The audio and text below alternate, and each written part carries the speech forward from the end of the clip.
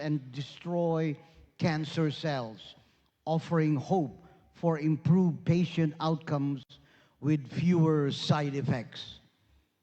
Our agenda is packed with insightful presentations and discussions led by some of the most esteemed experts in the field of Oncotherm technology. It represents a paradigm shift in cancer treatment by harnessing the effectiveness of conventional treatments like chemotherapy and radiation while sparing healthy cells.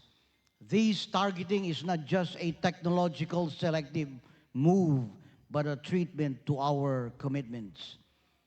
We will explore the scientific principles behind Oncotherm technology, review clinical studies, discuss the latest research findings, and future directions for this promising undertaking.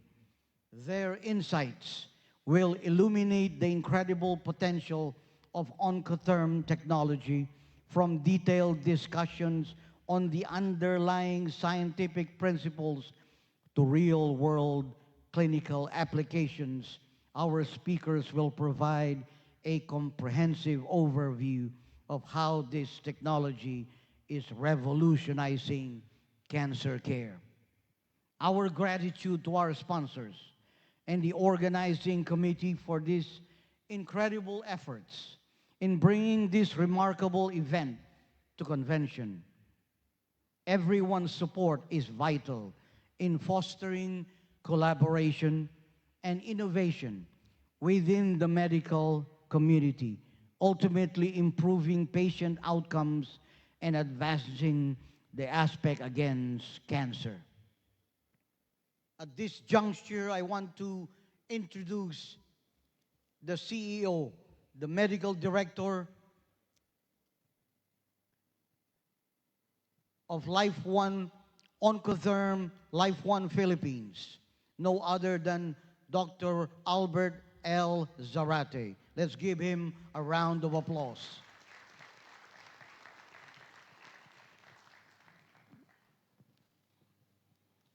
Good afternoon.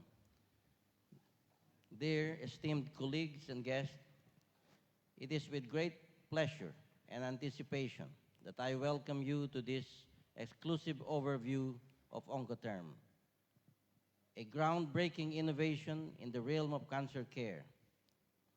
As the medical field continuously evolves, it is imperative that we remain at the forefront of these advancements, ensuring that our patients receive the most effective and advanced treatments available.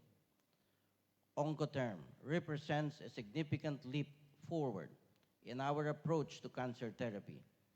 Its state-of-the-art technology harnesses the power of precise hyperthermia, offering a complementary treatment that enhances the efficacy of traditional cancer care therapies. This event is not just an introduction to a new tool, but a glimpse into the future of oncology, a future where patient outcomes are significantly improved through innovative solutions. We are privileged to have an esteemed panel of guest speakers who are at the pinnacle of their respective fields. Their expertise and insights will undoubtedly remain and enrich our understandings of Oncotherm's potential and application. Among our speakers are leading researchers, clinicians, pioneers in the fields of oncology, hyperthermia, and medical technology. These distinguished professionals bring a wealth of knowledge and experience, and their contributions to today's symposium are invaluable. Your commitment and expertise are vital as we explore the full potential of Oncotherm. I am confident that today's insights will inspire us all and pave the way for collaborative efforts in transforming cancer care. Thank you very much for joining us. I look forward to a productive and enlightening medical symposium. Good afternoon.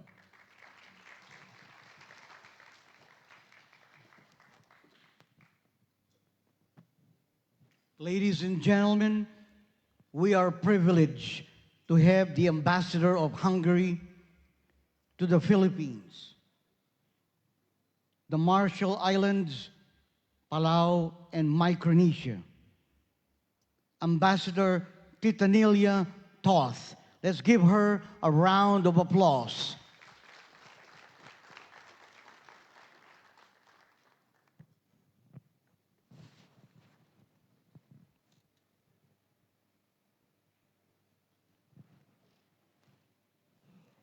Thank you very much. I'm really pleasure to be here, and thank you for the invitation. I'm very happy to see Hungarian representatives here, but of course, I'm very happy to be here amongst the friends of the Philippines to Hungary. Mabuhay to everyone. I would like to, of course, greet the representatives of the Oncotherm. Thank you for coming today.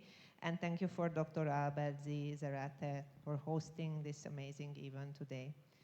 I think I can add this event to a very important memorial year which we celebrate this year. It's the 50th anniversary of the diplomatic relations between Hungary and the Philippines. So we have a golden jubilee. And the golden jubilee is not only about Hungary, it's about one of our best friends in the ASEAN, and that's the Philippines. So today I would like to add the event which you are hosting, Dr. To our row, which is having many events started last year, September 28, by a whole week celebration as a kickoff of the programs of the 50th anniversary. We have many particular programs from sport, culture, science, and technology, which includes also medical technology, which we are here today. This week, the Department of Science and Technology hosted the first Development Partners Forum. So I had the honor to participate on that, sitting next to Secretary Solidum, not so far from this hotel. And the Secretary mentioned Hungary as one of the key partners to the Philippines in Europe. And why? I would like to give you a few hints on that. So the Secretary told that Hungary could be one of the best partners to the Philippines in Europe in education. Every year we are providing 35 scholarships to Filipino students, including medical studies, which are full medical studies. So in next November, the new application period of the Stipendium Hungaricum scholarship will be open. And there is a possibility that Hungary provides medical scholarship in the field of, doctorate, nursing, biotechnology. So the first PhD student has just, had her biotechnology PhD in Hungary. I was part of the defense of her thesis. And besides that, the Secretary also underlined that in research, he would like to see more and more collaboration and cooperation between the Philippines and Hungary. We are very strong at agricultural research already, but we would like to definitely add the medical research to this platform. So in case any of you are interested in this kind of cooperations, I would be happy to assist. So just come to the embassy. And we would like to find you the best partner in Hungary in medical research. And how and why we are here today is definitely to introduce you one of the excellence of the companies in Hungary in the medical field, and that's the Oncotherm. I'm very happy also to say that not only one representative, but also the experts are here. They have a very strong program to be introduced to you, and I'm very happy on that. And by that, just a little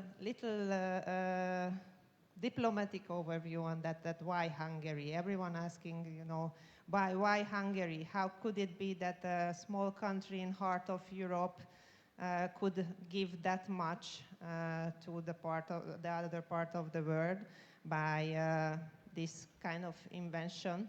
Like Oncotherm. So we are just 10 million, as I mentioned, by population, but per capita, we have one of the highest number of Nobel Prize winners.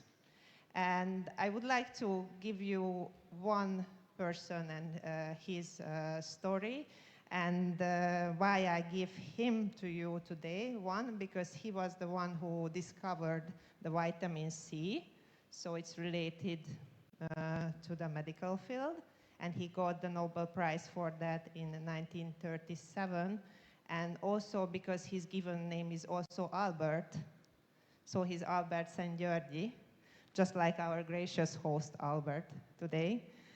And by that you see that Hungarians in giving a lot of invention, a lot of discovery to the world in the field of medical scene also, but I would like to encourage you to help the Oncotherm in the future pathway of them, not just only in the Philippines, but also to the ASEAN, because our target, which we discussed with the Department of Trade and Industry here in the Philippines with the DTI, that we would like to have the Philippines as a gateway to the ASEAN, to the Hungarian companies in the future. So in case you can help the Oncotherm to be the landing point for them, the Philippines in the future to the whole ASEAN market, I'm very happy to give the floor to you and ask your very, very, very gracious help in that.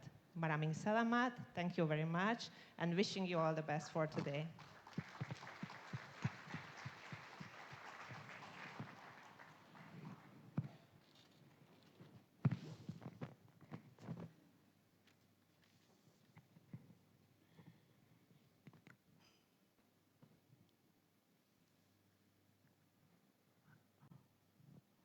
Our most awaited, towering, and esteemed guest is a CEO, owner of German and Hungarian Oncotherm companies.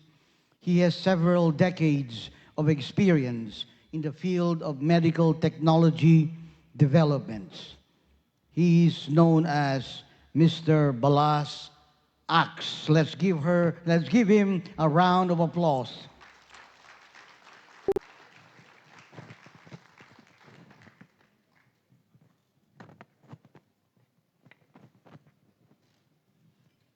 Thank you so much. This is next. Okay, thank you.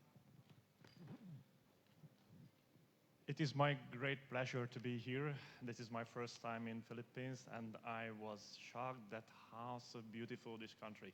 Thank you so much for the invitation. I am very happy that to be here, and I would like to give you something new things. Maybe you haven't heard about the oncological hyperthermia, which could be a great tool to the oncological patients, to the oncological doctors who could help to the patients. I would like to start with a small company presentations that who we are, what we are doing, and after that, the doctors who was invited by us will present the results, the clinical data, the informations, how we can use this technique, and how we could help to the cancer patients. The company was established by Professor András Szász in 1988, so we have more than 35 years experience in the medical field with oncological patients. Our company located in Hungary, and we developed the system, manufactured the system here in Hungary. We have more than 50 people which is employed, and more than 100 company deals with the mechanical and electrical components manufacturing. We have clinical studies which started in Germany in 1990s, and of course we have a very strict medical standards what we need to follow.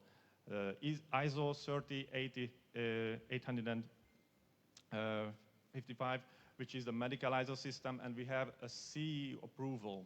Now the CE approval is one of the most strict medical standards in the world. I think is much more strict than, for example, the FDA approval. We have a company in Germany as well. This company deals with marketing and sales activity in Germany. And our company and our device available in more than 35 countries.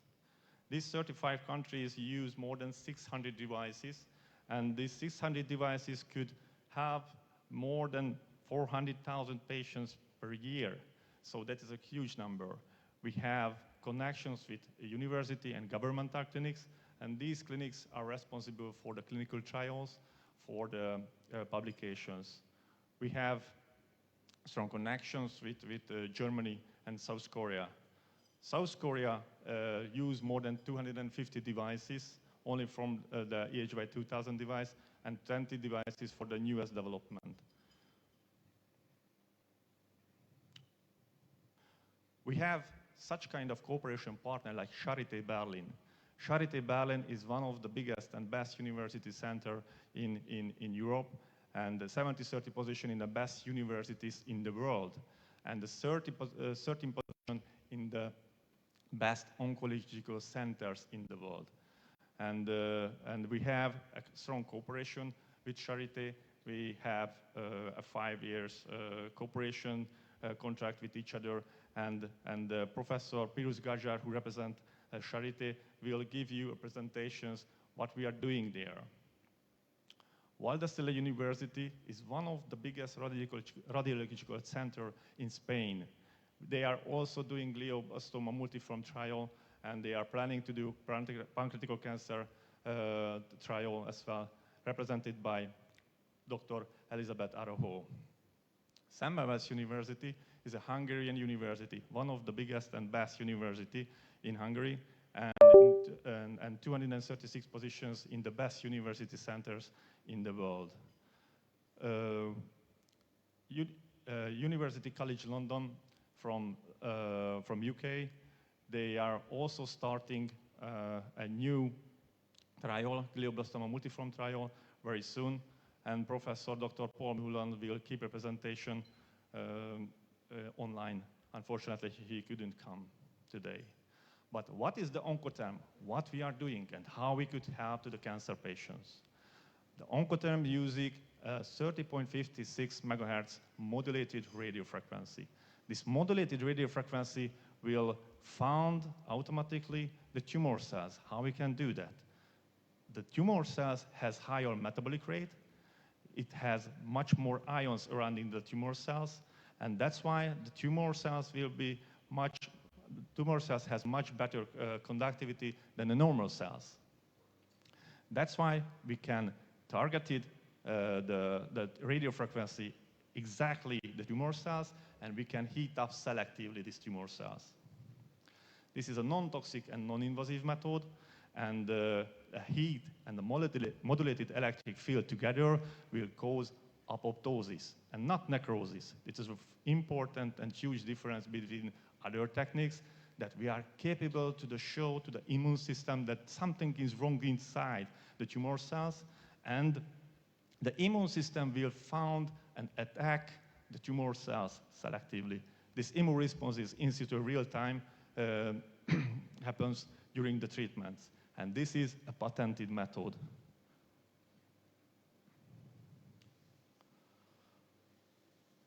This is a simple phantom measurements which represent that how we can focus energy.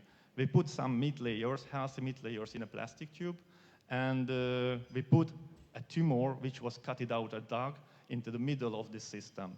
We measured the temperature in the tumor and the surrounding healthy tissues, and what was visible, that the tumor temperature was 4 degrees higher than the normal healthy tissues. This shows very well that we are capable to heat up the tumors selectively. In the clinical practice, our method is mainly used in the stage 3 and stage 4 patients. Why? Because the stage 1 and stage 2 patient is treated by the chemotherapy and radiotherapy and the operation. And if the guidelines improves, then we also could be treated first-line and second-line patients. And what we are focusing? We are focusing for the survival time and the quality of life. This is the most important factors what we need to follow with our clinical trials. Few side effects could occur during the treatments, very rarely red skin or fat tissue necrosis. But this is less than 2% in the treatments, during the treatments. The aggressive type of cancer advance rate is much higher because of the higher differentiation between the normal cells. Our treatments is possible to combine any kind of therapies, like chemotherapy and radiotherapy. And when the normal standard therapy achieve the maximal dose, in this case, the Oncotherm is possible to use in monotherapy as well, alone, like a standalone treatment. Early use would be much better chance to the patients. The abscopal effect, what I mentioned, this is the immune effects. If we look at these PET-CT scans, the PET-CT is a positron emission tomography, which is capable to show that how so active the tumors. You can see that the activity is very high, but after the treatments, not only that area will be treated, which was covered by our electrodes, but the surrounding, the metastatical area as well. This is a very important things what you need to do, what you need to know. In the clinical practice, we can treat such kind of patients as well who has a brain tumor. This is a 24 years old female patient with astrocytoma. After 3 months, after 4 years, after additional 9 years, we were capable to treat more than 13 years that patients. The average survival time would have been 18 months. This is more than 7 times higher than the normal standard treatments alone. So the combination is much better to the patients than the standalone treatments alone. GBM, glioblastoma multiforme. This patient was diagnosed with glioblastoma in October 2022, and the normal standard treatments failed. It was any kind of results. But when they combined with Oncotherm, after 3 months and only 11 treatments, the tumor was 90% smaller. That is a huge difference. We could use our treatments, such kind of cases, when the tumor is close to the eye. This is also important. The normal standard techniques couldn't or cannot treat such kind of tumors. Or marmocarcinoma, this is a bleeding type of cancer. This is also possible to treat with Oncotherm, and complete remission could we see in this case. Or triple-negative locally advanced breast cancer. That is also a very aggressive type of cancer. And after 7 times Oncotherm treatments and 50 gray radiotherapy, we can see on the PET-CT that the patient is totally PET negative. In the clinical results, if we compare the normal standard treatments according to the US SEER database, the patient has 40.2% chance for the first real survival with the normal standard treatments. If we combine this with Oncotherm, the patient has more than 3 times higher chance for the first year survival. Or glioblastoma multiforme. The patient has 22.8% chance for the first year survival. If it is combined with Oncotherm, 3.7 times higher the chance for the first year. Phase 3 clinical trial. This will be showed by Kerry Minar lately, but I would like to summarize that what was the results. We involved 210 patients in this trial, and cervical cancer patient was treated.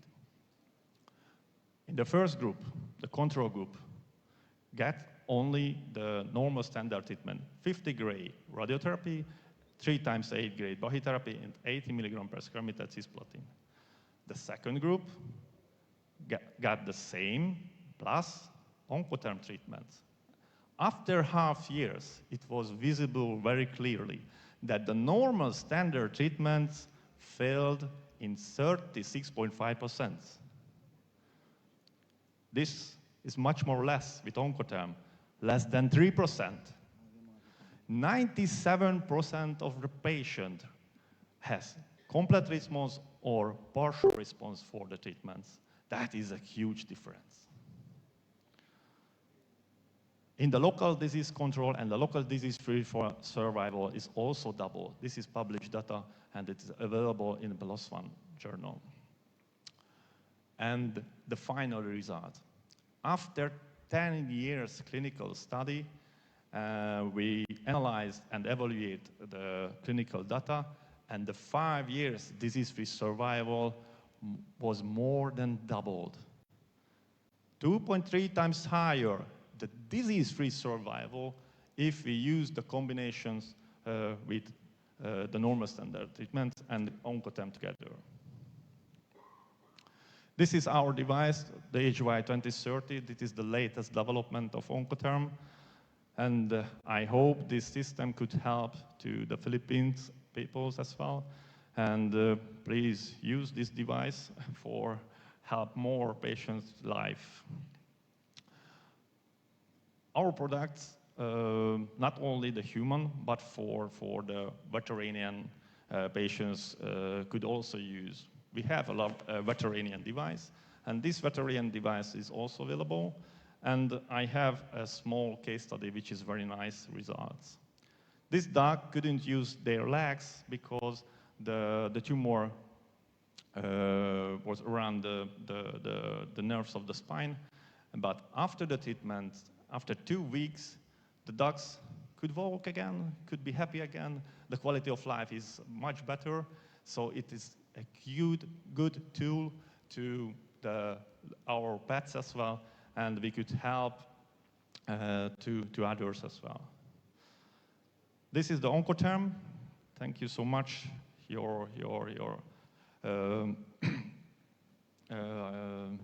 Everything. Thank you so much, and thank you so much, Albert, that I can be here.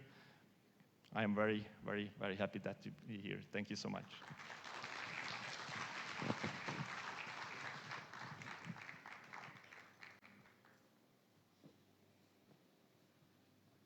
We'd like to thank Mr. Balas on that beautiful speech he gave.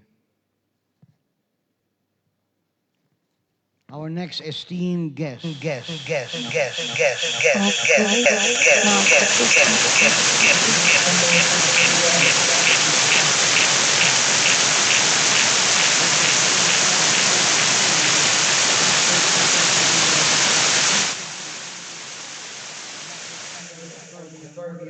Okay, we are still on Oncotherm Company. Let's call on Professor Dr. Andras Sash. Yeah. Thank you much. It's really my great pleasure and honor to participate on this very interesting and important event. When I had established a company, deliberate online because he's not physically present. Okay, then again, good afternoon. It's a great pleasure and honor for me that I can participate on this event. And when 35 years ago I have established this company, it was my best dream, which is happening now. And I think that this really a new door for the possibility for suffering patients and the practicing doctors. So my talk will be starting at first with that one, that what are the problems? Because we know it very well that hypothermia is not applied so widely in the world than we are expecting. So why the doctors are skeptical? Why the method is not used routinely? What hinders the practical applications? These are the questions. And the why is that one, that the heating is not controlled. So general heating, general hypothermia, which is used in conventional hypothermia treatments, is not giving enough results and not convincing enough for the doctors and for the patients. what is really the problem? So when we are heating up a tumor uh, and concentrating the energy in the tumor heating, then after a few minutes, we have higher blood flow, which uses which is used by the radiotherapy, by reoxygenation, and chemotherapy, a drug delivery, which is very, very important point. So this is the, the main positive points of hyperthermia. But then what is the negative? The negative is physical. It means that the temperature spreads by time, and the spreaded temperature makes this supply of extra nutrients for the tumor. It means that the tumor started somehow supported by the higher blood flow, by the hyperthermic effect.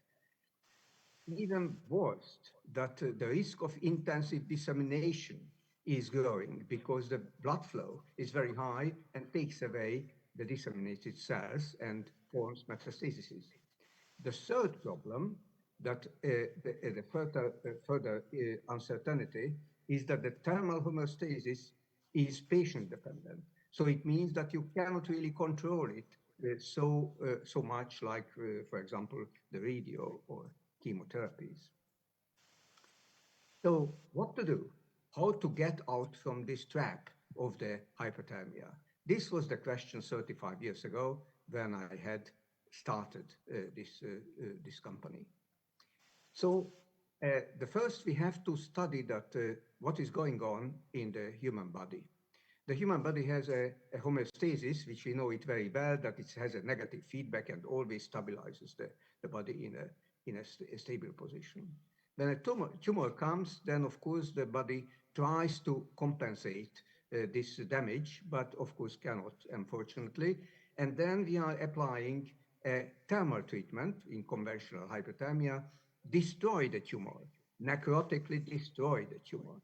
This necrotic distortion is very successful when we are measuring the local control. It means that the complete remission, partial remission, and so on. So the remission rate, of course, high because we are destroying the tumor. But of course, we are not doing only this one. We are attacking the homeostasis, increases the blood flow, as I told, and risk of metastasis, as I told.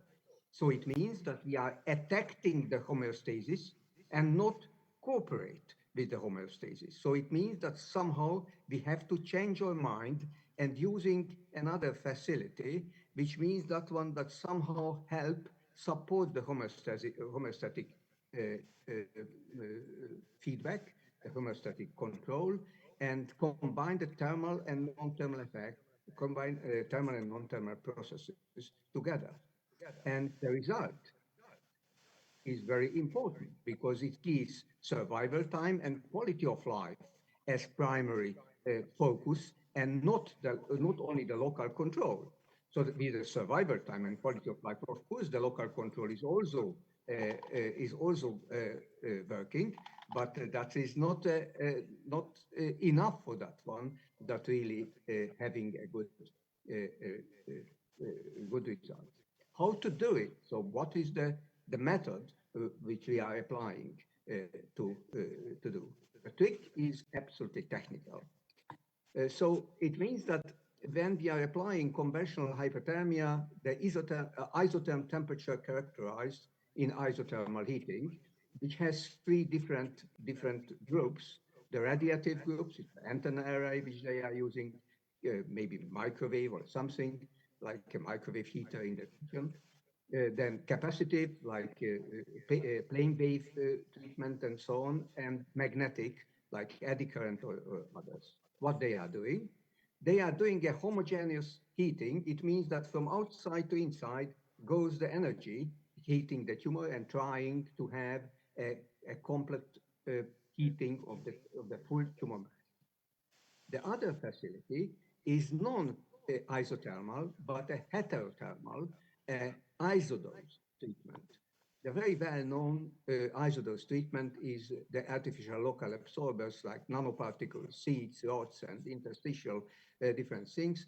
These are the different spots when when the artificial absorbers are on, and these are absorbing the energy, only these, so it's targeted, only these are absorbing the energy, and the absorbed energy heats up the tumor much more precisely and much less energy necessary for that one, that making the heat in the same way like was before. It can do not only artificially, but with natural selection as well. The natural selection, for example, is the radiotherapy. When we apply radiotherapy in an isodose volume, then of course this isodose volume targets the DNA strands. So it means that really we are concentrating on the DNA distortion, and it means that it's really a naturally selected molecular effect which we are doing, and not affecting everything in the tumor, but concentrating in the important point. This is the learning what we are doing in oncothermia, in modulated electrohyperthermia. In modulated electrohyperthermia, we are using the intercell, the transmembrane proteins which are coming from cytosol and going to the tumor microenvironment, because these proteins are somehow lost their control, somehow lost their healthy network, so they are alone.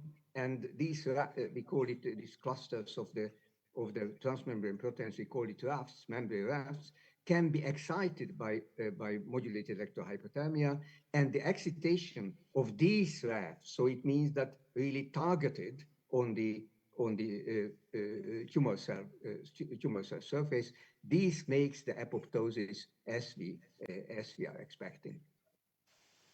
So it means that when we have a tumor, then as Balázs told before, that we are able to have an information from the tumor by the heterogeneity of the tumorous lesion from the healthy one. It means that the radiofrequency current automatically selects and flows through the tumor. Why? Because the high metabolic rate, which is a very special point of the tumor lesion. The other point which we are using, that is was discovered anyway by Dr. Albert Szent-Györgyi, whom was referred by the ambassador of Hungary before. And it means the idea is that one, that the tumor cells are autonomic. It means that they are alone, and all the connections from the healthy cells are broken. It means that their environment, the local environment, is very different than the local environment of the healthy cells. And this local environment difference was observed by Albert Szent-Györgyi, and we are using it like a facility to find the cells. So it means in the first, we find the tumor, and then with the Szent-Györgyi effect, we find the cells, the tumor cells alone, the tumor cells which are individually alone. And then the next point, when here's a cell membrane, and on the cell membrane, we are absorbing the energy to the transmembrane proteins, and these transmembrane proteins are exciting the intracellular signal pathways, and these intracellular signal pathways makes the apoptotic process as we are expecting. And at the end, we have a very special point, the modulation, which works on such way that those cells which are not in harmony with the homeostatic control, these are absorbing the energy very rapidly. How it is, it's really a very small cartoon. You know very well, if you have a swing with a child, then of course, if we are in harmony with the swing, then it's very easy to go to go. Very small energy is absorbed by the swing. But if you are doing an unharmonic push, then of course the energy is very high, and then immediately you can transfer energy to those swing which is unharmonized. So it means we are using the same, that we are putting this unharmonized cancer cells much more energy than in the harmonized healthy cells in the tissue. So it means that we have two selection steps and two action steps for the oncotherapy working. So it is very important that when the temperature developed, then of course we have a current through the body, even in the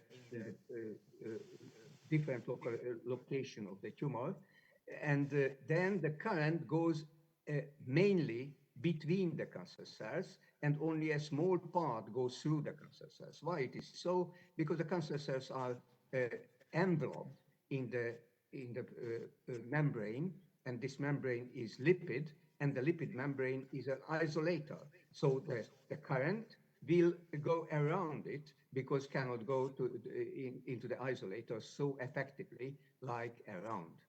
And then it means that it's a part of the selective heating, the part of that one that you are targeting the transmembrane proteins, and it is very advantageous. Of course, when we are targeting the transmembrane protein will be heated up.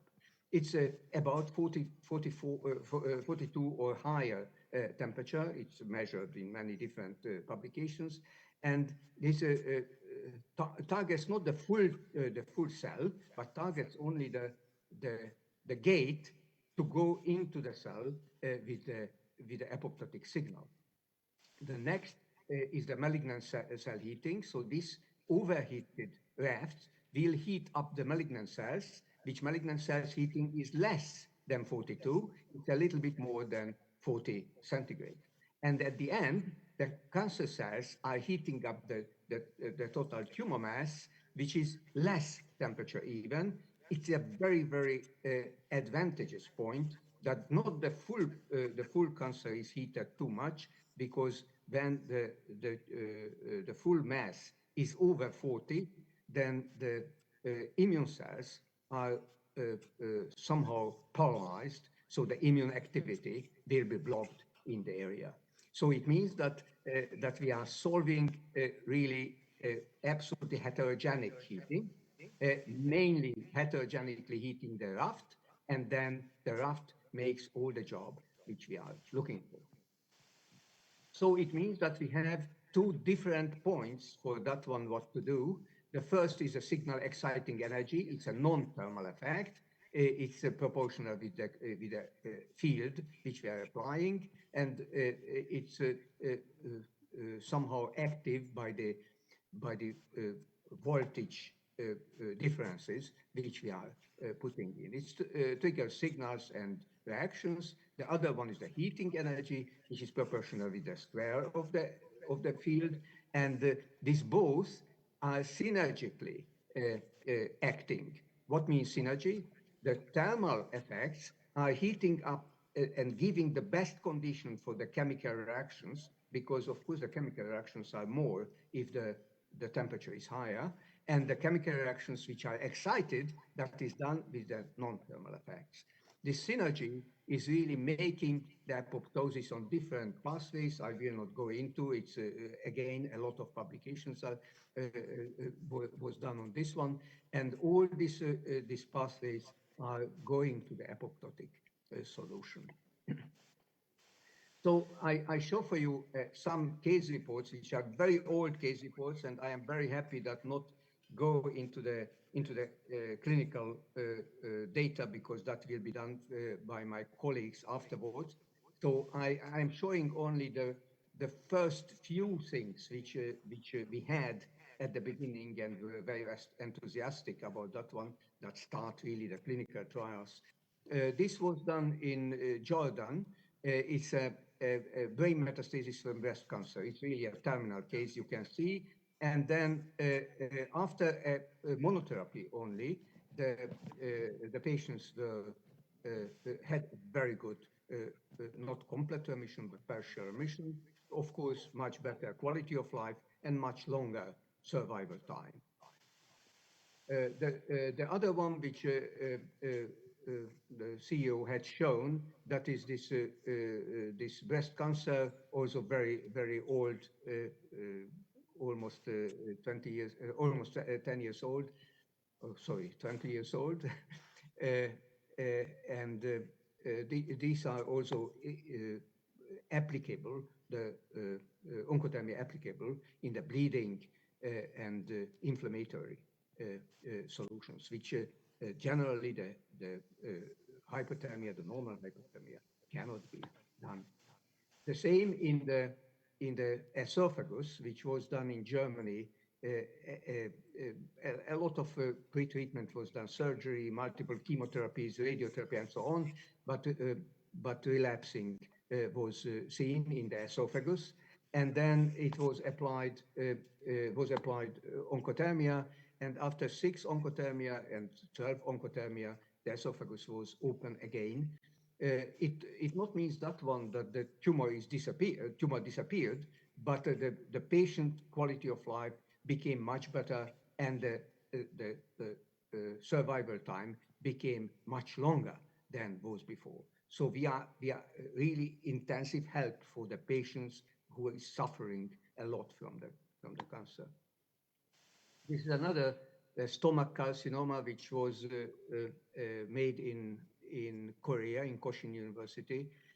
You see that stomach carcinoma, the stomach is really absolutely engaged with the tumor, and the stomach volume is almost blocked totally.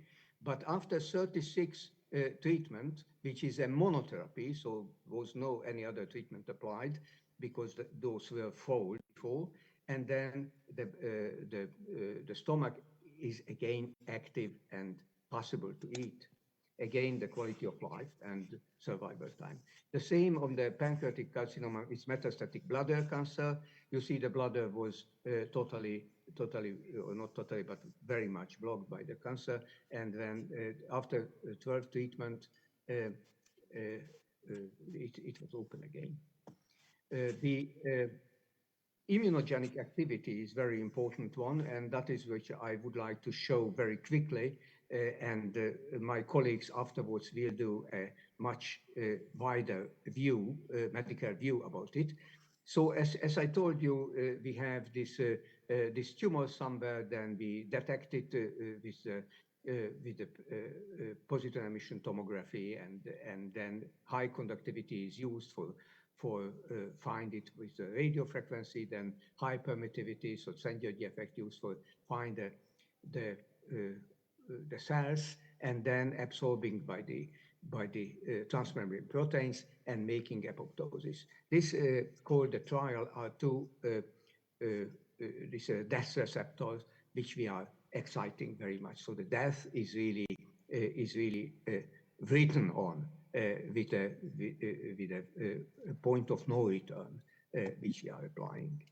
Then we have measured the late apoptosis, which is also on, and then we kill the cell on this way, but it's very softly. What means softly? It's a gentle treatment, and we are taking care about that one, that the information which is inside the tumor and was hidden from the immune system, that can be opened, and with full force can be shown for the antigen presenting. So this is the main point which we are using, that we would like to promote antigen presenting, giving information for the homeostatic immunogenic immune surveillance, what is the tumor cell and what are the characteristics of those. So a damage-associated molecular pattern is measured, calreticulin, HMGB1, and heat shock protein 70, together with the free ATP. They are doing this process which activates the immune system. The activating is doing an antigen presenting. For example, in the BC, you see it's measured the antigen presenting after this one, and then it's maturates the antigen presenting cell, and you can see the consequences. Cytokine and chemokine production is shown, and natural killer cells are activated and granzyme and other things are liberated. And then the other side, adaptive immune action also starting the CD3 plus, CD8 plus, and CD4 plus T cells, which are part of the adaptive immune activation. So we both in innate and adaptive immune action together. The innate immune action is without memory. It's a membrane-specific anti-tumor action. And then the adaptive one is with memory, so it means works like a vaccination, and the tumor-specific immune action is on. So in this way, we are able to make a in situ real abscopal effect. So it means that we are treating one tumor, but by the immune surveillance, we are effective to the whole body and targeting the metastatic lesions as well, without that one that really specially treating those points.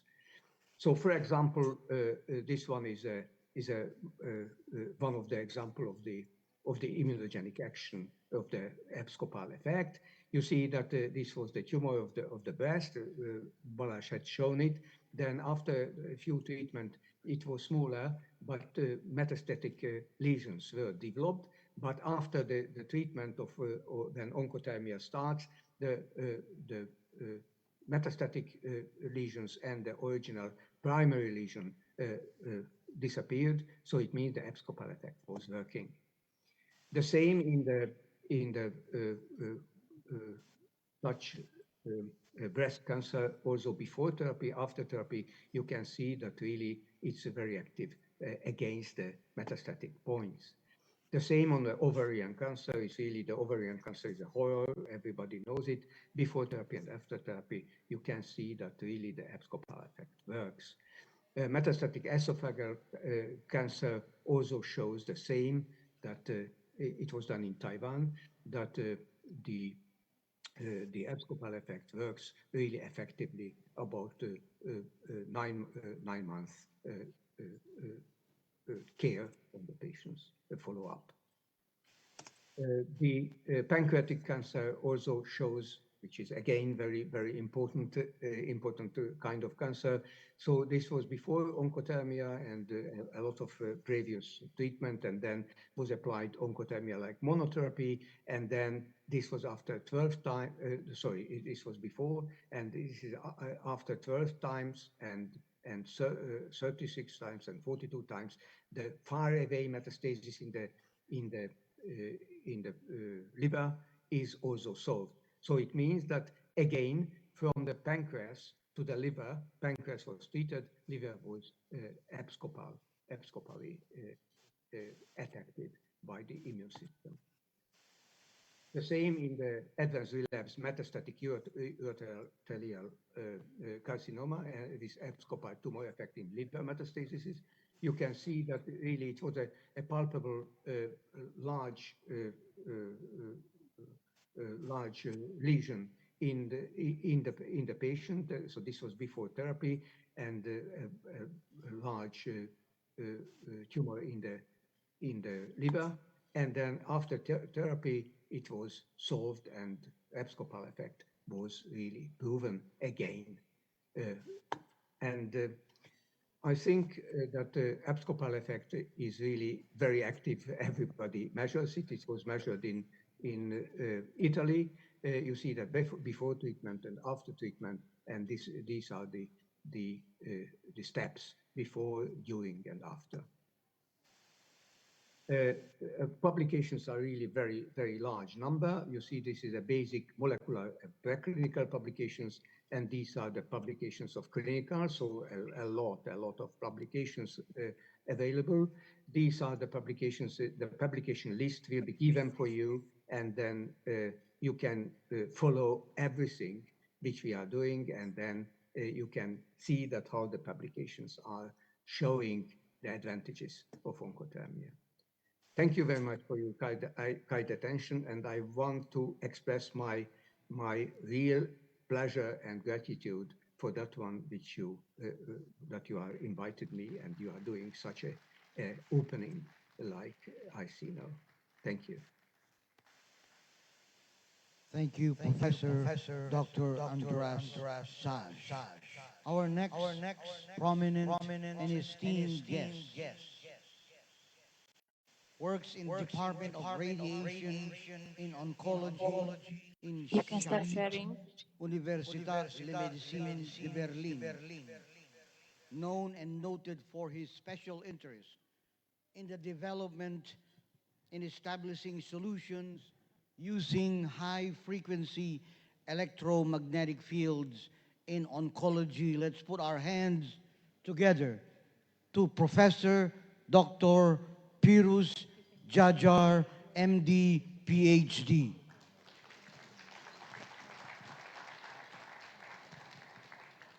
Yeah, thank you. Thank you very much. It's a great pleasure to be here in the Philippines for the first time. Thank you very much for the invitation. So,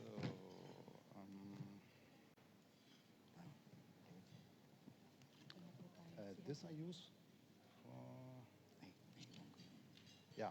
In any case, I'm a radiation oncologist at the Charité, and I'm also an endorsed professor for electromagnetic fields in radiation oncology, and I'm very grateful by the support of Oncotherm. And I just need to advance the slides. How do I do that here?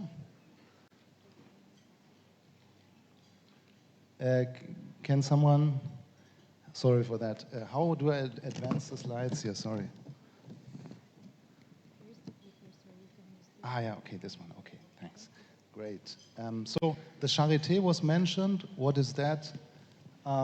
Here you see some outline on my institution, and it's definitely the best hospital in Germany, and it's among the best hospitals worldwide, supposedly. In the next 25 minutes, I would like to go with you through the following points.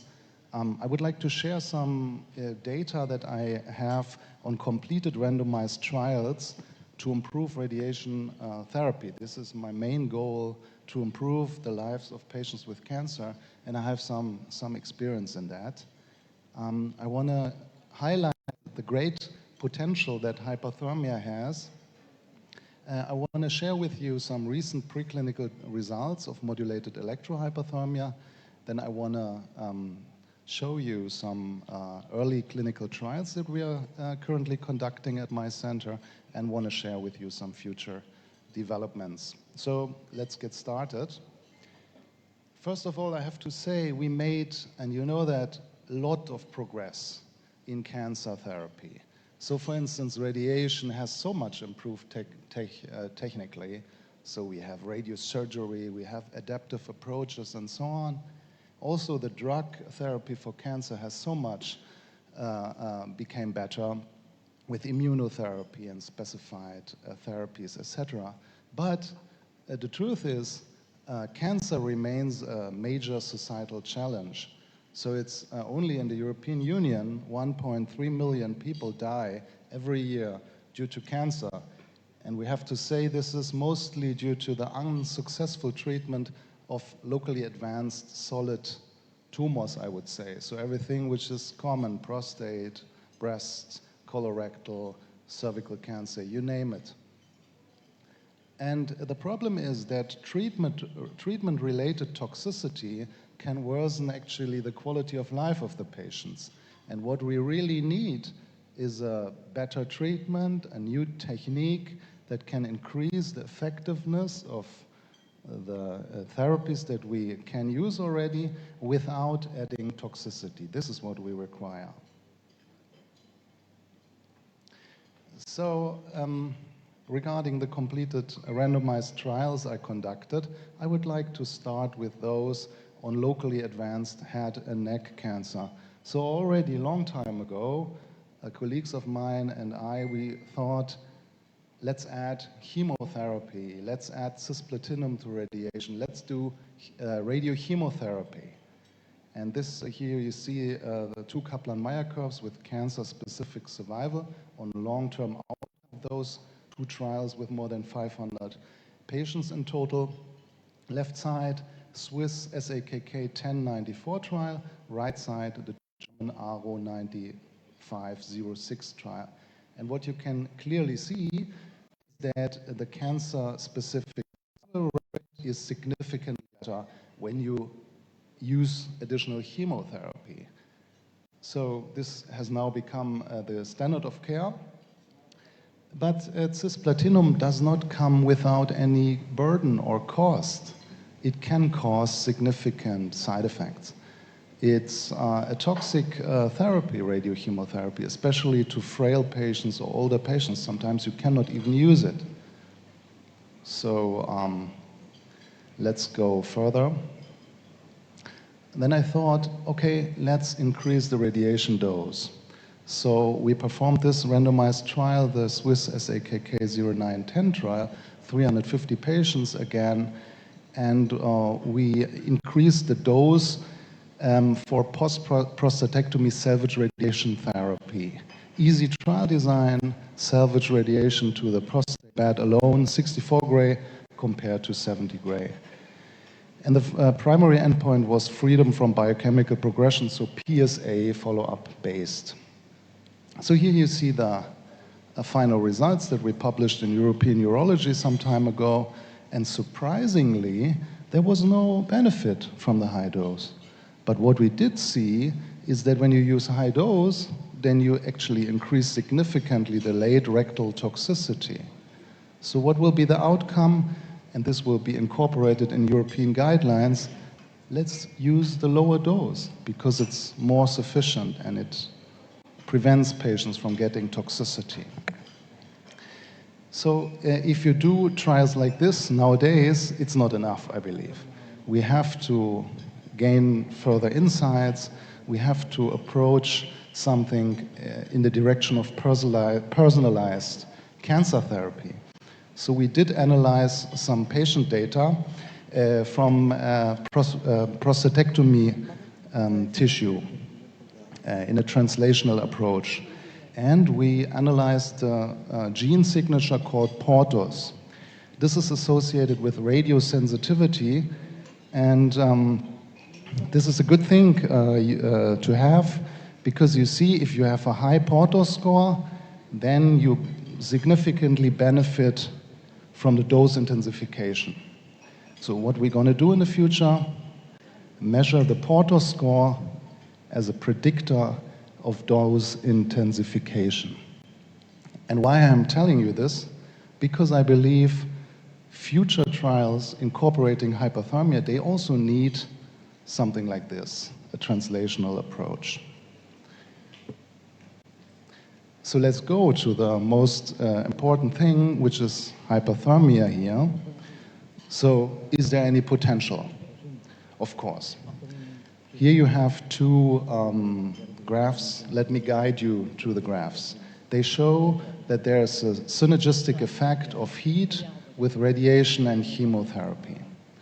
So cells were treated in vitro by radiation that you see on the left side or by chemotherapy that you see on the right side with different temperatures using water bath, and the surviving fraction of the cells is plotted here.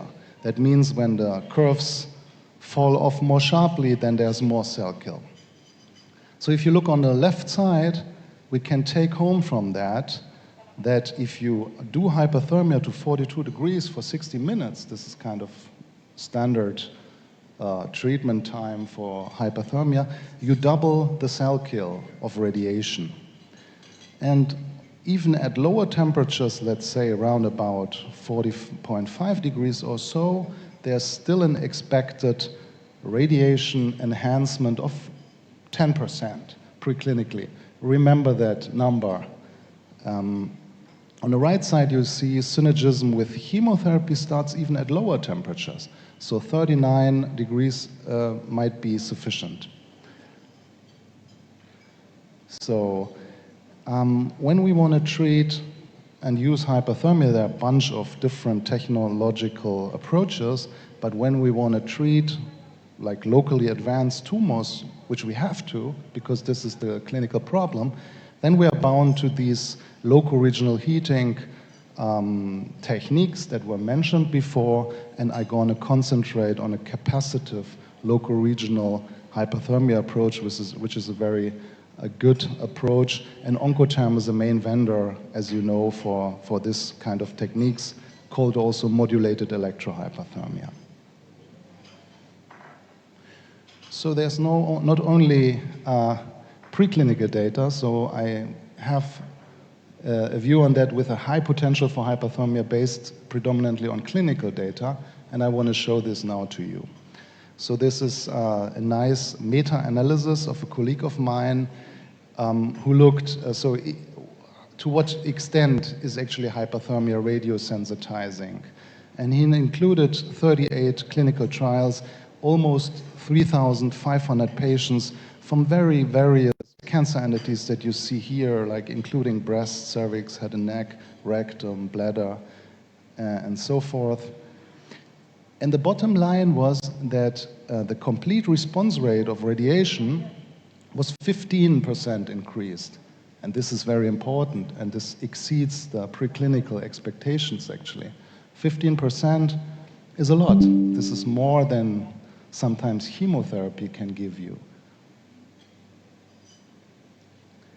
And if one asks, okay, but where is randomized data that addition of hyperthermia would increase really the hardest endpoint that we have, which is overall survival?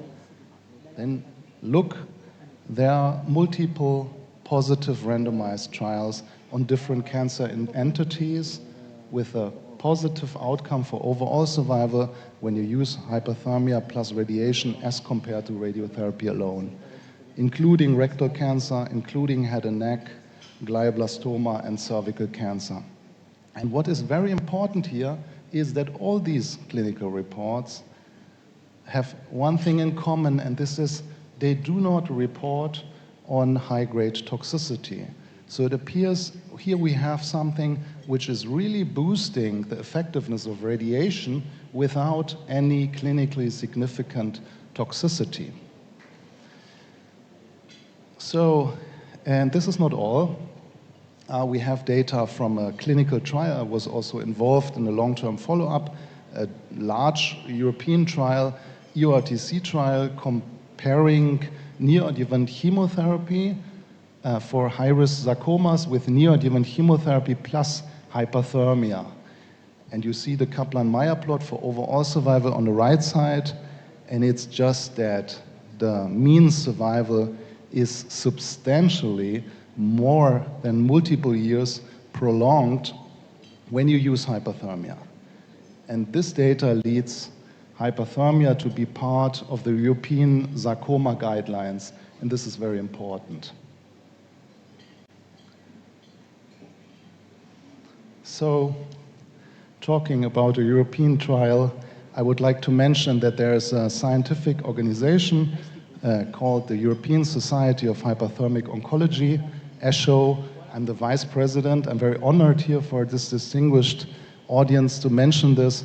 If you are interested, which I hope, in hyperthermia, you may consider to check out the annual meeting. This is in November in Spain. Would be very happy to see you again there. So let's go to some preclinical data, which I think is very important, specialized here or focused on the modulated electrohyperthermia approach. So what is that? Professor Saas told it already. So what do we have?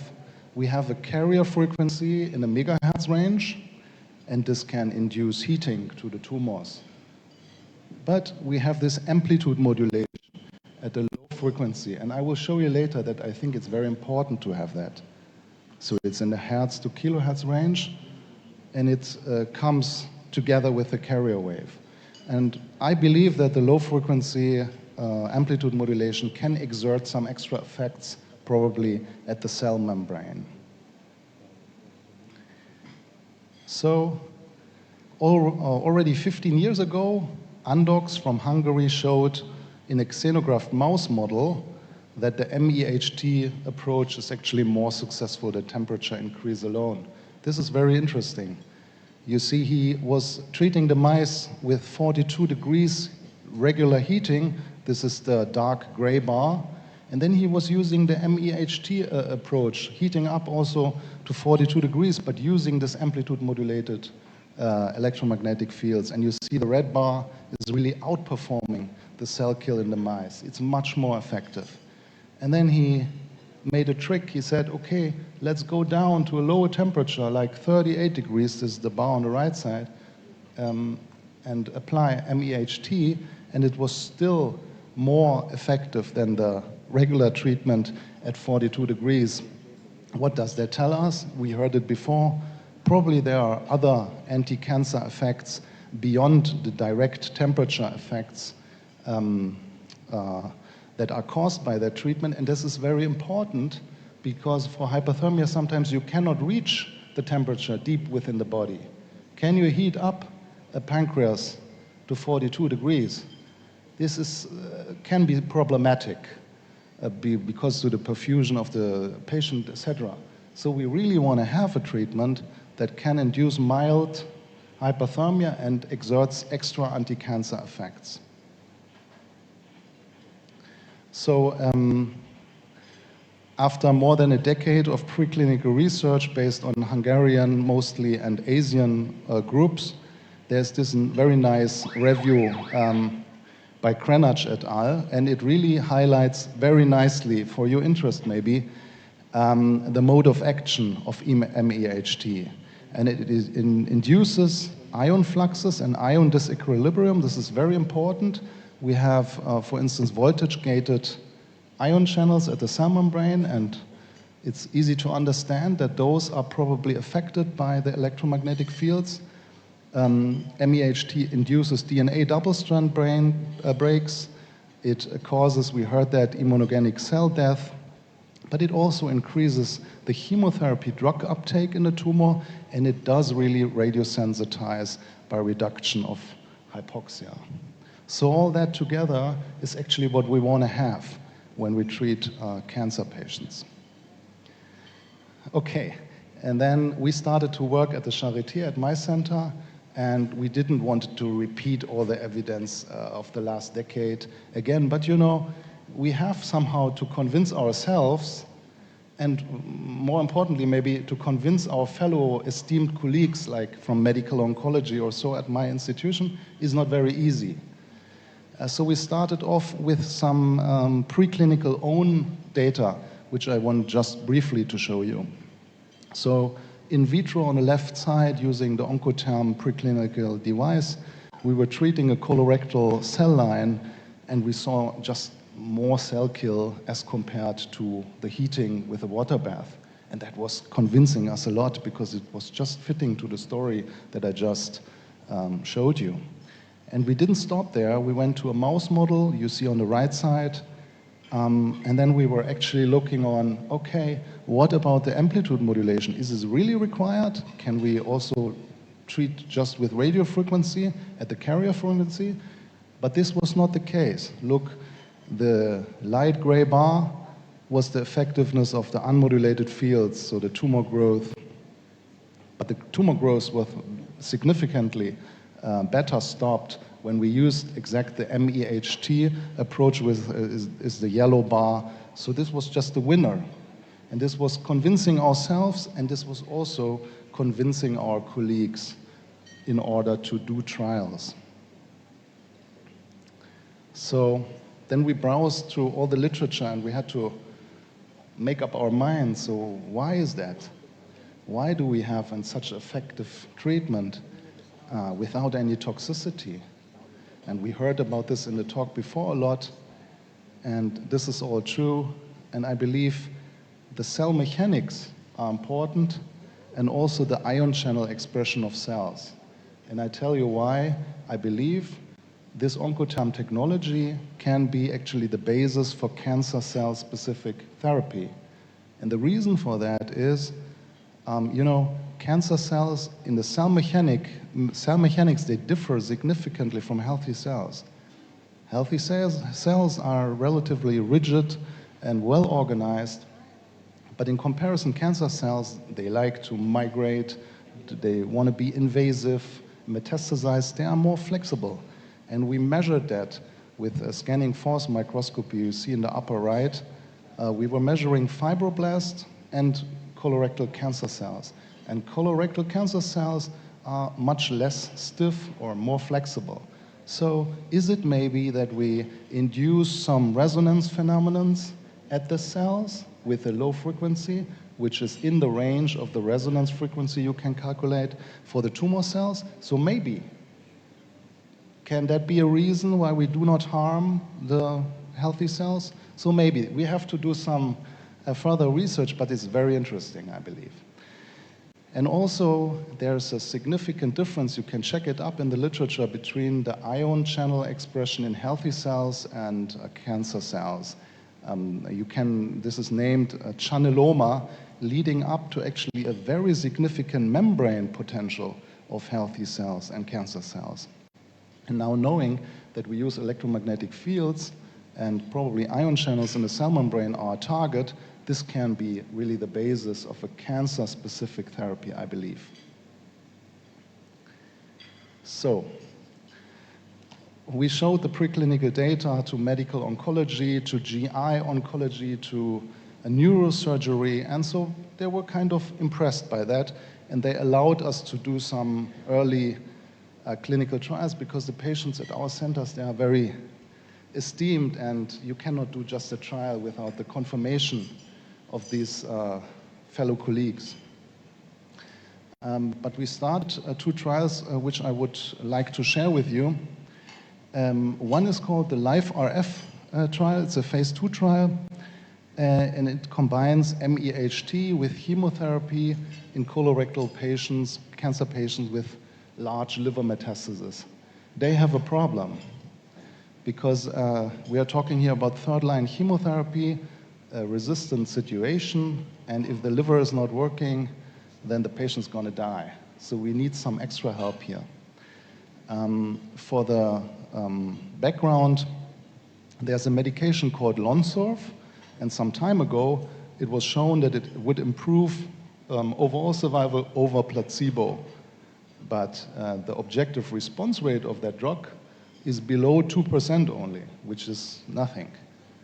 And just recently it turned out that the combination of Lonsurf and bevacizumab is actually superior to Lonsurf alone. But still, the objective response rate is only 6%, so there's a lot of room for improvement. So this is actually the backbone of our trial. And we will add MEHT to that 2 times a week. And we hope that we can have 3 from 12 patients responding, and we have some interesting secondary endpoints. We are taking blood and measure the immune profile of that patients, and we have now 2 patients included, and it's too early to show some results to you. But if you're interested, it's not only approved by ethical committee, of course, but it's registered in clinicaltrials.gov, so you may check it out there. And I hope at a later occasion I can show some clinical data. So let's move forward. We have another trial. We talked about glioblastoma before. It's a really a killer disease. It's terrible, so we need to do something there. And here you see the STUP scheme, which is the standard of care still. It's a radiochemotherapy with 60 gray, concomitant temozolomide chemo, and adjuvant chemo, leading up to a progression-free survival at 6 months of around about 54%. So this is the backbone, and we believe that additional, let's say, local regional treatment by MEHT could improve these rates. So this is our design. During the 6 weeks of radiotherapy, we would do 3 sessions MEHT per week, and then during the adjuvant temozolomide chemo, 2 sessions per week chemo. We are ambitious. We want to lift up the PFS 6 rate to 80%. We have to be ambitious. We have good reasons to be ambitious. Yeah, and this trial we're going to include 26 evaluable patients, and it's running quite good. We have 5 or 6 patients on that trial. Again, it's too early to show some clinical data. Also registered in clinicaltrials.gov, so please check it out if you're interested. So, well, I believe we have to further conduct preclinical research just in order to better explore the mode of action even better, because then we can have maybe novel drug combinations and so forth. RNA sequencing will play a major role in that. I believe we need further preparatory trials. We have many ideas. One is to target inoperable hepatocellular cancer, maybe ovarian cancer as well. Yes, and then, of course, we need multicentric international confirming phase 3 trials. And with that, I'm going to close, but saying that with your help, and maybe your help, together we can improve the lives of patients with cancer. Thank you very much for your kind attention.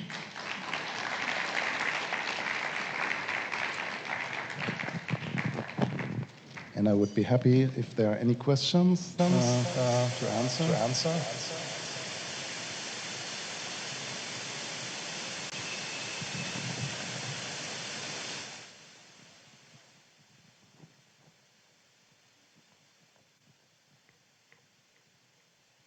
Dr. Ragaza, colorectal surgeon. So is this Oncotherm already standard of care in Charity? Standard of care. Thank you for a question. First of all, big word. So in terms of that we get reimbursement or that it's a standard treatment outside of clinical trials, this is not the case.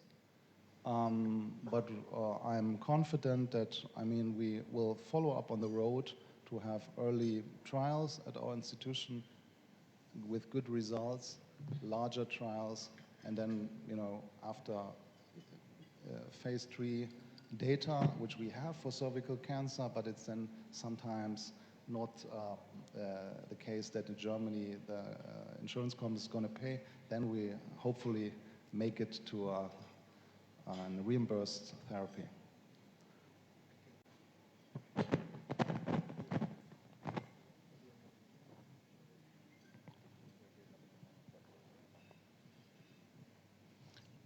All right, so then thank you very much again for your attention. Or there's a question, sorry. Dr. Ed Zarate, Life One Corporation. I'm an internist. You mentioned the different transmembrane potentials, negative 80 for normal cells and negative 30 for the transmembrane potential of malignant cells. In the application of MEHT, doctor, is there an LD50 is there a study conducted whereby a certain dose would constitute damage to the normal cells, surrounding normal cells around the malignancy, which would constitute what we call as a lethal dose 50, as if we make a comparison akin to pharmaceutical preparations that would always indicate what the LD50 of each drug would be. Is there any such study having been conducted? Thank you for the question. What I can tell you is that there's clinical dose escalation trials in GBM patients, and they went up to 5 sessions per week, assuming, and this was the conclusion, that 5 sessions per week is actually tolerated by the patients, by the real patients, I mean. So 5 times a week, 60 minutes is tolerable. However, due to practical reasons with these patients, then you can ask yourself, is it not too much, 5 times a week? We use 3 times in our trial, but 5 times a week in such a prospective dose-finding trial was deemed to be tolerable. So I cannot mention you specific LD50, but I can tell you in the clinics, it's working. Thank you, sir. I have a second question, please. What kind of malignancy is most responsible to modulated electrohyperthermia? Or has there been any comparative analysis or a study of the clinical efficacy between carcinoma, sarcoma, or even malignant teratoma? Well, all the entities that you just mentioned, there's good evidence for hypothermia. I mentioned the sarcoma. There's another thing on children, teratoma. We will hear later on from my colleague about cervical cancer. You saw that before. So I cannot tell you, a range of cells, but my impression is that most common solid cancers are responding very well, and also the sarcomas are responding very well, and also malign child tumors going into this teratoma section. In combination with chemotherapy, they respond very well to hypothermia. So at this stage, sir, we cannot make any claim that MEHT is, let's say, more effective for carcinomas, or it is more effective for sarcomas, or the other types of malignancy. Instead, we can just say, in general, that MEHT is effective equally for all types of malignancy. I would say so. Thank you. Carrie? Thank you. Your talk was lovely, as always. My question is not for you, but I would like to add just to your points, if you don't mind. Sure, go ahead. Thank you. So because the MEHT works on the difference in the biophysical properties between malignant and healthy tissue, so the difference in conductivity, resistance, permittivity, the more aggressive the tumor, the more metabolically active they are. And that means that the difference between the tumor and the healthy tissue is higher. So in theory, the more aggressive tumors and the advanced tumors are more responsive than your very slow-growing tumors, such as the slow-growing prostate tumors. But the other thing that's really important is that when we're looking at how the tumors are sensitized, we want to look at the tumors that are radioresistant and hypoxic, which means any tumor larger than 2 centimeters or in a previously irradiated field would be more responsive than your smaller tumors when you combine MEHT with radiation. And then the other point, just in terms of the tumor types, we do know for sure that squamous cell carcinomas, especially those that are HPV induced, are more responsive and should definitely be treated with MEHT. And the reason being they rely on E protein 6 during their, for their metabolic processes, and these pathways are inhibited by heated conditions. And then, just regards to the dose, the selectivity of the technique does not allow for damage to the immediately surrounding tissues. The only dose-limiting consideration one needs to take into account is a thick adipose layer. So if there's a very thick, and I'm talking about a BMI in excess of 30, so very thick adipose layers, those patients typically need to have a lower power output, which means we treat them for longer, but we can still achieve the same dose. You're welcome. All right. Then thank you very much again for your kind attention. Thank you for that beautiful deliberation.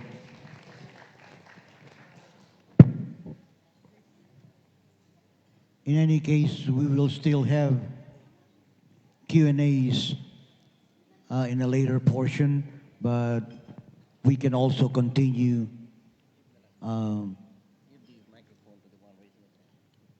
extending that question to the floor.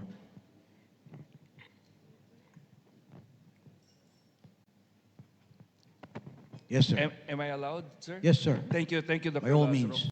Yes, thank you, Dr. Lazaro. Thank you, Professor Gadar, for that wonderful presentation, particularly on the cellular level. I'm Dr. Yolo, I'm a pathologist. Now, my question is, I see the articles, the articles that you projected earlier, they do have impressive endpoint, and particularly you mentioned the ambitious PFS. Now, among these studies, is there any pathologic evidence of response? Meaning to say, was there any biopsy post-hyperthermia therapy ever done as the basis for pathologic response? What we're seeing here are just progressive-free survival. But is there pathologic response? Meaning to say, was there any biopsies done in these studies?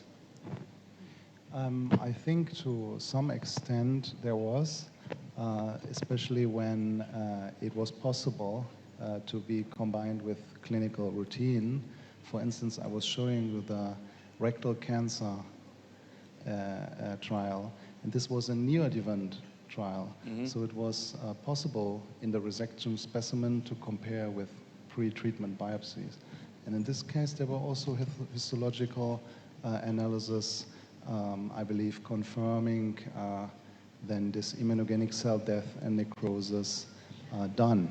So yes, also, for instance, in the sarcoma trial, in the large sarcoma trial, also this was a neoadjuvant therapy. So pre-treatment biopsies and resection specimens then after the neoadjuvant therapy were available, at least for a large subset of that trial. And it was published in the European Journal of Cancer that there was actually, interestingly, immune infiltration to a higher rate in the hyperthermia arm. So actually suggesting involvement of the immune system after that neoadjuvant combined chemo plus heat compared to chemo alone. And for instance, in the hepatocellular trial that we are planning, then we will also look into tissues, biopsy. Then there is a rebiopsy standard after, I think, 3 or 6 months, and then we will definitely look into that. So there's some data on that, so some proof of the effectiveness also in terms of pathological examination. Thank you very much. You're welcome. That was Professor Dr. Pirus Jajar, MD, PhD. Thank you for such a beautiful deliberation. In any case, we will get into our Q&A portion after more of the coffee breaks and a possible intermission.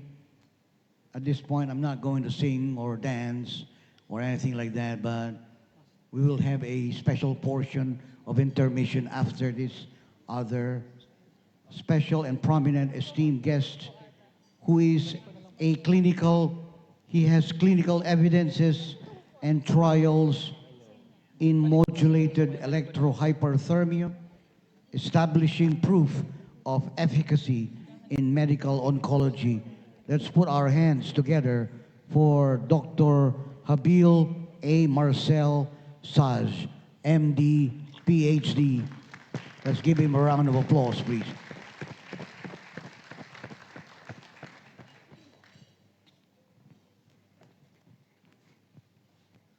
Thank you so much for having me here. It's amazing.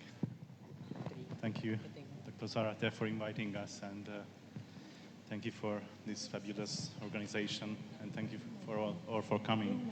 I don't want to keep you up much before the coffee break, and I will have 2 talks actually, so no worries. Because my Professor Dunk, was gonna... Closer? Okay, cool.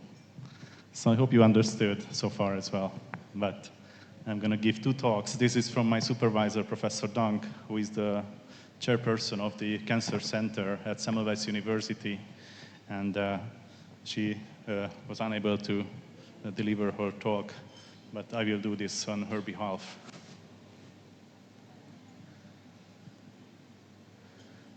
That's where she is. Shall I put her photo at least there so you can see her? So there is a sad statistics that will convene probably in the next decades, rather globally, that we expect the rise of cancer numbers by the year 2040. It seems to double. So this is from the Global Statistical Base, which is a global data set. And even more sadly, in Hungary, we predict to have this number, this doubling in cancer cases by 2030, actually. So we were very much challenged. We have a lack of specialists. We have lack of findings, of course. And we were looking for solutions, how we can help and improve cancer patients' lives and save more. So there is a substantial challenge. As you know, as everyday practicing medical doctors and oncologists, pathologists, radiation oncologists, and so forth, that there is an improved attempt to cure patients, but the challenges still exist, and we have to put more efforts into them. So what are our challenges in medical oncology so far, as related to hyperthermia, of course? So there are very, very many comorbidity-related contraindications in medical oncology. You know, health issues with the heart, blood pressure, comorbidities like diabetes. And we are just now looking into those in a much more strict way, that we would like to put up a database as well to have them for our cancer patients. And therefore, there are so many limitations where we can use our ordinary oncological or multimodal treatments. And of course, the severe metastatic activity is still a burden. So that's where we actually lose our patients eventually. So Her Excellency was here. She has left already. But this is the guy, Albert Szent-Györgyi, who she was talking about. And he was awarded by the Nobel Prize for vitamin C. But not many people know that after this Nobel Prize he won, he was working on cancer. He didn't get the Nobel Prize for that, but he did discover this, what we call Szent-Györgyi effect by now, at least us, at least in Hungary. And this is the conductivity that was mentioned many times today before, but to put it simple, the cancer conducts electricity much better because the cells are detached. And of course, the other factor is the metabolism of the cancer cells, that it's running a high-speed racket, and that is how we actually target our cancer cells with hyperthermia. So I don't want to talk too much about these waves. I'm not a biophysicist. We use 13.56 megahertz to select the tumor. So this is actually, if you just put the treating head on a patient, it will auto-select the tumor because of the conductivity. And if we want to get through the membranes, as mentioned, that's why we need the modulation to go into the cells. And this is the device what we use actually in our everyday routine. So when we started, actually Professor Danko would stand here instead of me. She started treating cancer patients with this type of hyperthermia 30 years ago already. And we restarted the treatments in 2016 when we had the newest devices coming in. And at that time we wanted to review the evidences. We were medical professionals and we wanted to see where actually we are. So after just describing and reviewing the literature how this might work, we figured two really important methods as a message for the oncologist. One is, this is in our hands an immunotherapy, and this is also a thermal therapy. So You don't need to read all those busy slides. That's where we stood a few years ago. I made it very much more simple so that I can even understand myself. So we have the most evidence with the cervix, as there is a randomized trial that was already performed, and it's evident. And we have more literature and more data on glioblastoma and lung cancer. But there are indeed the sarcomas and the gynecologic tumors. And with the immunotherapy combinations, there were already apparently a few cases with prostate, breast, and kidney cancers, and also with lung cancer. So in our hands, we wanted to see what was the previous results of other centers, which were mostly in Germany. But you might want to appreciate, this is a Kaplan-Meier curve. For those who are not familiar with it, the 100% is on the top, so that would be the best, and the further to the right is what we are looking for.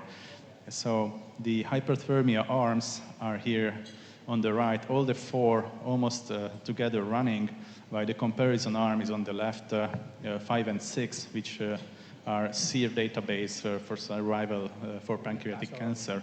So there is a tendency, but we really didn't know what is the addition of this technique to these patients. We also went to see lung cancer. So as you see, the MEHT arm is on the top, and is superseding all the databases and traditional treatment methods in a stage-independent way as well.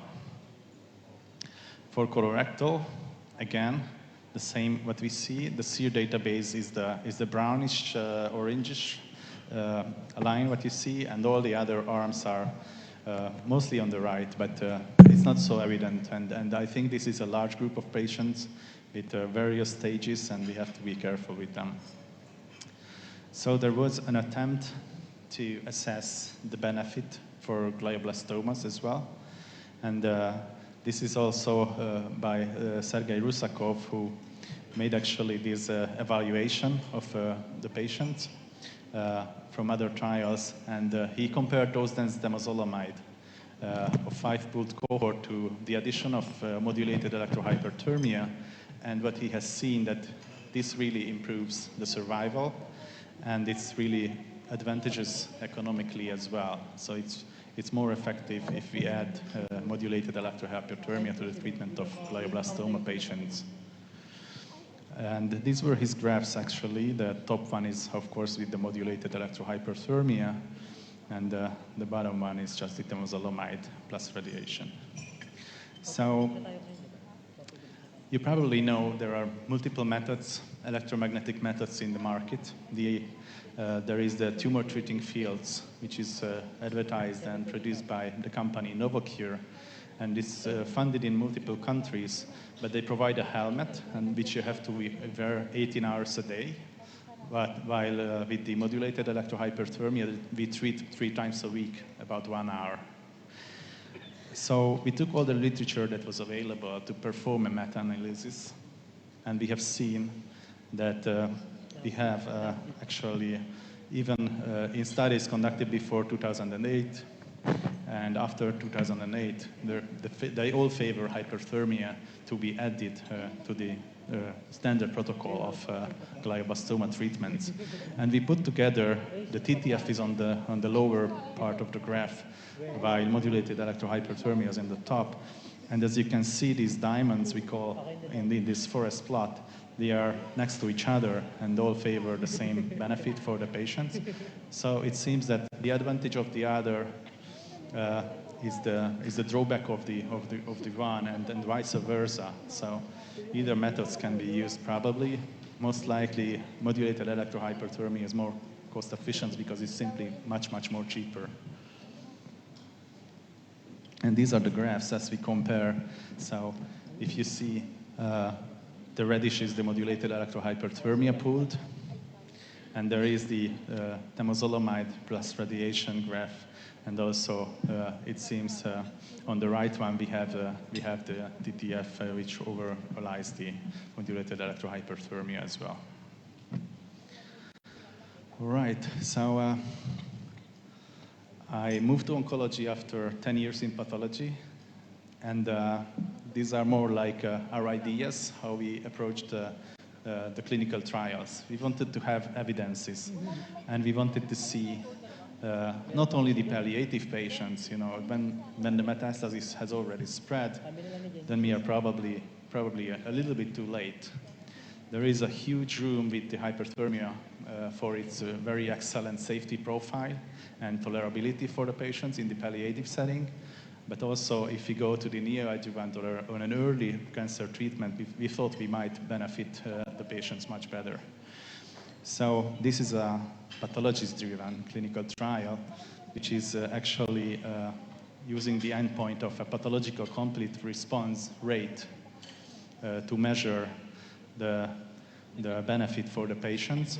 So this was originally designed for triple-negative breast cancer patients who receive upfront taxane and platinum, and then we have the AC cycles going on. But we had the modulated electrohyperthermia in a randomized way to the taxane and the carboplatin. We later extended this trial to the luminal B breast cancer patients who get almost the same treatment except for the carboplatin.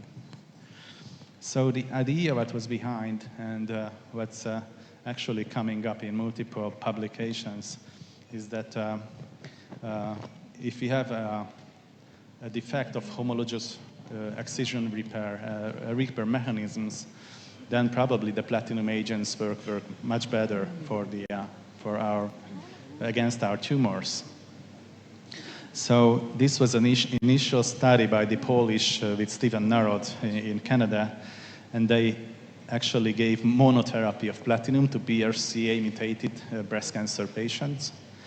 And 9 of 10 patients had a complete pathological response in this study, and the 10th patient didn't actually complete the chemotherapy, so no one knows that this would be a 100% trial. But actually they wanted to extend this and do a larger trial. Those numbers were not as nice as this one, but this gave the idea to us to design a trial for our breast cancer patients. There was this German study, and they used hyperthermia for those patients who failed after the neoadjuvant therapy, so they didn't respond well. And then they added hyperthermia and added other treatment methods combined with hyperthermia. And the interesting phenomenon is that they introduced as well this heat-induced BRCA-ness or BRCA-ness. I think it is a larger group of cancer patients, so it's not only the BRCA mutation, but any kind of HRD or homologous repair deficiency. So this, if this is induced by the hyperthermia, then with the addition of the carboplatin in the neoadjuvant or other settings, we will get more benefit for a patient. So pembrolizumab, which came about in this trial a few years ago, uses the same method we had to the chemotherapy, but in Hungary it's not financed yet. Even though a few years passed and it was disclosed, I think, in 2021, still we don't have pembrolizumab financed in neoadjuvant setting in Hungary. So we designed this trial to have the modulated electrohyperthermia and add it to the chemotherapy upfront to the carbotaxane regimen. And we hope that we can achieve at least an increase in the pathological response, if not as high as with the pembro, but as high as we can. So we have about 35% complete response with the chemo only. So we will see how we get there and where we get. So this is a non-sponsored trial. We do this on a voluntary basis. Our colleagues at Lund University and at Harvard Medical School liked it so much that they provide us the complete homologous repair deficiency sequencing at Harvard and the whole complete proteome sequencing for our patients at Lund University. So we look forward very much to the results to explore further. This is the immuno landscape of several tumors, colorectal, breast, and I think we are just at the beginning to understand how we can actually utilize the immune system against our tumors. Thank you.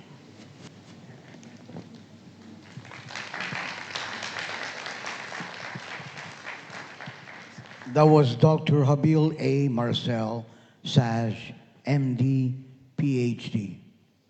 Thank you for a very informative and educational deliberation, Doctor. Thank you so much. If there are any questions, I'm more than eager to answer at least one. Two. Good afternoon, Dr. Albert Zarate. On behalf of the other medical practitioners of all specialties in the Philippines, may we ask if all the data that you are giving us right now, is it possible that, number one, we could have access to it? Of course. Number two, if we can in the future collaborate with all the specialties of modulated electrohyperthermia in Spain, in the UK, in Germany, so that we can send our specialists to learn more about this, and together with the Hungarian ambassador to help us with the visas, of course. Okay, I mean, it will be nice to see if the medical community all over the world can collaborate in this, especially that this technology is new in the Philippines. As you see, we are men of collaboration, so I'm more than happy to share everything we have, and beyond this, also other papers or results, I'm more than happy to give you. Thank you very much. Hi, good evening. I'm Dr. Alvarez. I'm an adult hematologist and a blood and marrow transplant specialist. I'm hearing that first is very nice and very informative, but for my field, especially in blood malignancies or any benign hematologic problems, are there any role for the hypothermia, specifically, let's say, for lymphoma, for aggressive lymphomas, Hodgkin and non-Hodgkin lymphomas? Are there any ongoing clinical trials or any studies with regards to the hypothermia? Okay, so my center is, or Hungary, the medical oncology is somewhat subspecialized.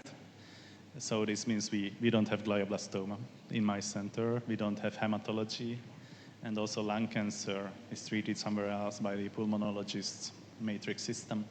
So we mostly have breast cancer and colorectal cancer, like in 80%, and the rest is just mixed.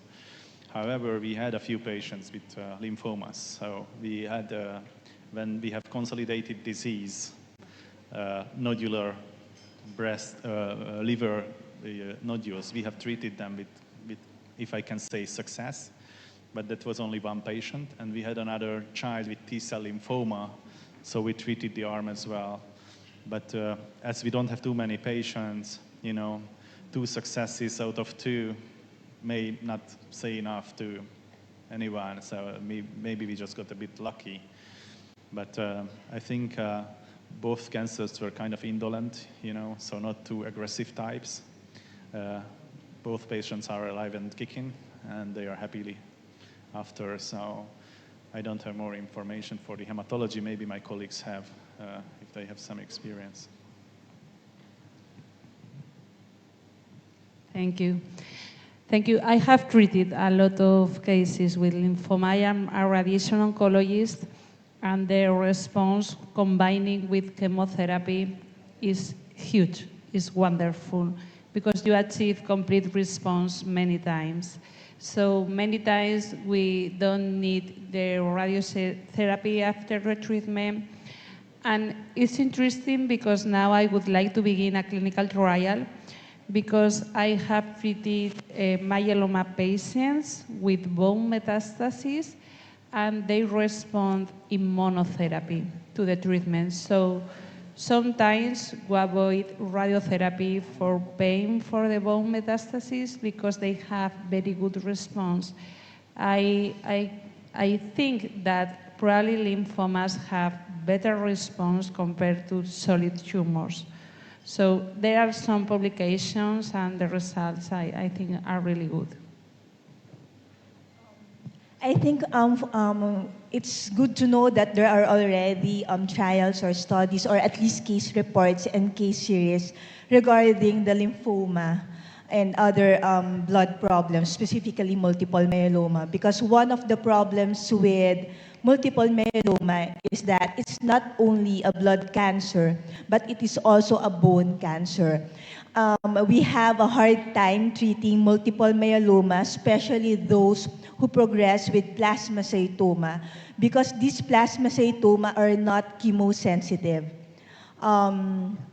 We need the help of radiation oncologists, and in worst case scenarios, even though we put these patients into blood and marrow transplantation, allogeneic bone marrow transplantation, we still have this high incidence of relapse, especially for plasmacytoma cases. So I think somehow it's a good field for us to further do studies and researches when it comes to the hypothermia. And also one of my comments regarding the Hodgkin lymphoma, specifically the aggressive ones, because I heard a while ago you talked about aggressive tumors.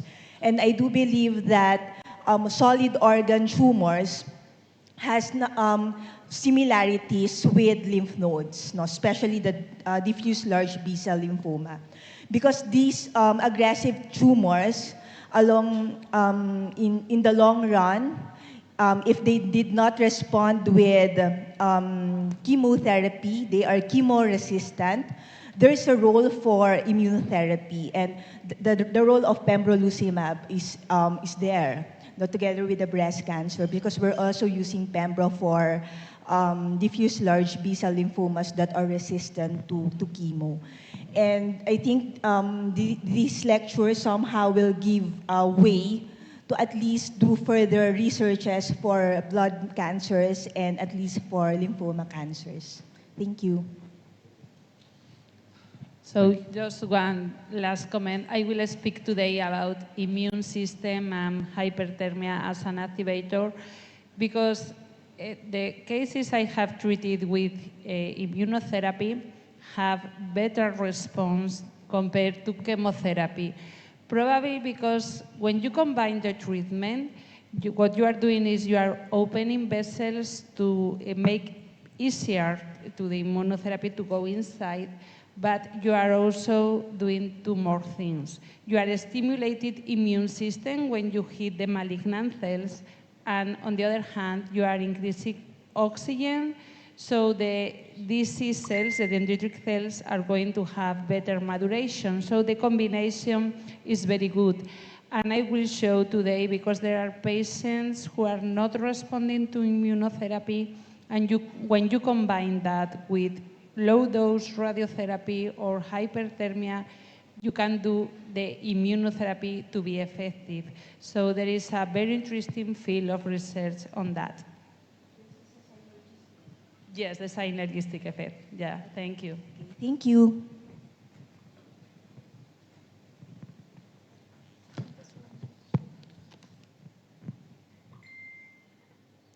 I guess everybody's ready for coffee.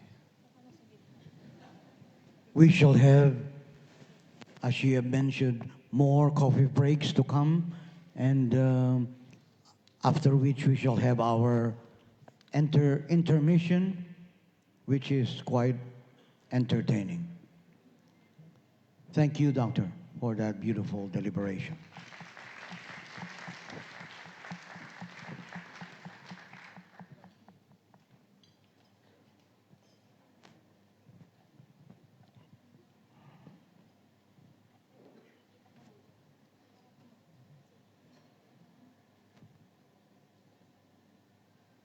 We now call on Dr. Edgar Zarate for a piano classical rendition.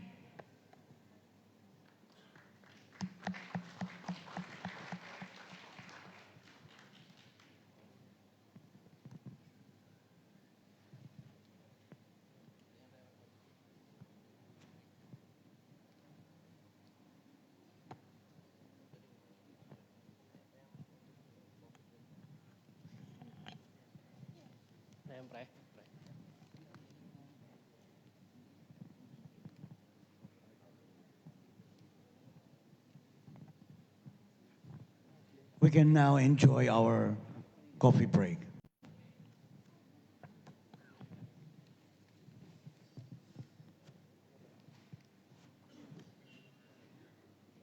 If that won't work, I probably would sing and dance for you or something like that.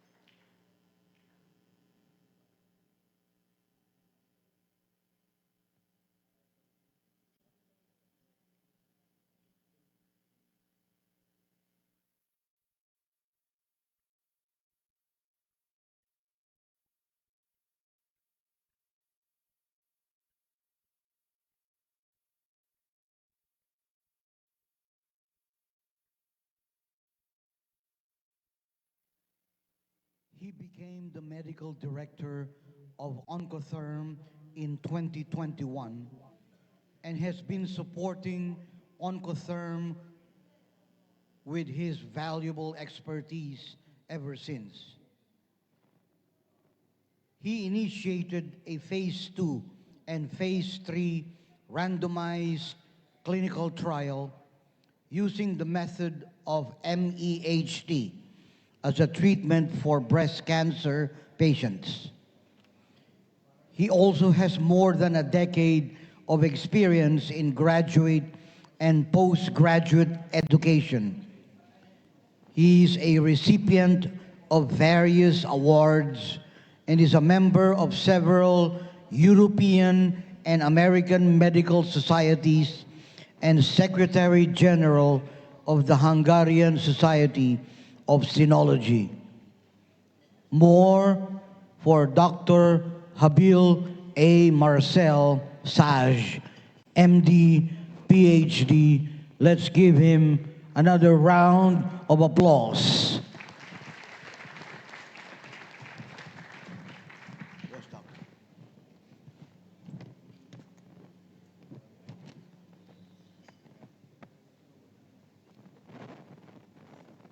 Hello? Okay, cool. Thank you. Well, again, there are some people who stayed in the room after my talk, so this is going to be my speech, actually.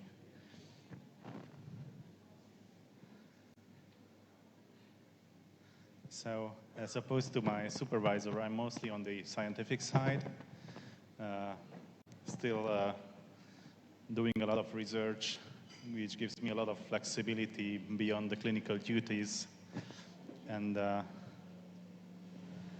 I have, sadly, no interests, no honoraria, no nothing, for which I'm very sad. I hope to own some stocks sometime, but he doesn't listen. So I'm completely, sadly, independent in this means. So, and I also have to tell you one more thing, that Professor Sass, the founder of the company, has the same last name, but we are not related. So I was just adopted by the Oncotherm family. So I'm not even his son or grandson, sadly. Anyway, I enjoy it very much to work with them, and I enjoy it very much to place it into the scientific lab approaches that we foster. So I was going to give the second talk, but I thought Professor Dunk would fit from the wider approach, starting from epidemiology, because I will straight up go to pancreatic cancer. So as mentioned, we don't have CNS tumors and hemato and thoracic tumors in our department, but we are general medical oncology. So our approach was, what is the biggest challenge? Which are those patients in the palliative setting that need the most help? And this was obviously the hepatopancreatobiliary system and those tumors. So here again, we did a systematic analysis of the available data, and we have seen that all these studies we have found in pancreatic, hepatocellular, or cholangiocellular carcinomas, they all favor hyperthermia, despite the low numbers of patients treated or limited number of studies, but it's so evident that they improve the overall survival big time. And this is also valid for the disease control rate, so the local response that they mostly favor, or they all favor hyperthermia with good results. As you know, pancreatic cancer is rather infrequent, but very aggressive, and at least in Hungary, we have those patients here which are, majority of them cannot be resected anymore, and they don't really respond to our chemotherapy either.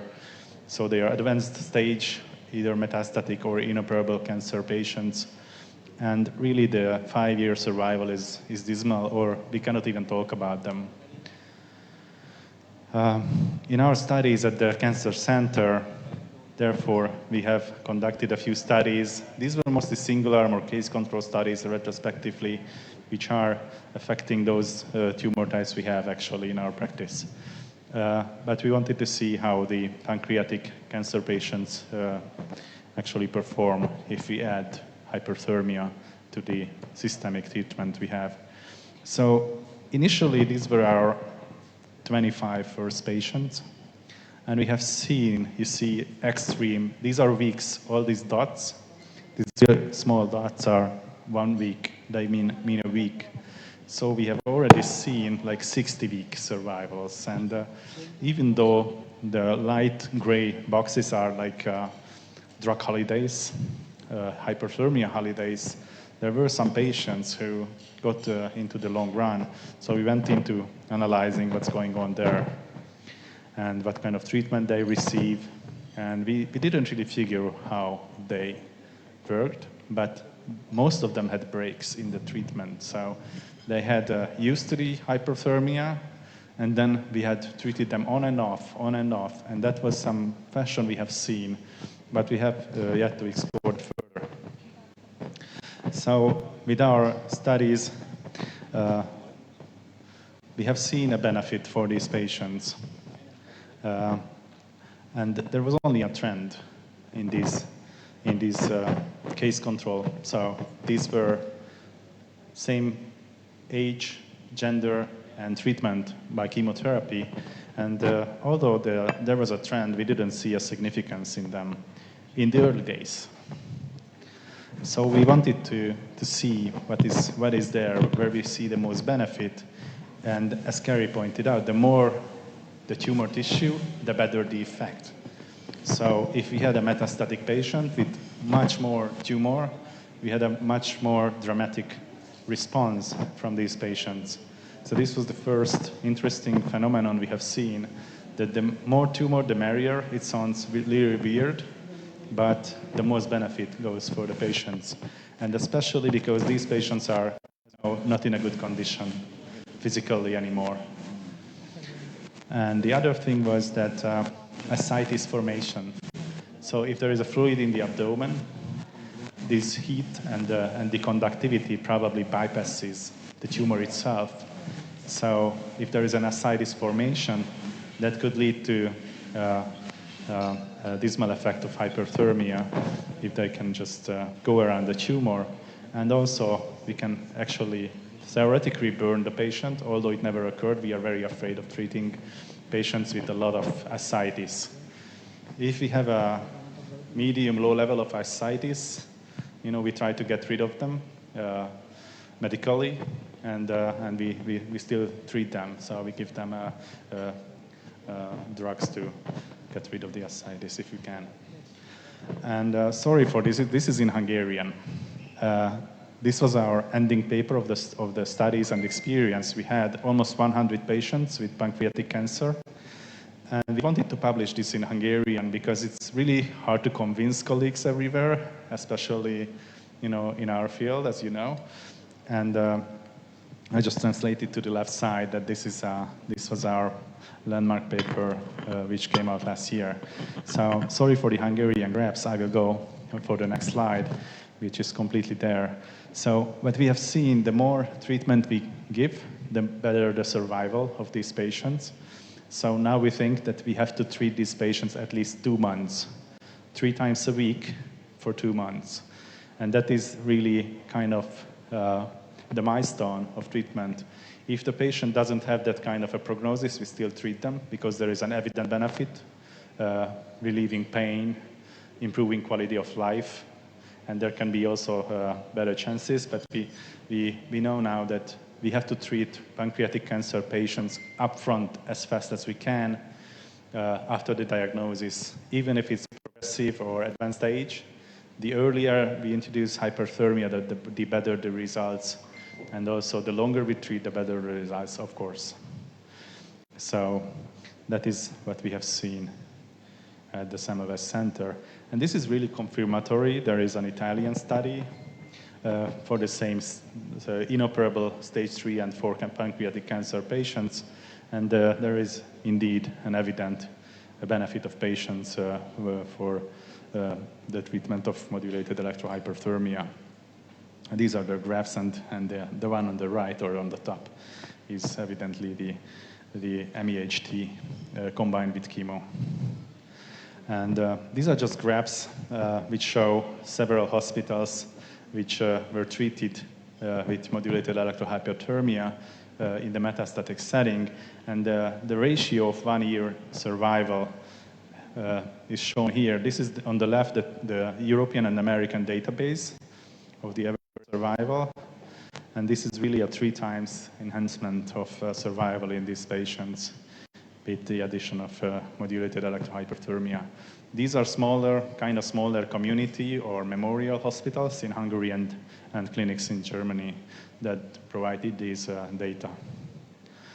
So I've been a pathologist and scientist in Lund for 5 years, and there is a proteomic center. So they sequence the whole proteome of patients we have. So from our cohort study, we could analyze the data of the serum samples of pancreatic cancer patients. And this is though unpublished, but I was going to show you what we have seen there. And the interesting thing that I was evil enough not to provide any clinical information to the bioinformatics guys. So we designed it, and we had 3 cohorts actually. The one was from healthy individuals. And then we had pancreatic cancer patients without hyperthermia and with hyperthermia treated. Okay, this just shows the distribution of age and so forth, but this was evidently not a big study. And we analyzed all the samples we had, and we also could analyze samples from the hyperthermia patients in a consecutive way, because we had 3 serum harvesting from them. So these are the words of the bioinformatics fellows there, and then that's how they said that hyperthermia seems to restore actually the dysregulated pathways to the healthy control levels in pancreatic cancer patients. So they have seen that there were at least 18 proteomic signatures that were changed and affected by the hyperthermia treatment, and all moved them towards the individuals with the healthy or the equilibrium, as Andrea should say. So there were the inflammatory processes downregulated, while the immune system and lipoprotein metabolic processes were upregulated. You know, this is really like the pancreatic cancer biology coming alive, and I was really shocked by them without giving them any information and any hint on biology of pancreatic cancer, that they really have seen this in the hyperthermia cohort, just blinded. And of course, these were according to the treatment response. There were also a few pathways. So in the cohort where there was the hyperthermia patients, there were better responders and worse responders as well. So we have seen that there is exocytosis, cell adhesion, response to stress, complement activation, response to wounding, and acute inflammatory responses that were changed actually for better. So this is really an exciting one. We don't have though too much data, but we look forward to somehow publish that in the near future. So, as mentioned many times, quality of life, and it's really interesting if you treat these patients, how they come back and you see the improvement really. It's a subjective way, but there were some data and analysis in multiple trials and experience. So there is really a significant improvement in these patients. We also gave them audited and accredited quality of life questionnaires. We actually put the sampling to PET-CT scanning dates. So we have a lot of data which we will merge in the near future. But there is actually, for high mortality cancers, a lot of benefit for the patients. And this is true for lung cancer as well, improving fatigue, nausea, and physical status already after 4 weeks. And there is a lot of gain for these patients and a lot of symptom reliefs. There was a study, I think, from China with the peritoneal carcinomatosis, and they actually concluded that the functions and the symptoms are much better with this treatment. And this also is superior to intraperitoneal chemo infusion, improving the overall survival of these patients. So it seems that there is a good combination with other therapies, as mentioned. Our hopefully next study in the neoadjuvant setting is the rectal tumor as combined with the radiation. And there is already some data from the Korean that they actually decreased the level of irradiation, so the dose they decreased, and they get with hyperthermia the same level of response from the patients. We want to do the opposite way. We don't want to decrease the irradiation, but we want to give hyperthermia so that we can cure more patients eventually. So I don't want to talk too much about this study. It's a cervical cancer. You will hear more about this from Dr. Minar. But there is a huge impact on patients' lives and benefit in her study as well. So a few years ago, we put together this guideline for local hyperthermia treatment in an international collaboration with many countries and many specialists and oncologists. So what we see actually, and this is really humbly our experience, straight in a few words, that it's cheap. We don't charge our patients, actually. We don't get funding for it. So we put more energy in it, but we treat them. Excellent safety, excellent combination with any kind of therapy in medical oncology. So we are brave to do it with bevacizumab, pembro, whatever we have, and give the therapies. And it does increase local response, extend overall survival, and of course improves quality of life. So these are a few people, not only from Hungary, but globally, who had pancreatic cancer. And yeah, we were also treating one of them. So thank you so much. I look forward to any questions you may have, and also discussions if you need. Thank you.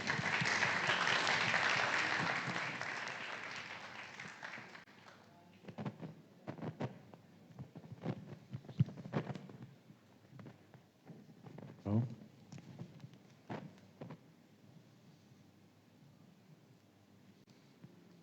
No coffee break now.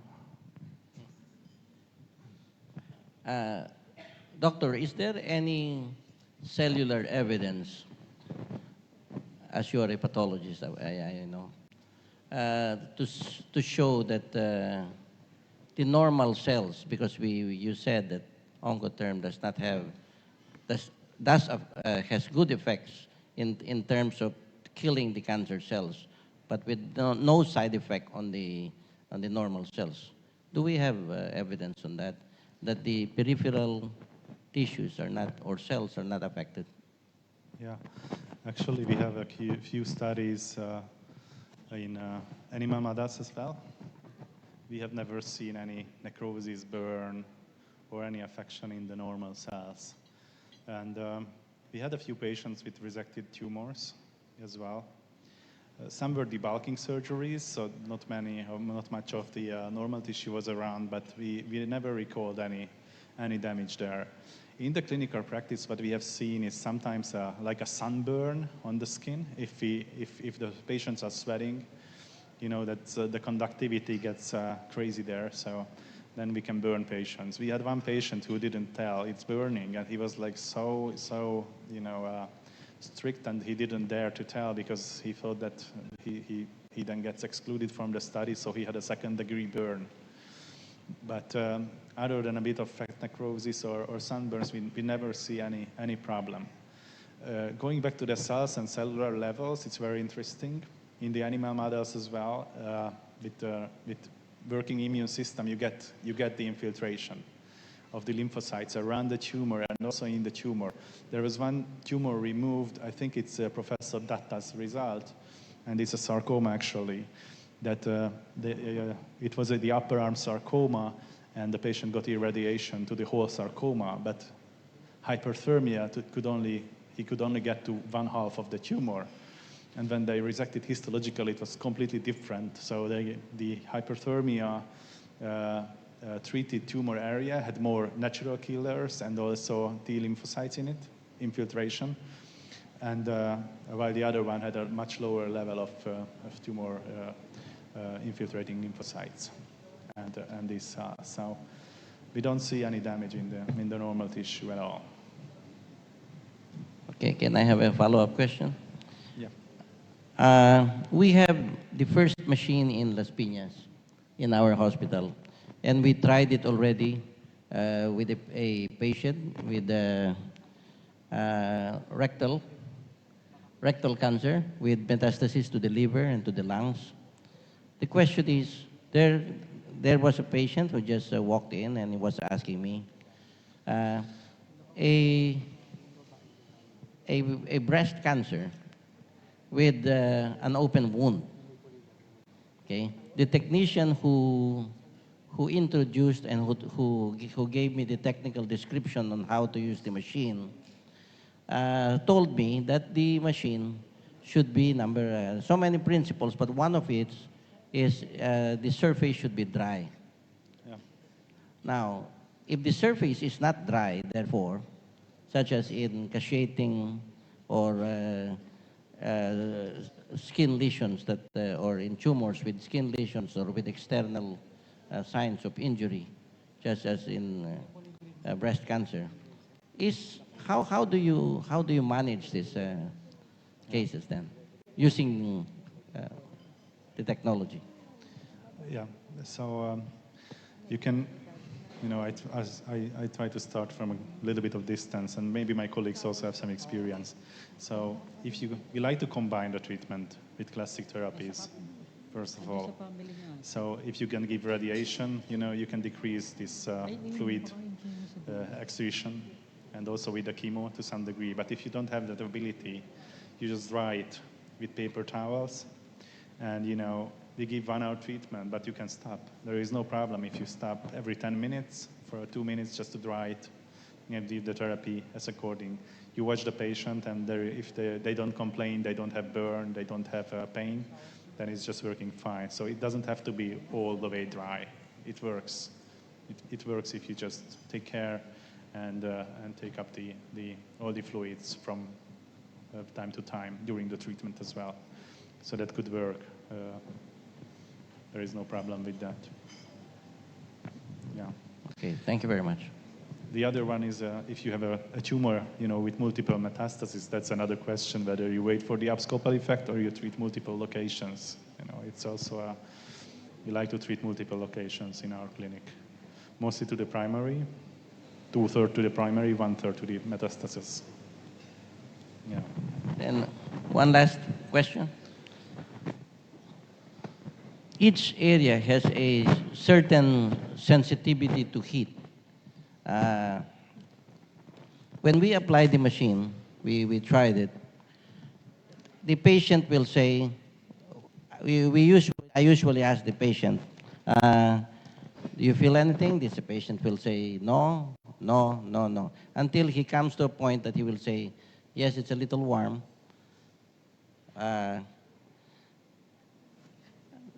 The question will be, is there a certain protocol as to what power, because the unit of measurement there is power, what power should I put on each particular case? Okay, of course, I am inviting all the medical oncos and rad oncos and all the specialists to come and visit to see the machine in Las Piñas.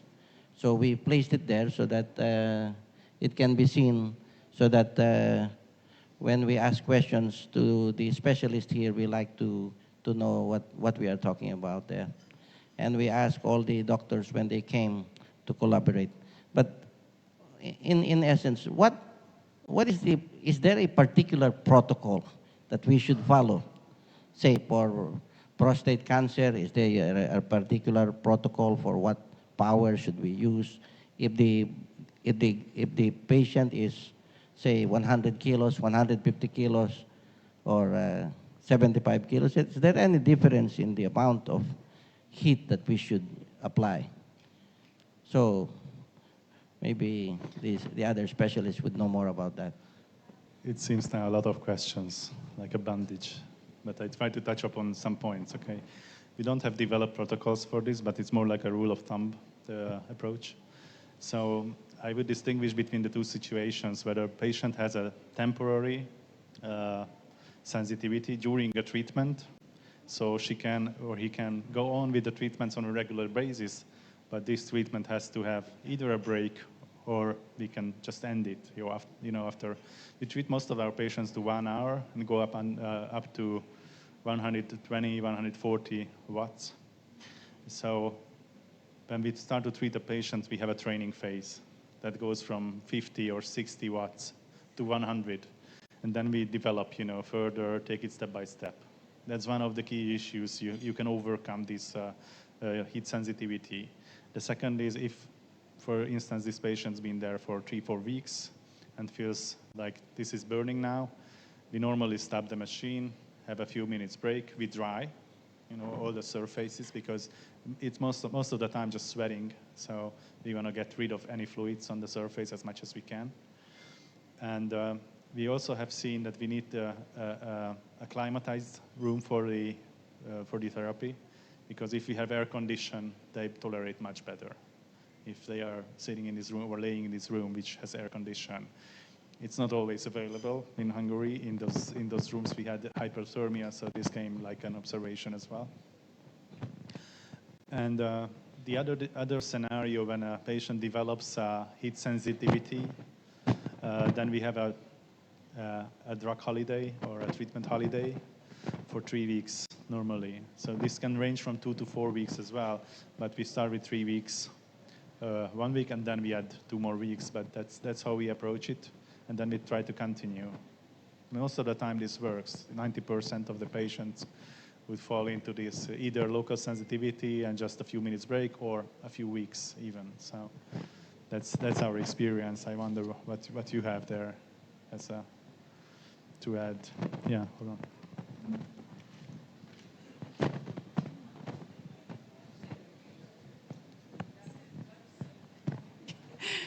Yeah, now it's working. Yeah, so I use a trick that I discovered that can help with that. When you treat the patient, really doesn't matter if he is in supine position or prone position, because the waves are going to go through the patient. So I think the most sensitive area is the belly and also the breast. But when they are very sensitive to the heat, if you put the patient in prone position, they tolerate the treatment much better. And I have patients with fat necrosis, which have pain because of the fat necrosis, but if you change to prone position, which is more uncomfortable for the patient, but they don't have that sensation. I wonder why, and my explanation is that it may be that the electrode under the body is bigger, so maybe the waves go through the patient from more points, and maybe that is the reason why they tolerate better the treatment. But for us, it works very, very well, changing the position for a while, for some weeks, for some treatments. Usually we use a supine position, and usually our patients are stage 4 with liver metastasis. So usually we treat both the liver and the pancreas at the same time. How do you localize the pancreas without hitting? Because the treatment is selective over malignant cells, so basically we put in anatomical position where the pancreas should be, and the electrode is big. So you cover all the liver, the pancreas, all the anatomical area, because finally the treatment is going to be working only in malignant cells, because it's selective. I see, yes, correct. Sorry, I missed that. You're right. All right. In your opinion or in your experience, what is the best type of cancer for monotherapy with this particular procedure? I have tried in different type of cancers because usually we combine the treatment whenever we can, but we have patients who are not candidates to chemotherapy, immunotherapy, and microcytic lung cancer has impressive response. I will show you later one case. Yeah, brain cancer also have impressive response. Also GBM, glioblastomas, which are very aggressive. And I have treated also rectal cancer in monotherapy with very good response. I agree that it's very important the number of treatments because, for example, in glioblastoma, we have patients without relapse 3 or 4 years later, but we have been treating twice a week forever. Twice a week, 60 minutes forever, but no relapse on GBM, glioblastoma, which you know is very aggressive. And it's more or less the same in lung cancer. We have a small cell lung cancer, but also non-small cell lung cancer with good response in monotherapy. Your facility is in Spain. Yes. Yes. You accept international patients? Yes. We have international patients. Yeah, I work in the private practice in 2 clinics, which I open. I will tell you later my story. And also in a public hospital, which has this technology also. What part of Spain? In Madrid, Bilbao, and Santander in the north of Spain. Thank you. So you are invited to come whenever you want. Thank you. Probably as a pathologist, maybe the next level of trials will be squamous cell carcinomas. They have a prone lymphocytic infiltration around and inside. So that would make sense to exploit the immuno effects. Or small round blue cell tumors, for instance, as we have seen this.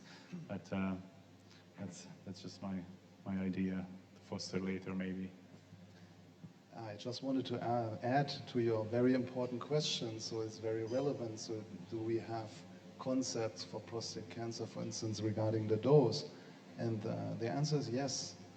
There are recommendations for certain cancer entities, and it usually is based then on the power that you apply, and it's usually connected to what we call a heating up procedure. So you usually start in the first session with a lower dose, and then according to the patient's perceivement and tolerability, increase this as much as possible. And that can be looked up. That can be looked up also for positive randomized trials that you say, okay, when you use 130 watt for cervical cancer, it appears to have a good effect. And we are working also on future maybe additional treatment planning to have a dose effect actually relationship that we have in radiation. So, my point is that there are recommendations for different cancer entity types that you can look up with respect to the power that you should use for the treatment.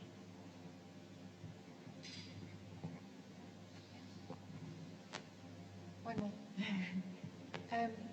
Just in terms of the type of tumors for monotherapy, usually because we're promoting an immune response, the immunogenic tumors respond very well to monotherapy.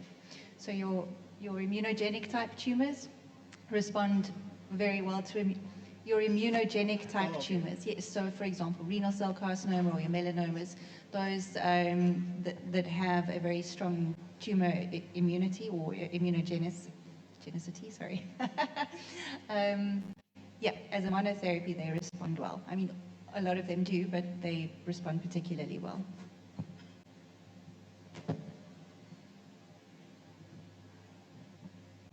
Thank you.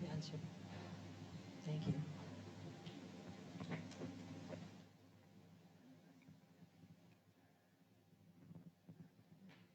Thank you very much, Doctor.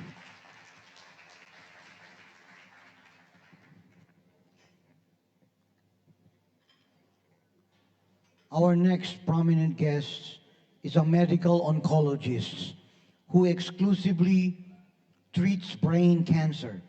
He's the chair of the HCA Cancer Care Brain and CNS tumor board. His research interests are understanding the microenvironment of glioblastoma and utilizing this to improve the efficacy of immunotherapeutic agents in clinical practice.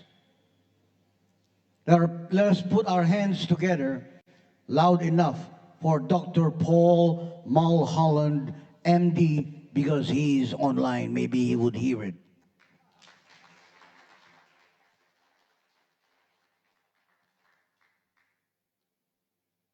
Thank you, thank you very much for that. I want to say thank you very much for inviting me, and I wish that I was there in Manila. I just was unable to attend due to work commitments. I want to thank particularly Balash, who invited me, but Balash and all the Oncotherm team. I'm new to the world of electrohypothermia. I got my first machine and started using it in January last year. So my experience is limited compared to all the other speakers. And so thank you for asking me to share my experience. First of all, I will say that obtaining the machine and getting to the machine into the United Kingdom, which has very stringent regulatory procedures, I was greatly helped by the Oncotherm team, who've been fantastic to work with every single day. They are very responsive and very helpful, and I would strongly recommend to anyone that they should work with them. So I'm more experienced in treating glioblastoma. That's what I've been doing for many years, and I've been running lots of clinical trials. It's a very challenging area. I work at UCL,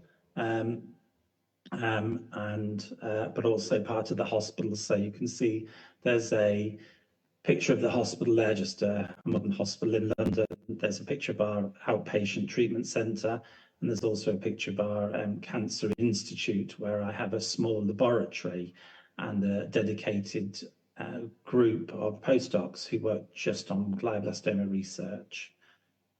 I want to just talk about some of my thoughts about glioblastoma and give some perspective of it, which might help people when they're planning treatments and trials.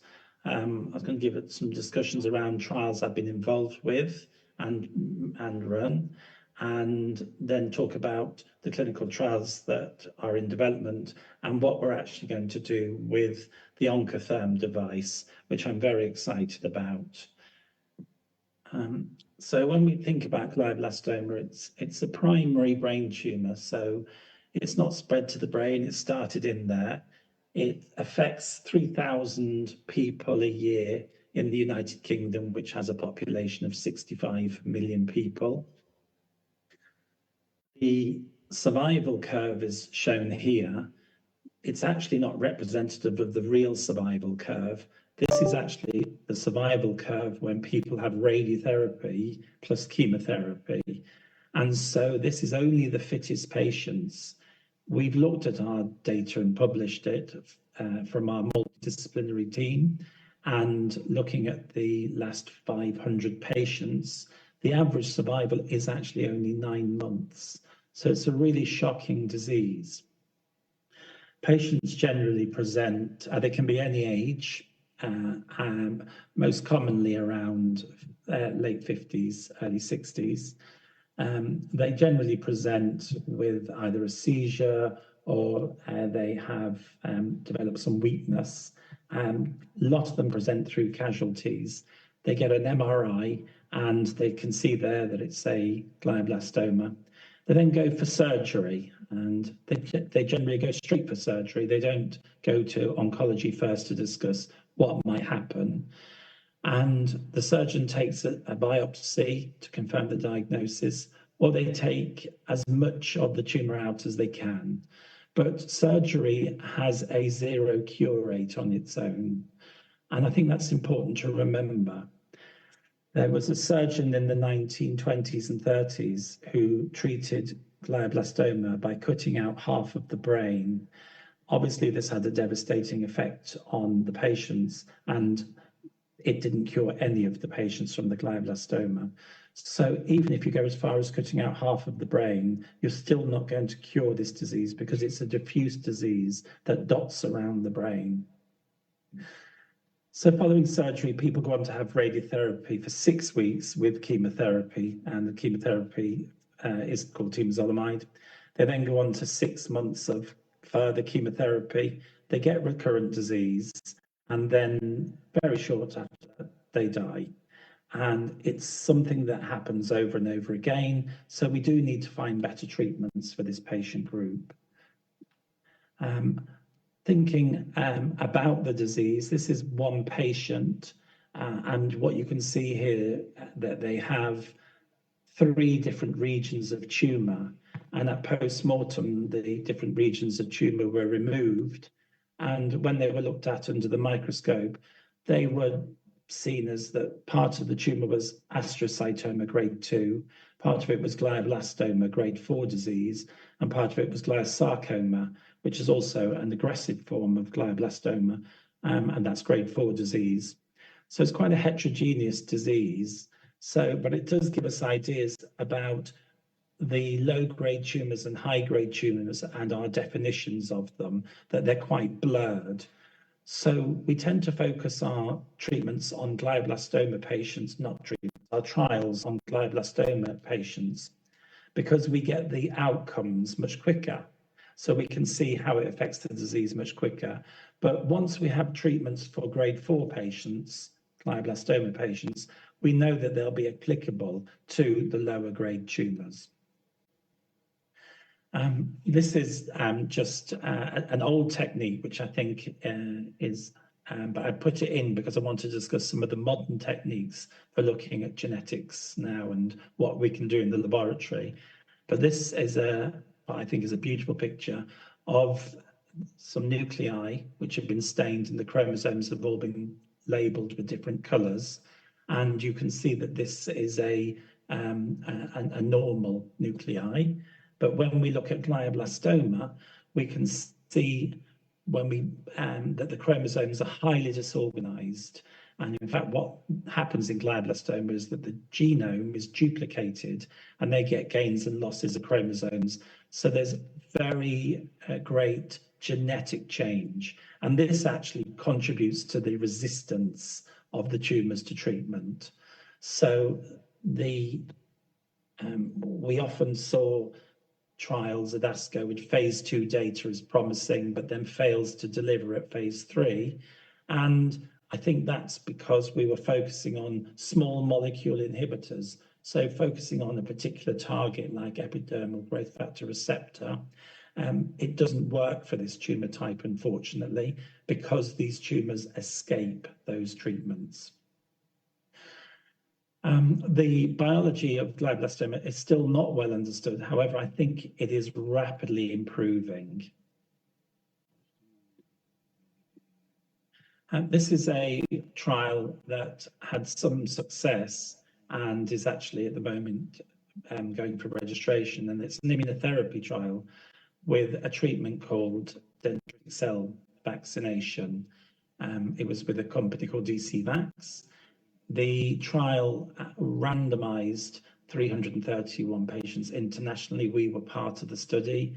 It was a very interesting study to be involved with.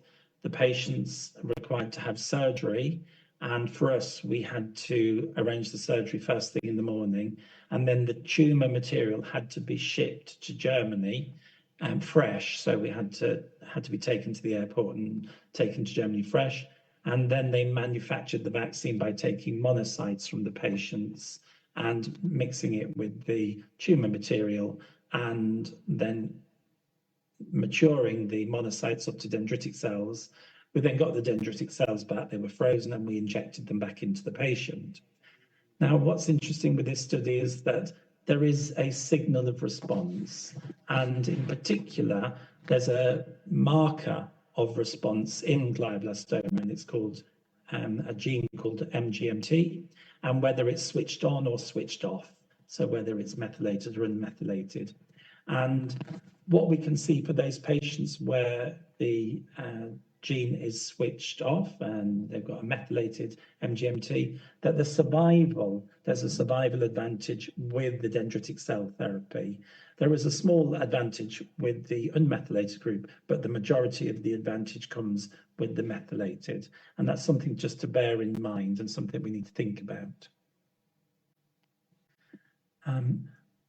Were discussions around, can you cross the blood-brain barrier? What are the issues? And what we can see is from the dendritic cell therapy study here, we can see some pre and post-vaccine biopsy material, and we can see post-vaccine that there's infiltration of T cells in the tumours, which will have been induced by the dendritic cell therapy. So we know that the barrier for the blood-brain barrier is not an issue in this case. This is another immunotherapy. This is a study that we did with a drug called nivolumab, PD-1 inhibitor. So it's a checkpoint.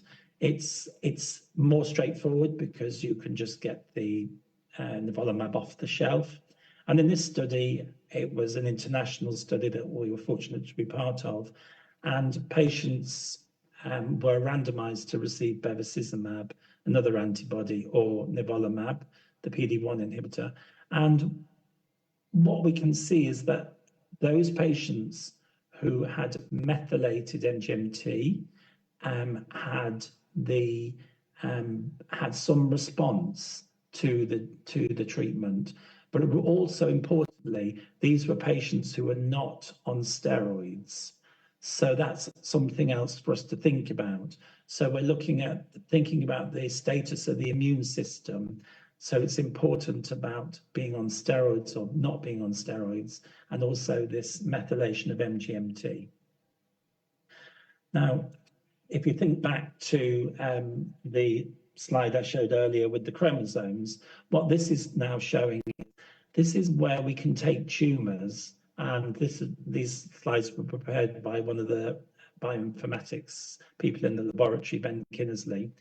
And what we can see is that when you take a tumor and you separate it, you can see and label all the cells, and we can now count individual cells. And when we actually look at the normal brain tissue, you can see the representation of the cells there. And when we look at a glioblastoma, what we actually see is that there are some of the cells, in fact, a fraction of the cells are glioblastoma. The rest of the cells are myeloid cells and also lymphocytes. So what we're seeing is that these tumors are not just all one body of tumor cells. It's an inflammatory disease. And within that inflammation, there are cells which are protecting the tumor cells. And at the same time, there are cells which are fighting the tumor cells.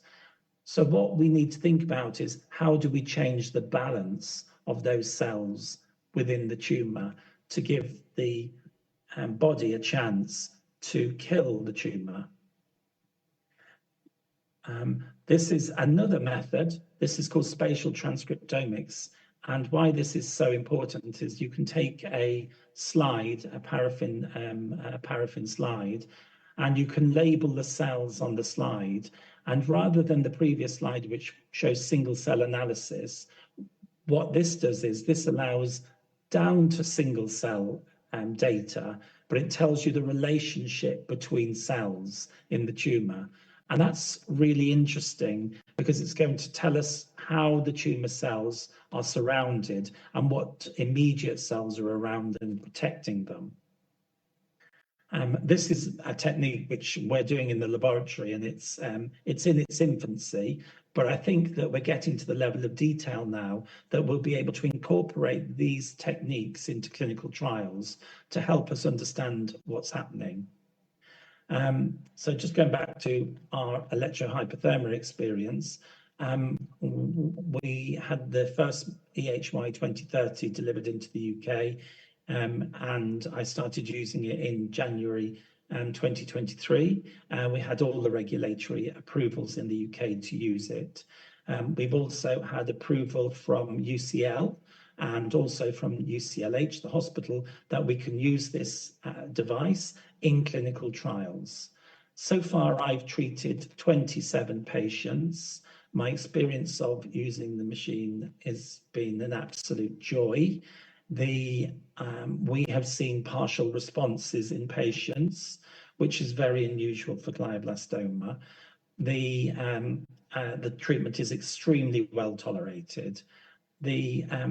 The survival data, we're monitoring it. I'm not going to show it today because it's too immature, but I have to say the results so far are extremely encouraging. I show one example here, which Balash showed earlier, which is the second patient we treated had a response within a few months of treatment, which we were very excited about. And we have seen further responses since that time. What we'd like to see now is how durable those responses are. But I have to say we are greatly encouraged.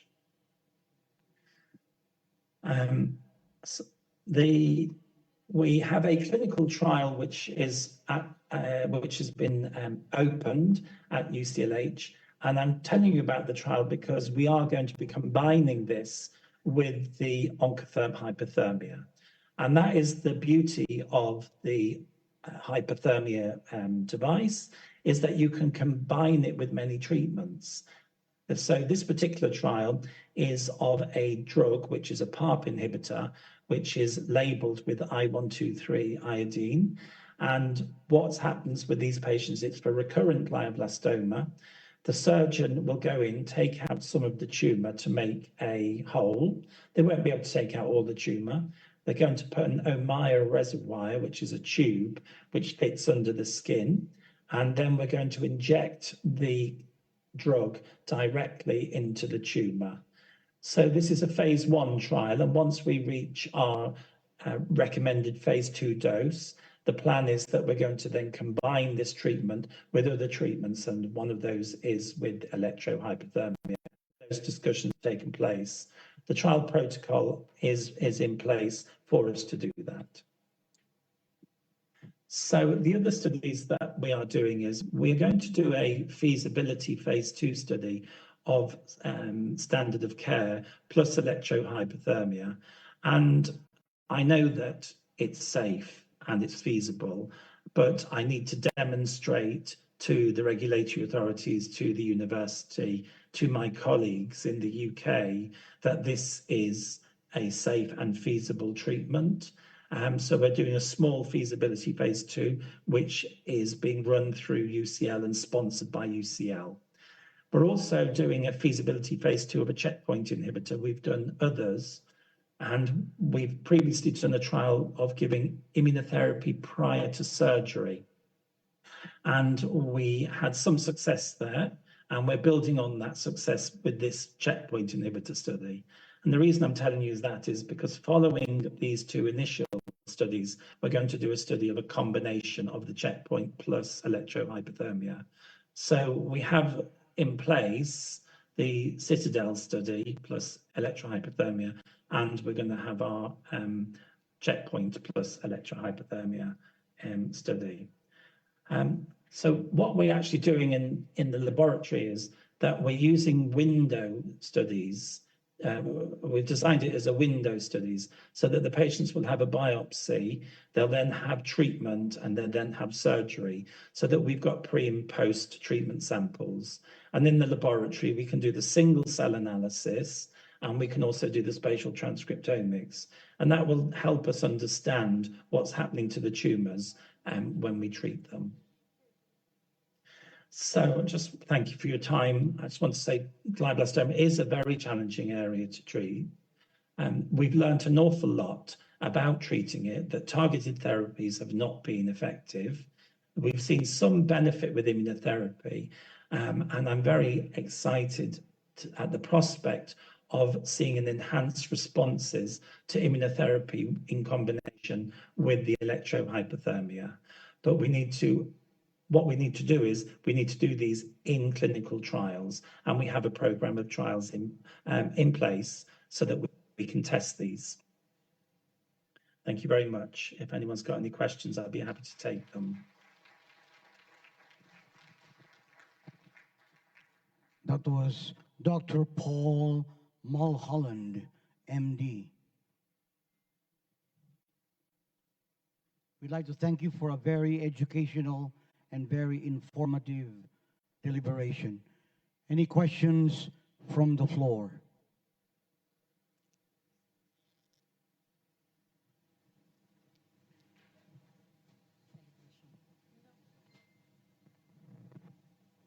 Still there.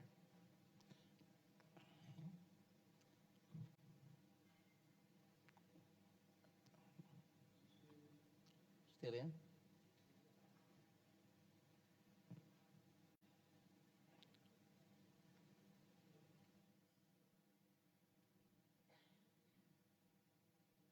Anyway,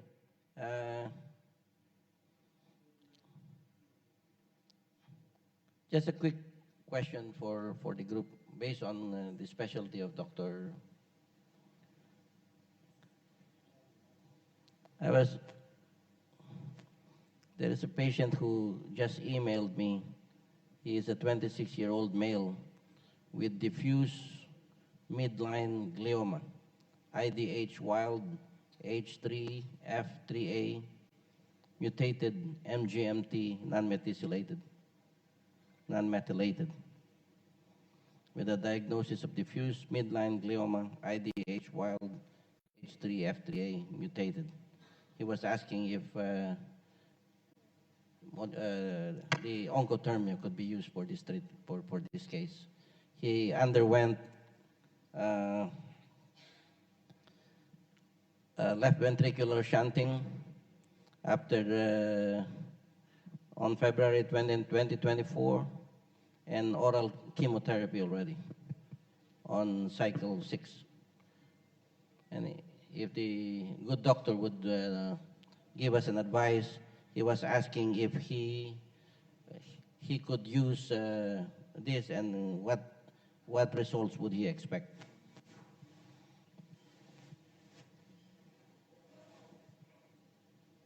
I think I don't have experience of treating those with the electrohypothermia, although if patients do come to me, I would treat them. He has a shunt in place. We've treated one patient who has a shunt in place, and we haven't had any problems with it. I would be interested in hearing the experience of others about treating patients with a shunt. The only thing that I would say is with the location of the tumour, you do have to be a bit careful about hydrocephalus if they are at risk of hydrocephalus. But as he has a shunt in place, it shouldn't be an issue. Okay. Thank you, doctor. Thank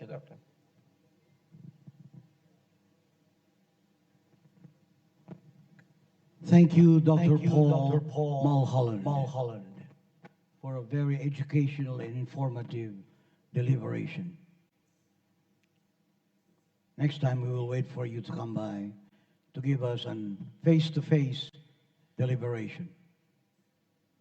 I would like that very much. It's cold here in London.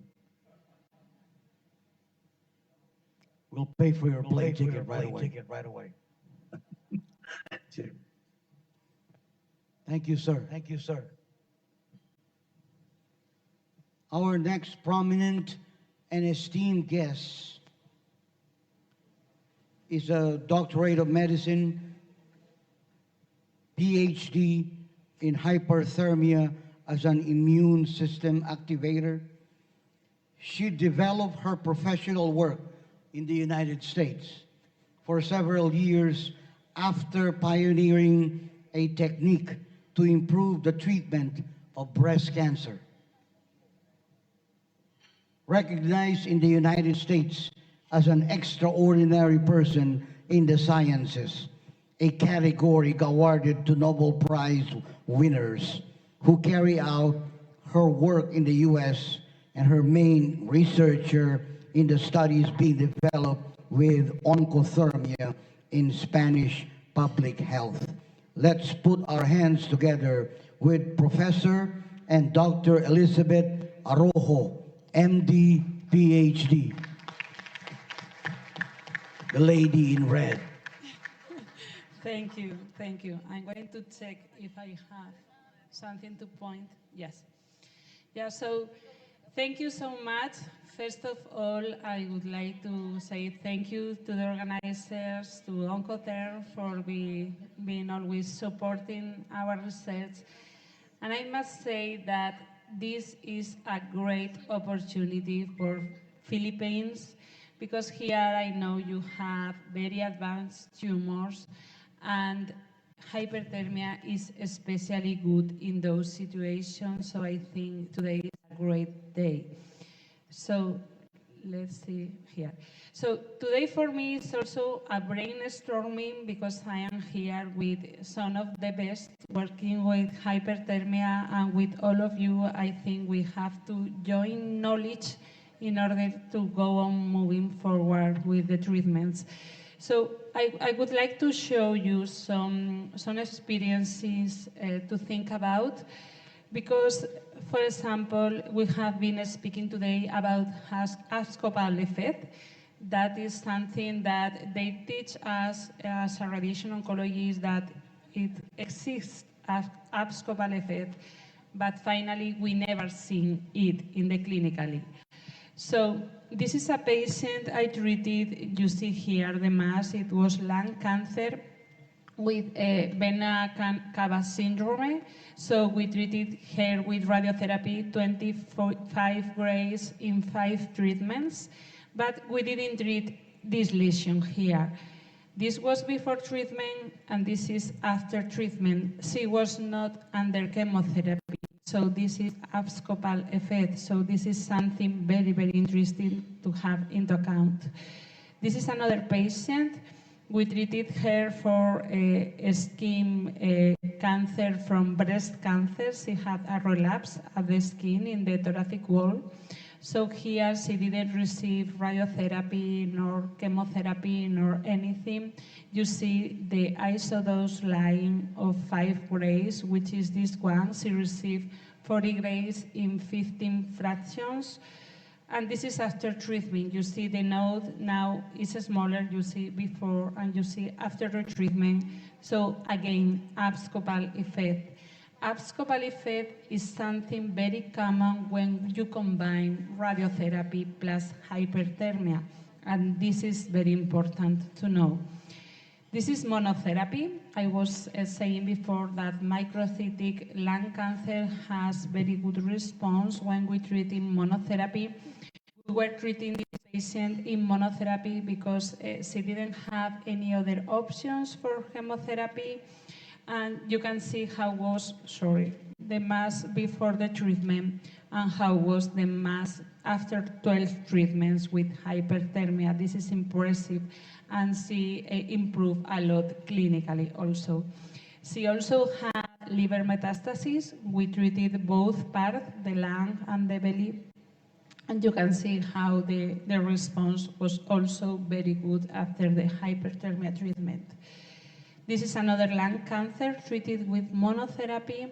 You can see it was an epidermoid lung cancer. It was a mom, and this was the mass before treatment, and this is after treatment. You can see again a very good response. And after that response, the patient was candidate to immunotherapy. He's still alive after 3 years. So this response is really good. This is glioblastoma. I am the main investigator in a clinical trial in Spain, a randomized phase 3 trial comparing radiotherapy, chemotherapy plus oncothermia versus only chemotherapy and radiotherapy. We still didn't publish the results, but are being very, very good because survival is significantly improving. So we will publish that shortly. So here is monotherapy. This is a patient, 43-year-old female with IDH negative EBM and you can see how was the tumor before treatment and how was after only 1 month of hyperthermia treatment. So this for me is impressive because we know that GBM doesn't respond to anything. So again, another case. This case, I treated him with radiotherapy combined with chemotherapy, the standard tube protocol. And this was 1 month after retreatment. You see he had a tumor progression. So I decided to try to treat with modulated electrohyperthermia immunotherapy. And this is after 18 treatments, and the patient improved clinically significantly. So this is from Dr. Minar, the phase 3 trial she performed about cervical cancer. And in this trial, she also made another study about abscopal effect. And you can see how she also saw more significantly abscopal effect when she combined the treatment with hyperthermia, the standard treatment plus hyperthermia. So what I want to say is that when we use hyperthermia, it's not only something related to vasodilation and not only related to an increase in oxygen levels inside the tumors, but it's also related to something happening with immune system. Because in cancer, we know immune system is the key. It's the key because immune system has to kill malignant cells, but it's not able to kill all the cells. So we have to know this. But we also have to know that we need to be very careful with immune system because treatments sometimes can decrease the immune system cells and it can decrease the response. So I think these are important tips. In radiotherapy, we know radiotherapy is the second most curative cancer treatment after surgery. We know that radiotherapy can be always lethal, but the problem is that we cannot give the high dose we need sometimes to kill the tumor without killing the patient because of side effects. But we also know that we need to have into account that high-dose radiotherapy can be very effective for the tumor, but can be bad for immune system. And low-dose radiotherapy is not enough for the tumor, but it is good for immune system. This is important to know and to know the potential combination of radiotherapy plus immunotherapy.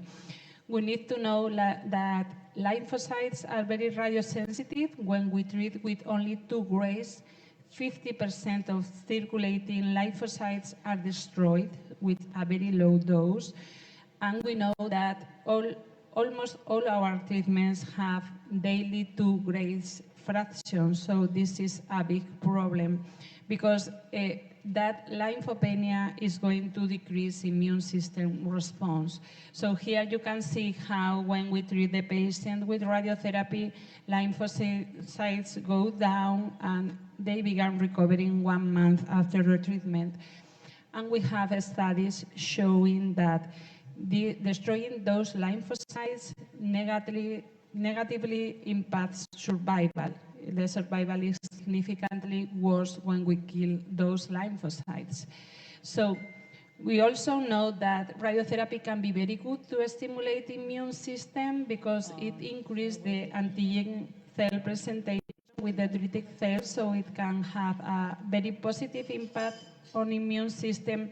And we have to know that maybe in order to do that, we need to do SBRT, because we are giving like more or less the same dose, but in less fractions, so we are going to have a faster lymphocyte recovery. So SBRT and radiosurgery is really interesting for this.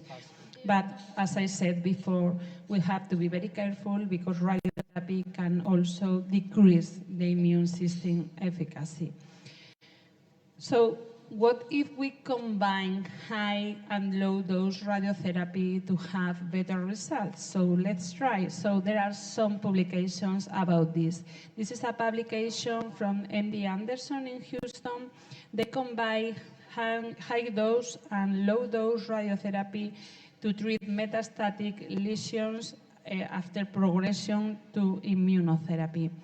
You can see that they included 74 patients, 39 received high-dose radiotherapy, and 35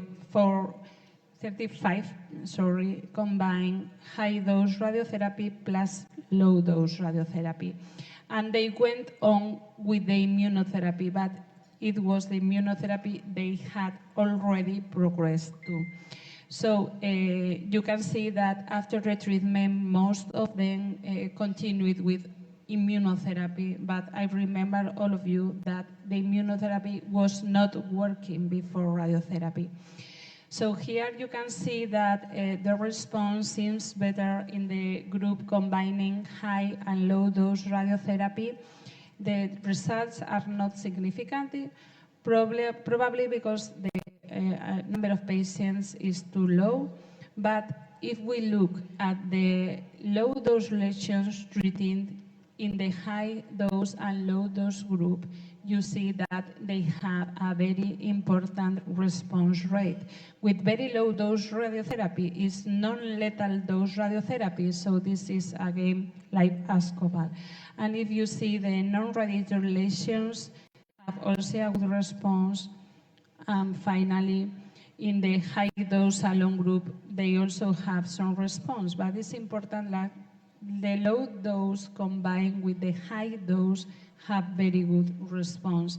And also it's important that patients with better response was the ones with immunotherapy for 6 months before the treatment. So here you can see, I think this is very impressive. This is an example of one of the cases they published. They treated this patient with metastatic esophageal cancer that progressed to pembrolizumab. And you can see they treated the patient with 25 grays in 5 treatments to the sternum and then 7 grays in 5 fractions to the neck. You know that 7 grays in 5 fractions is almost nothing for radiotherapy, and you can see the response here. So the response is wonderful and the radiotherapy dose is really low. So you can also see how they analyze the immune infiltration inside the tumor and how there was a 300% increase in T4 and almost 200% increase in natural killer inside the tumor. So what happened is like high-dose radiotherapy starts to move the wheel in the immune system, and low-dose radiotherapy modulates and powers the response. So we have to know this because this opens a big field for improving results. So we also know that liver is a special organ because if you look at the literature, you can see how patients with liver metastasis treated with immunotherapy had worse response compared with metastasis at other sites. And this is interesting because the liver, the immunotherapy is limited by the unfavorable conditions of the liver. It has dense stroma, low rates of macrophages, so it's not like very good for immunotherapy. But when we treat with low-dose radiotherapy, we change that. So what we get, as you see here, is we increase T-cell infiltration a lot, so we can have better response when combined with immunotherapy. And this is with low-dose radiotherapy, a dose which is not toxic for the patient. This is another case they presented from MD Anderson. It was a melanoma. She had metastasis to the liver, lung, bone, brain. She didn't have any other options for systemic treatment, but they went on with nivolumab. She was progressing to nivolumab, but they went on with the treatment. So what they did is they treat this lung lesion with 50 grades in 4 fractions. You can see with SBRT here, and you can see the liver with a lot of metastasis. The biggest one was 9.5 centimeters. And they treat the whole liver with 5.6 grades in 4 fractions. We know that is nothing in radiotherapy. So if you look here, you can see 4 months later, the patient had a fantastic response, but that is not all. 19 months later, there was no disease. So this is really, really impressive. So what can we do to improve this? Because we can improve this. We can have higher doses to the tumor without damaging the patient, and we can stimulate more immune system, and that is with hyperthermia. Because we know that hyperthermia is very helpful because tumors are very hypoxic. When we hit the tumor, we open the vessels, we increase oxygen, and this is very good. You know the enhancing effect of radiotherapy with oxygen because it fixes the damage to the DNA, so it's going to improve radiosensitivity. But it's also very important the acidity of the microenvironment. This is very important. This is a clinical trial, it's a meta-analysis from randomized trials which shows an improvement in survival in head and neck, breast cancer, and cervical cancer. And you can see how the biological equivalent dose when we add hyperthermia increase significantly. So we can give more radiotherapy dose without increasing the dose of radiotherapy, which can have better results without side effects. But as I said before, the microenvironment is very important. It has an important role on tumor progression. And tumor microenvironment is hostile to radiotherapy and also to chemotherapy because we know in radiotherapy it's important the dose we give. It's also important the moment we radiate the cells because not all the phases on the cell cycle are the same radiosensitive.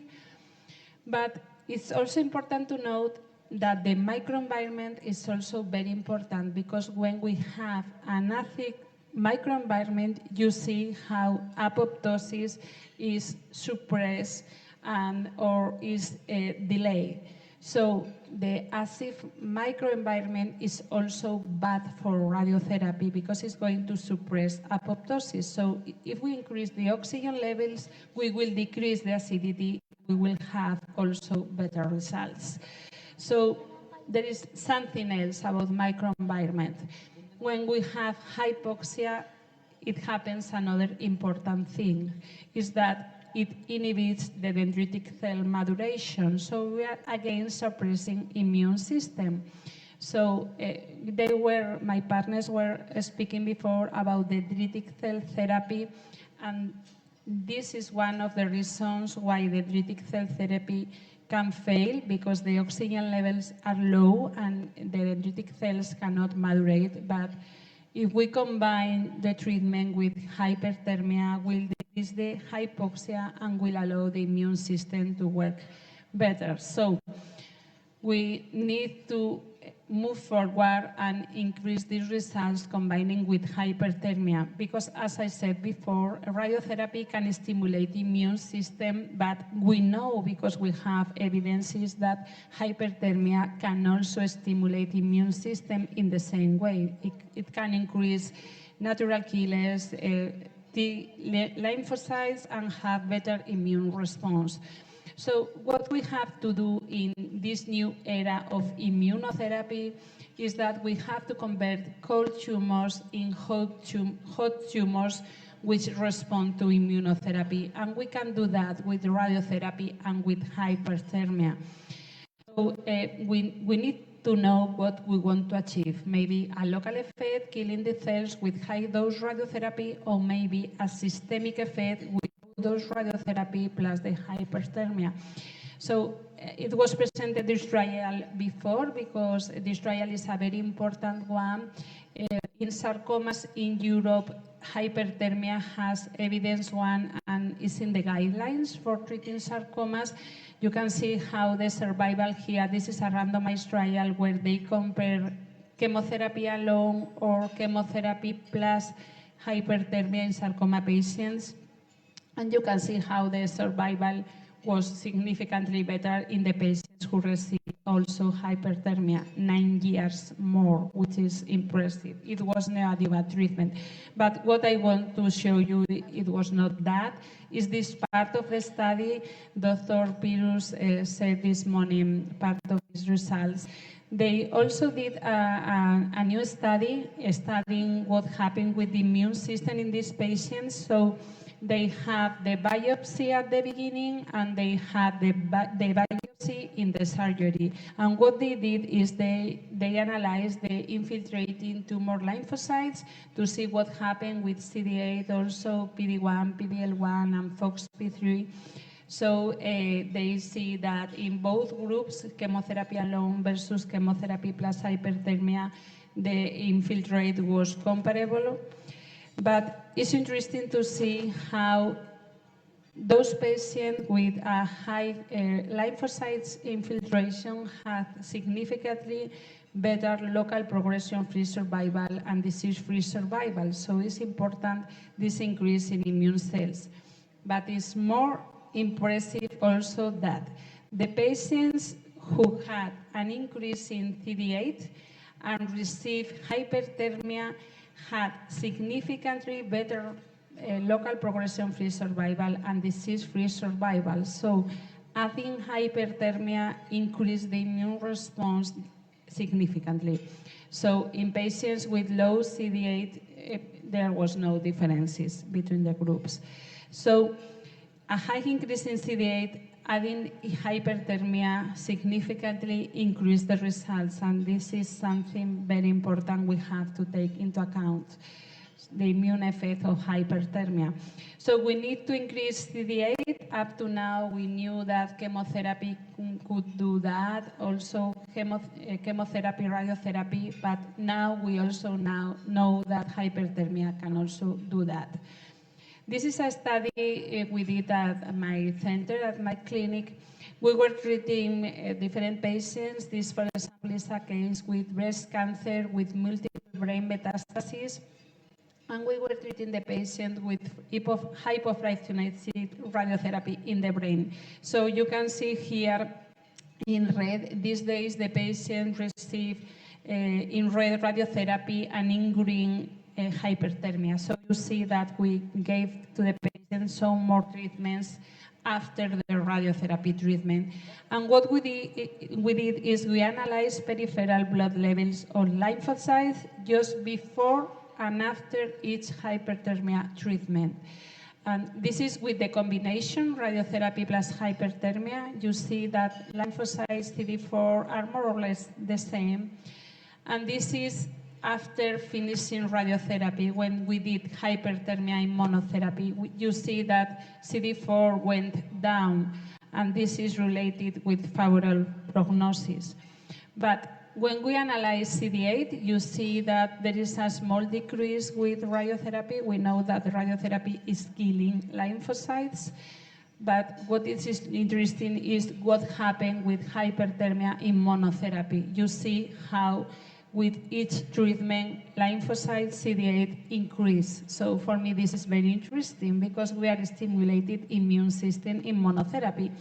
And if we look at activated T lymphocytes, it's the same. In monotherapy with hyperthermia, we are increasing the lymphocytes, so we are stimulating immune system.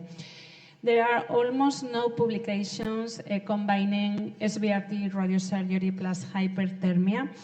I have the honor to say that we are, I think, the first. I always say the first like this because maybe there is something I don't know, but we are the first publishing radiosurgery plus modulated electrohyperthermia in the brain.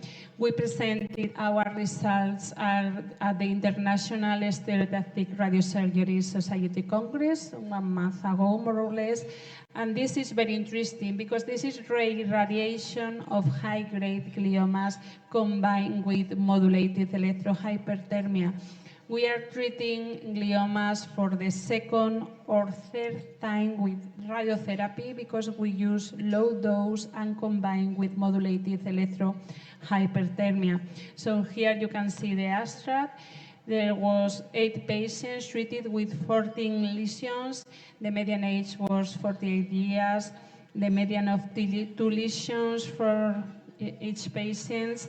And you see that we gave 1 fraction of 15 grays, 5 fractions of 25 or 23 grays. And still the follow-up is very short, but at 6 months, the survival was 67%, and these patients were patients without any other option, and we treated them for a second or third time with radiotherapy, so these results are really, really good. So we need to awake immune system and make its response huge, because that is going to help us. Now there are several studies using SBRT in patients with a lot of metastases. We have also done that. For example, we have treated 1 case, a 48-year-old man with a colon cancer.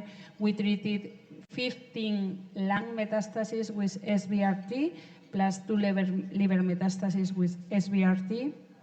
We combined the treatment with hyperthermia. 18 months later, the patient is with a stable disease and with no significant toxicities, and he didn't have any options almost 2 years ago. This is a breast cancer case. It's impressive because this patient, you can see the PET-CT before the treatment. She had nose almost everywhere. And the interesting thing is that this patient received only 1 cycle with Taxol, pertuzumab, trastuzumab. Then she said she didn't want any more chemotherapy, and we went only with the immunotherapy and trastuzumab. And she received 29 hyperthermia treatments, and this is 2.5 months after treatment. So something is happening in the immune system because you don't see this response with the standard treatment. So I'm finishing now. This is another clinical case. It's a male, 62-year-old, stage 4 prostate cancer, Gleason 9. He had received a lot of treatments. There were no more options for treatments. And he had 14 liver metastases on MRI. So what we do here is we treated 13 liver metastases with 5 fractions of 1.4 grays, and 1 of the liver metastases with 5 fractions of 10 grays, concomitant with the hyperthermia, and you can see the results after the treatment. So here you can see post-treatment change, but only 1 liver lesion, and we had at the beginning 14 liver lesions. This is his PSA levels with significantly decreased. This is also interesting because it's a pancreatic cancer with liver metastases. He received a lot of chemotherapy treatments and had no more options. So what we did is more or less the same. We treated 2 lesions on the liver with 5 fractions of 10 grays and 9 lesions with 5 fractions of 1.4. We combined with modulated electrohyperthermia. You can see more or less the dosimetry here. And here you can see that after treatment, the patient had a stable disease. And finally, these patients lived 12 months more without treatment with a stable disease. And finally, he died from a peritoneal infection, but not related to the tumor. So this is impressive also. So this is another case, a melanoma who progressed to immunotherapy. She didn't have any options. And again, what we did is we treat almost all the liver, and we gave a boost to the bigger metastases. And she has a stable disease 1 year after that. She is still alive, and now she is receiving nivolumab. This is my mom, and I'm going to finish with this because I was working in the US and I came back to Spain because my mom had melanoma. She had melanoma in 2015. You see the scar was terrible, but it was localized, no problem, so everything was okay. But what happened in 2019, she had her first brain metastasis. She had surgery, radiosurgery. Then she had more metastases. We began with immunotherapy. The side effects were very important, so we had to stop treatments, and suddenly there were no more options for treatment. That's when I moved back to Spain, and thanks to that, I began working with modulated electrohyperthermia through treated hair. What I did is I treat all the lesions with radiosurgery with 23 grays at every lesion. I combine the treatment with modulated electrohyperthermia. I open my own clinic only to do that, to treat my mom. And you can see my mom now, his hair. I have a street in my city also after the results we get with the, yeah, thank you. Thank you. And she had more than 12 distant metastases, and what I did is treating with radiotherapy because we know that systemic disease can also be controlled with radiotherapy if we cannot do any other things. She had 5 brain metastases at other places, and now she is free of disease 5 years after that.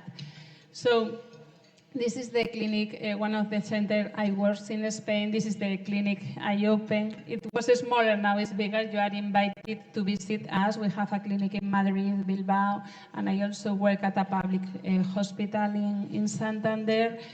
And to finish, that we know the key is the cure for curing cancer is immune system. And we have to know that radiotherapy and hyperthermia and local treatments, but with systemic effect, and this is very important. We have to have all the tools for treating patients because that way we will have better results. And nothing else. Thank you so much. And if you have any questions.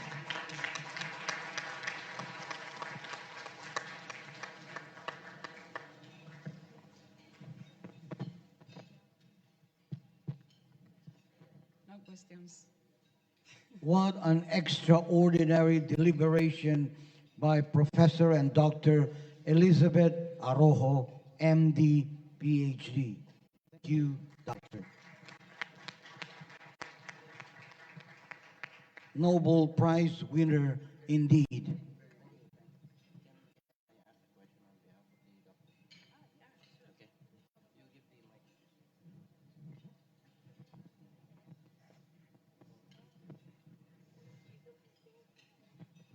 Okay, the doctor is very shy. Anyway, Dr. Despabiladeras is from Fabella. She is an OB-GYN consultant.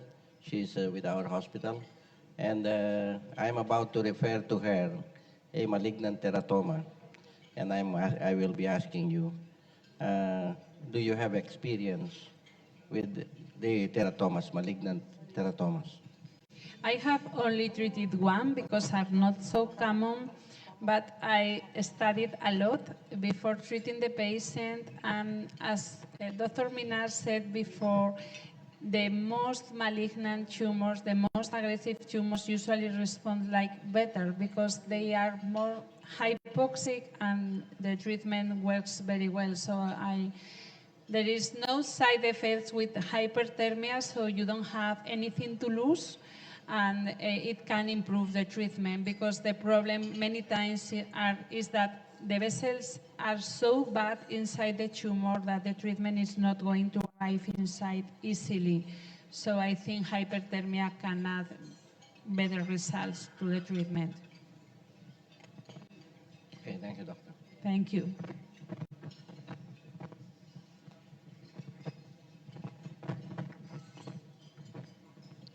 Again, Professor and Dr. Elizabeth Arojo, MD, PhD.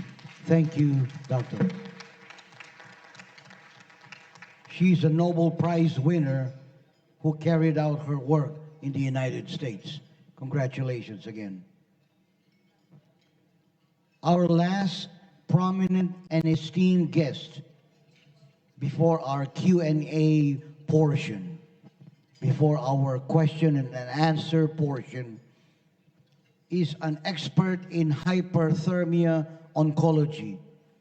She unveils groundbreaking insights into the application of modulated electrohyperthermia, mainly for cervical cancer treatments. Her work is remarkable and mainly events in the ongoing journey to make oncothermia more accessible and transforming cervical cancer. Modulated electrohyperthermia more than doubles 5-year disease-free cervical rates in advanced cervical cancer patients in South Africa. We now call on Dr. Carrie A. Minar, PhD. Let's give her a round of applause.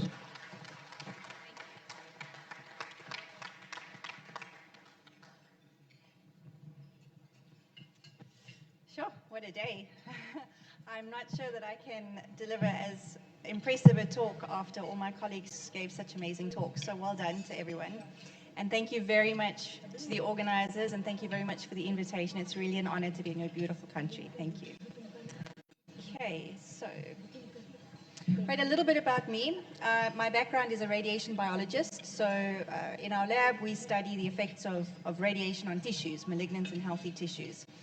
And today I will be presenting results from a phase 3 randomized controlled trial that we've been conducting over the last 10 years.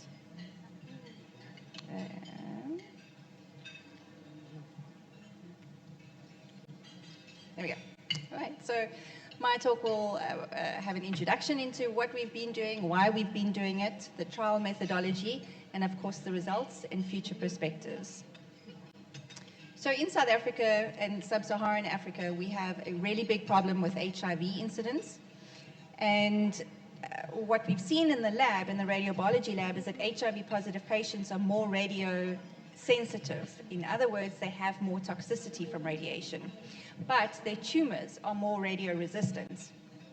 So we started looking at ways that we could sensitize their tumors specifically to radiation. And we decided to investigate cervical cancer. Cervical cancer is an AIDS-defining illness. So 50% of our cervical cancer patients were HIV positive. And this is why we chose this population. So back in 2013, we started looking at ways to sensitize tumors. And obviously, hypothermia came up. So we started looking at heating and sensitizing tumors and how this actually works. What happens when you heat a tumor? You induce high vasodilation. Vasodilation has two benefits. Well, it increases the oxygen perfusion and it increases drug delivery. So when we're looking specifically at radiation, the oxygen perfusion is very important because if we flood the tumor environment with oxygen, we increase the rate of reactive oxygen species formed post-irradiation, which means we increase the cell kill effect. But there's another benefit. Over and above increasing the indirect cell kill effect, we also slow down the repair mechanisms from DNA damage. This is because the specific pathways that are involved in repairing from DNA damage occur or function optimally in a hypoxic or an anoxic environment. So when we flood the environment with oxygen, we slow down the repair mechanisms. But it's a very fine line, the heating, the temperature, where we draw the line. We just want to dilate the vessels enough to increase the perfusion. If we increase the temperature too much, we cause vasoconstriction, and when that happens, we lose all of the benefits. We don't get oxygen delivery, we don't get drug delivery. We also suppress the immune function. So we need just a mild heating in order to sensitize the tumors. And if we can achieve this, then mild heat becomes an excellent radiosensitizer that increases cell damage and inhibits repair mechanisms.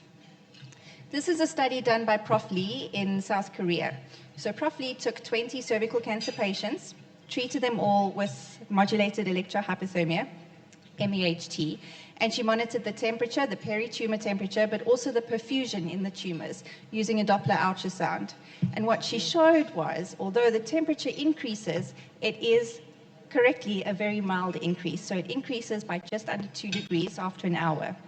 Most importantly, the perfusion was significantly improved. So we've checked the heating box, and we started looking at other ways that we can sensitize the tumors. And my colleagues have spoken about the abscopal effect. So the abscopal effect, there's maybe a handful of cases that are published every year. It's a very uncommon effect, although we're all taught about it and we know that it happens. It's also very well accepted that it's an immune-mediated response to immunogenic cell death caused by radiation. So if we can potentiate the abscopal effect, improve that, this is another way to sensitize systemic disease to radiation. So we looked at modulated electrohypothermia. Modulated electrohypothermia, MEHT, is able to induce immunogenic cell death, and preclinical and clinical studies in murine samples have shown that this immunogenic cell death results in apoptosis, and when we have apoptosis, we get the development of apoptotic bodies, and this genetic material in the apoptotic bodies can be presented to the immune system, and the immune system, the T cells, are then able to recognize and remember the cancer cells and mount an immune response. So we're getting an adaptive immune response. I know a lot of my colleagues have spoken about this in detail. Another point that helps promote the adaptive immune response is the release of membrane heat shock protein, specifically HSP70. When this is released from the intracellular environment to the membrane and then to the extracellular environment, it takes with it this genetic material as well. And these heat shock proteins are also taken up by the immune system, presented via the antigen-presenting cells to the immune system, and this triggers the maturation of the immune system so that it can further attack and identify the malignant cells. So here we go. We've checked box 2. This is the treatment we decided to investigate. So we started our trial in 2014. We enrolled 210 ladies, and we had, at a 5-year follow-up, we followed them up for 5 years post-treatment, and at 5 years, we had 99 and 98 ladies in the control and study group. So we had really good follow-up results, and we didn't have a lot of participants lost to follow-up. We've so far published our preliminary results in a few very esteemed journals, and we've also won a few awards for the results. We won an award from the International Clinical Hypothermia Society, from ESHO, the European Society for Hypothermic Oncology, and very prestigiously from ESTRO, the European Radiation Oncology Society. And we won that award in 2021, and we presented our final results at ESHO last month at ESTRO last month in May.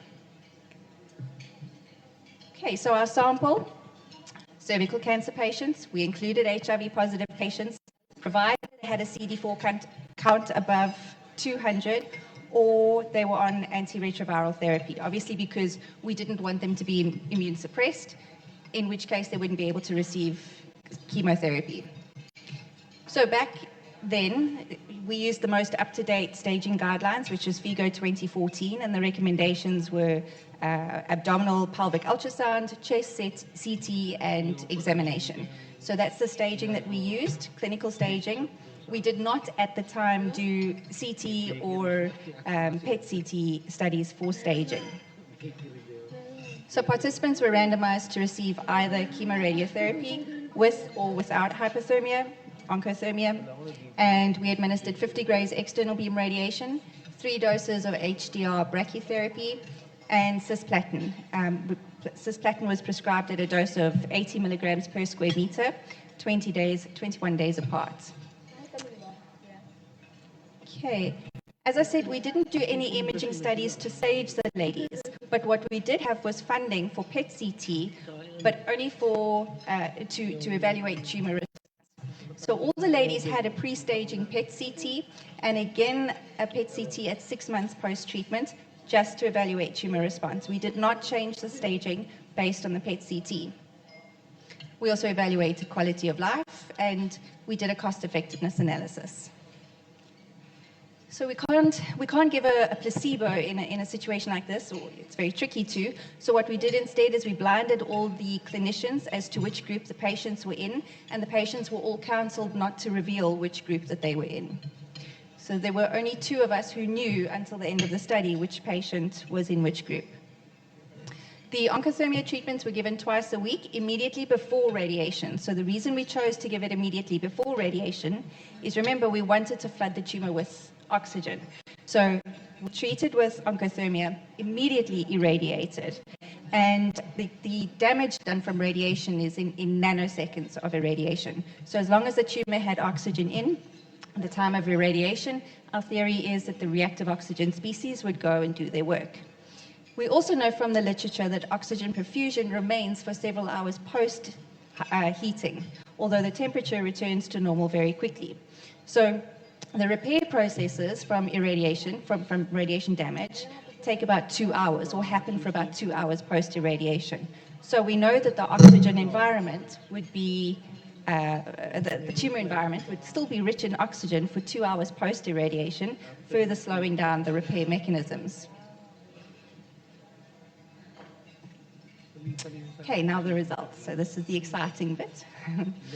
We obviously looked at dose-limiting toxicities, and we did not see any dose-limiting toxicities from the Oncotherm treatments. We had 2 participants who had 2 small first-degree burns the size of a blister, and we had just under 10% of participants who had fibrosis in the adipose tissue. That's because in our population, we have a large population. So we had a significant number of women over 30 BMI. So a lot of obese patients. So that's why our burns to the adipose tissue are higher than other reported studies, because of the thick layers of adipose tissue. Other than that, we did not see any differences in early toxicity between the Oncotherm group and the control group. And in radiation oncology, you'll know that we look at acute and late toxicity. So we looked at late toxicity at 3 years, still no difference between the groups, and late toxicity at 5 years, still no difference between the groups. Okay, then local disease control at 6 months on the PET-CT was almost doubled in the Oncotherm group. So this started getting us very excited. And then we followed the ladies up for 2 years and then 3 years. And at both 2 years and 3 years, we saw a significant increase in survival, but not just survival. We saw an increase in disease-free survival. And this is very important because we don't always just want them to survive. We want them to survive well and be healthy and integrate back into society. So on that note, we also looked at quality of life, and this was measured at 6 weeks post-treatment, 3 months, 6 months, and 2 years post-treatment. And it was consistently higher in the ladies who had Oncotherm treatment. But what was very important is that at 2 years post-treatment, when we did the final quality of life evaluation, of the 11 points, the ladies in the Oncotherm group were significantly improved in 10 of the sections. So that's 10 out of 11 that they significantly reported better results. And this, it's obvious, if they're disease-free without extra toxicities, they're going to be feeling better. You know, they're integrating, they're working, they're happy, they're enjoying life. Then we looked at the cost-effectiveness analysis. This was very important because we conducted the study in a resource-constrained setting. So we wanted to show that the addition of this technology was not going to be more expensive or outside of the financial capabilities of the healthcare system. So when we use a Markov model, and the results are divided into quadrants. You have more expensive, more expensive, less effective. You really don't want to be in that quadrant. Less expensive, less effective, less expensive, more effective. So that's the quadrant you want to be in. And it's almost impossible nowadays with new oncology drugs to get into that quadrant because everything is so expensive. We fell into that quadrant with an 82% probability. So we showed that the addition of the simple little treatment to our standard protocols was more effective clinically and had the potential to save the healthcare system money. This was because there's less recurrences, but also we can push more people through the system. So every public healthcare system really should be considering this technology. And finally, our 5-year results. So when we looked at the 5-year overall survival results, they were significantly improved in the ladies with stage 3 disease. However, when we looked at disease-free survival, it didn't matter what stage of disease they were in, the results were significantly improved. So we significantly improved 5-year disease-free survival rates. But not just improved it, we more than doubled it. So in a setting, we look at, in our setting, we look at something called a prescribed minimum benefit, which is something that everybody has the right to access in healthcare. And our prescribed minimum benefit is that if a treatment increases 5-year survival by 10% in oncology, then it has to be accepted. So this is, I mean, we've increased disease-free survival by more than 210%. This far exceeds anybody's expectations. So we're very excited about this, and we're very excited about reaching a point where we can include this treatment for cervical cancer patients. As I said, we have a huge problem with cervical cancer, and I believe in the Philippines, I think you have about 8,000 new cases per year, and your mortality rate is about 50%, which is the same as what we have. So I can absolutely encourage you and implore you to consider this treatment as standard of care for your cervical cancer patients. Then, and this is the most exciting and the most interesting part of our trial. Remember I said we evaluated participants with a PET-CT, but only for disease response. So what we saw on those pre-treatment PET-CTs, in 108 ladies, they actually had extrapelvic disease.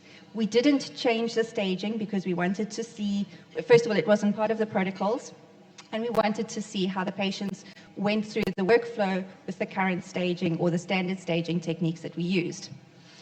So we did a sub-analysis of these ladies. We had 54 women in each group with extrapelvic nodal disease, and they were treated only to the pelvis with radiation and oncothermia, and some of them had cisplatin. And we saw in a quarter of the women who had extrapelvic nodal disease and were treated with oncothermia, they had complete metabolic response of all disease inside the pelvis and outside the pelvis. So this was fantastic.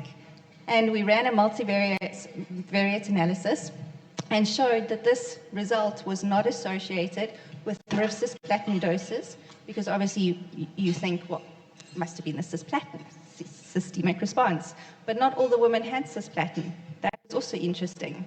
Some of them developed renal nephrosis or hydronephrosis before treatment, so they couldn't have any chemotherapy. It was also not associated with their CD4 count, or their age or stage of disease. Well, obviously stage of disease, they're all in the same stage.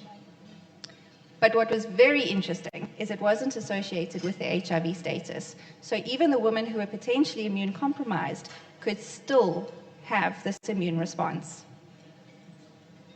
So what we believe we've seen is a systemic response to a local treatment promoted or potentiated by modulated electrohypothermia. And at 5 years, every single one of those women was still disease-free, except for 2 who died from completely unrelated causes. Pardon? Oh, sorry. Oh, thank you. Yeah, so we believe that we've seen these very advanced stage 4B disease patients be cured with a local treatment, an affordable and safe treatment. This is a bit of a diagram that we've published in Cells, explaining how we believe this abscopal response is developed. We have the thermal effect and the non-thermal effect. Both have been discussed in detail in the talks by my colleagues. But the thermal effect, we know, improves oxygen delivery, improves reactive oxygen species, and inhibits the repair mechanisms. Then the non-thermal effect damages the cell membrane, releases the heat shock proteins into the extracellular matrix, and promotes apoptosis, which releases the apoptotic bodies, and in turn trains the immune system to identify and attack further cells with the same genetic material. So our conclusion is that the addition of oncothermia to chemoradiotherapy for locally advanced cervical cancer patients significantly improves, in fact, more than doubles 5-year disease-free survival rates, safely improving quality of life and lowering treatment costs on a public healthcare system. And finally, it promotes a systemic, long-term, sustained immune response post-radiation. So future perspectives. Obviously, the 3 pillars historically for the management of cancer have been surgery, radiotherapy, chemotherapy, more recently immunotherapy. We strongly believe that oncothermia should now be added as the 5th pillar for the management of cancer. So I would like to thank you all for your time.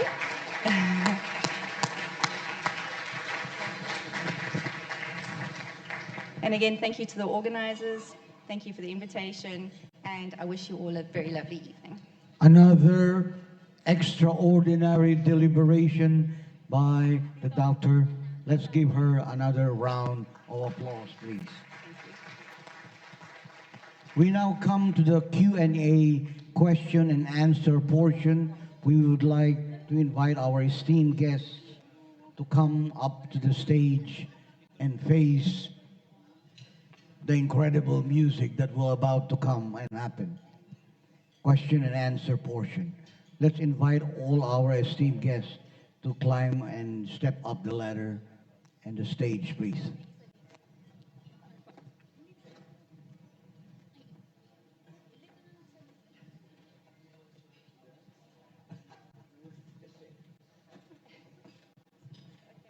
You don't have to do the singing or the dancing, but you just have to face the music. Thank you to our esteemed guests. They are now face to face and ready to receive a barrage of questions. Hailstorm heaven.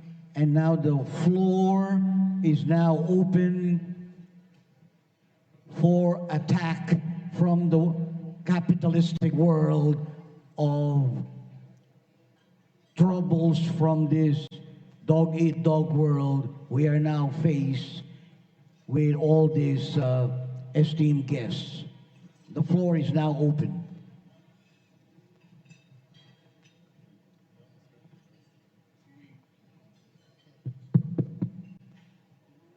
I want to address this question to the specialist at Oncotherm. My brother died in 2009, brain cancer. We are in the world of quantum physics. Once people start to see what to do with it, they will have the ample opportunity to see how it works. It's paradoxical, as I can say, but it works. The question I would like to ask the panel, if you take the spectrum as a whole, would this Oncotherm unit be the treatment other than the conventional way of doing things in the past, as in chemo and all that? Will it stand alone? Can I start? Yeah. So I think it's very important to remember that every patient is different, and the way they present, even with the same diagnosis, the way they present and respond is different. So at any given time, we need a basket of tools available to us to manage a patient. And where we can shift the paradigm is in reducing the toxicity of the treatments and improving the outcomes. And that's where I believe oncothermia has a very, very important role to play. Yeah, I agree with Dr. Minar, because oncothermia can improve results, but an important thing is that without toxicities, because patients feel better, it improves quality of life, so it's an important tool we can use to improve our results combining with chemotherapy, radiotherapy, immunotherapy, but without side effects, because we want our patients to live a long time, but also with good quality of life. So I think it can be interesting to combine the treatments. Just to clarify the background of what he was saying, doctors, our brother died at 54 years old with glioblastoma. He had a debulking procedure in Florida hospital, and he died 11 months later.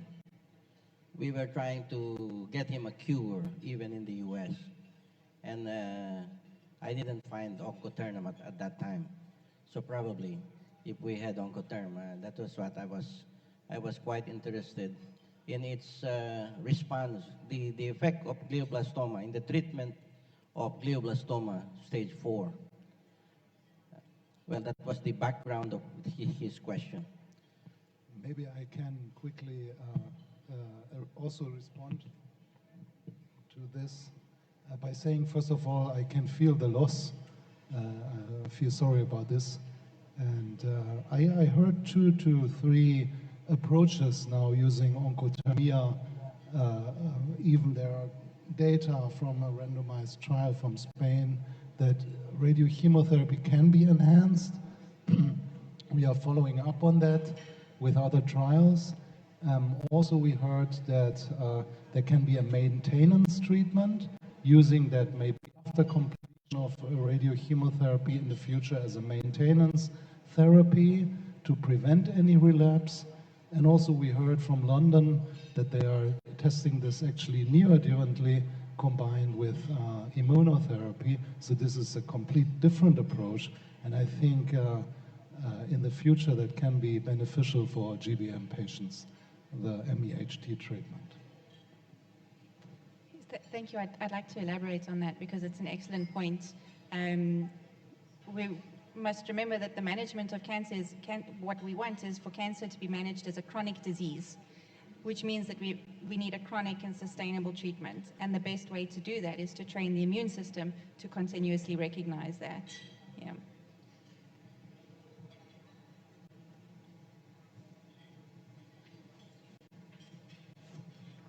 Yes, hello, good evening, ladies and gentlemen. I have a question.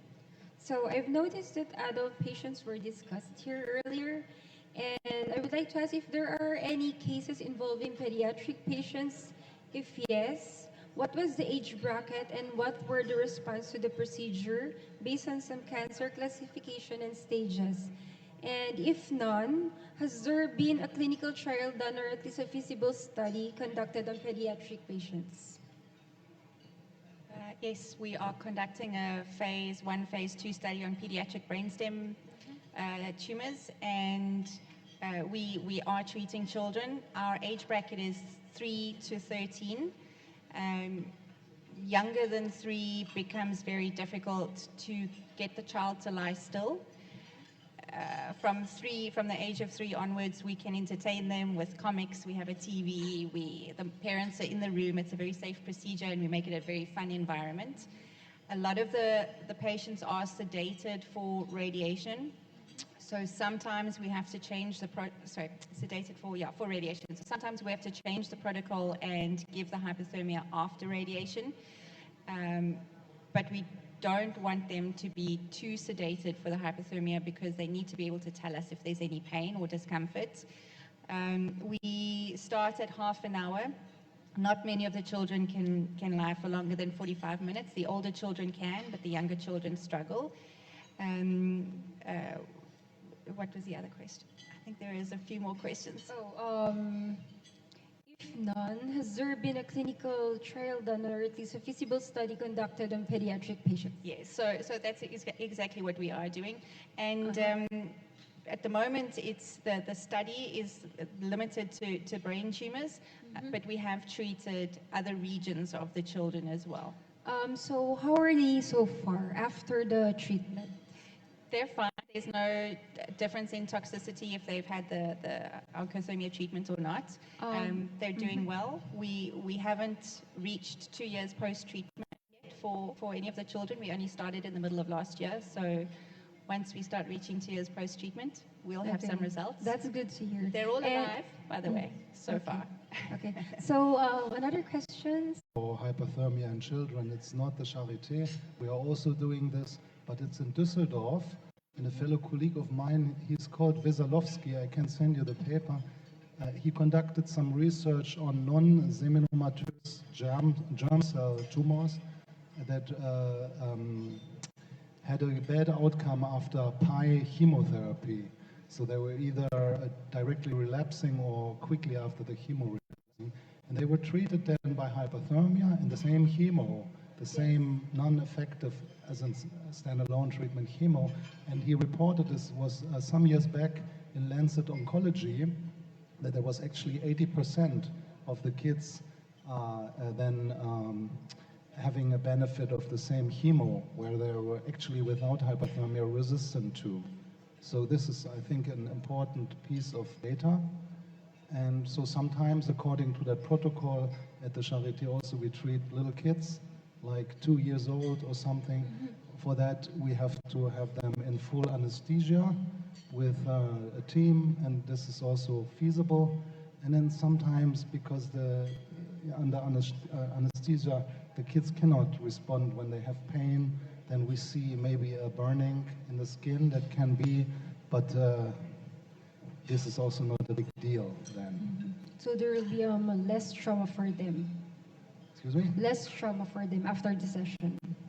Yeah. Okay, that's good. Thank you.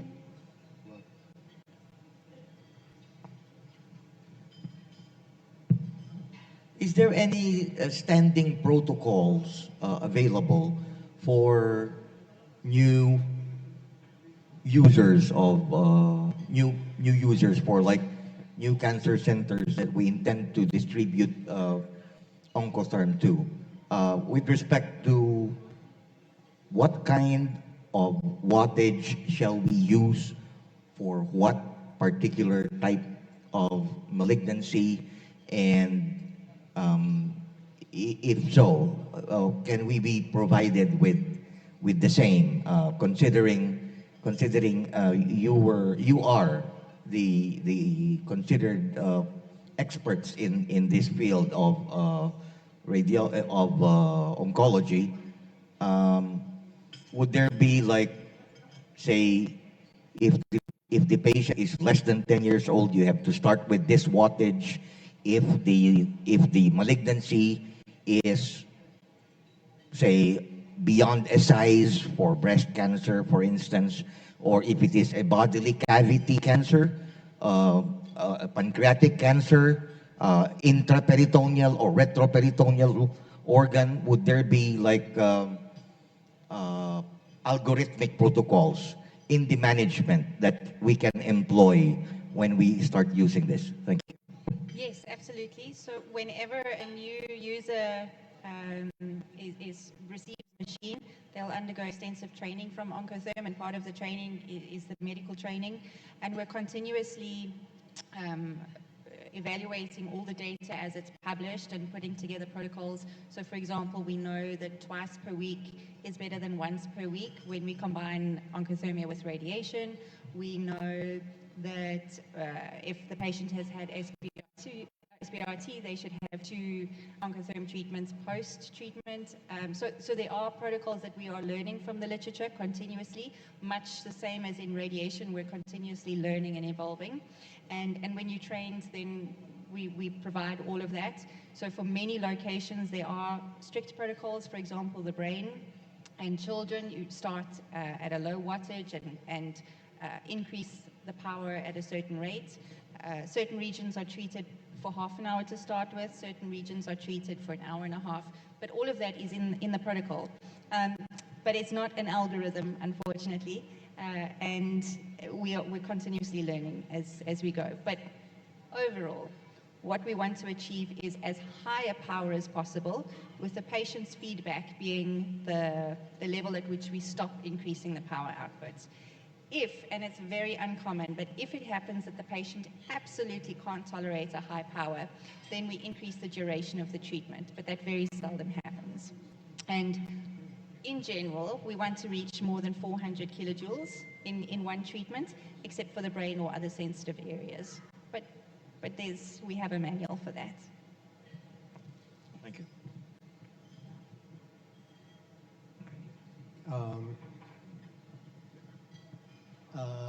Anyone in the group, I'm just wondering about rectal cancer management in the neoadjuvant setting. If you have the three modality, if you have the what we used to do, of course, is radiation and chemo, right? Neoadjuvant. Now, if you have now oncothermic, the oncothermic modality, what would be a good protocol for rectal cancer in the neoadjuvant setting? Will you use the three modalities or just two? If only two, which one would be better? The traditional or now with oncothermia? So, Okay, yeah. So there is a very interesting randomized trial. I think Piros and I think Marcel also shows some results which is a phase 3 trial comparing chemoradiotherapy, neoadjuvant chemoradiotherapy versus chemoradiotherapy plus modulated electrohyperthermia. It was very interesting because they gave, in the first group, in the conventional group, they gave 50 grays to the patients with radiotherapy, which is the standard treatment. And in the group with hyperthermia, they gave only 40 grays, so 10 grays less. And they had significant better results regarding toxicity to the bowel, because the dose was lower, but they also had significantly better response at the bigger tumors which were more than 60 cubic centimeters had significantly better response. And that is very interesting because with lower dose, you have better results when you combine with the hyperthermia. So what we are doing, at least in Spain, is that we treat the patients with standard chemoradiotherapy combined with the oncothermia 3 times a week, Monday, Wednesday, and Friday. And we are having very good results because we are increasing the rate of complete response at surgery. do you now change the optimum time for surgery with the new protocol, or is it just the same? It's the same. What happened is that we are having some problems with patients because as we are improving complete response, some of them doesn't want to have surgery. Yes. And we are following them and treating them with oncothermia. We don't have scientific evidence, but they say, okay, I prefer being treated maybe every 6 months with some treatments. And we have 2 patients. One, I think, was treated for the first time 2 years ago, and another one almost 1 year, and they doesn't have recurrence. Although I recommend the patient to have surgery, but they don't want to have surgery because they say, okay, I have complete response, I prefer waiting. So, yeah. Maybe I can briefly add my opinion. You're touching a great point because rectal cancer, we want to go for complete pathological response. We sometimes even consider whether the surgery is actually required when we have a total neoadjuvant therapy. And there's some preliminary data from phase 2 trials from Germany, from 2 centers, from Erlangen, which is the epicenter of the neoadjuvant fractionated radiochemotherapy, and from Tübingen, suggesting that the pathological complete response after the standard 5 weeks radiochemotherapy can be significantly uplifted if you add hyperthermia. So there are then some questions whether we use the 50 gray or the 5x5, which chemo, how long should we wait to the resection? But it is clear that if you use standard radiochemotherapy and add hyperthermia, you lift up the proportion of patients having a complete pathological remission, giving maybe in the future some room for some surveillance of patients with a full clinical response, even without surgery. for rectal cancer? I think that's the way to go right now. A lot of us, even for colorectal surgeons, so we'll soon lose our patients to radiation oncologists and medical oncologists. But for the patients, I think most of them would not like to have surgery anymore, especially the tumor is very low down in the anus node. So I think that's a very good, for me, it's a very good thing that has happened in the management of cancer. So corollary to this, we have patients who have already exceeded their radiation. There's a limit, of course, we know that, and then they recur, local recurrence. So is there a role for oncothermic treatment for these patients? Yeah. I hope I understand well. Yes. My ideal patient would be actually patient treated with TNT now, total neoadjuvant therapy accompanied by oncothermia for the whole duration of the treatment and going beyond. We use still the 28-day protocol of 5FU and the daily radiation. And I think that's even better because we can give more hyperthermia.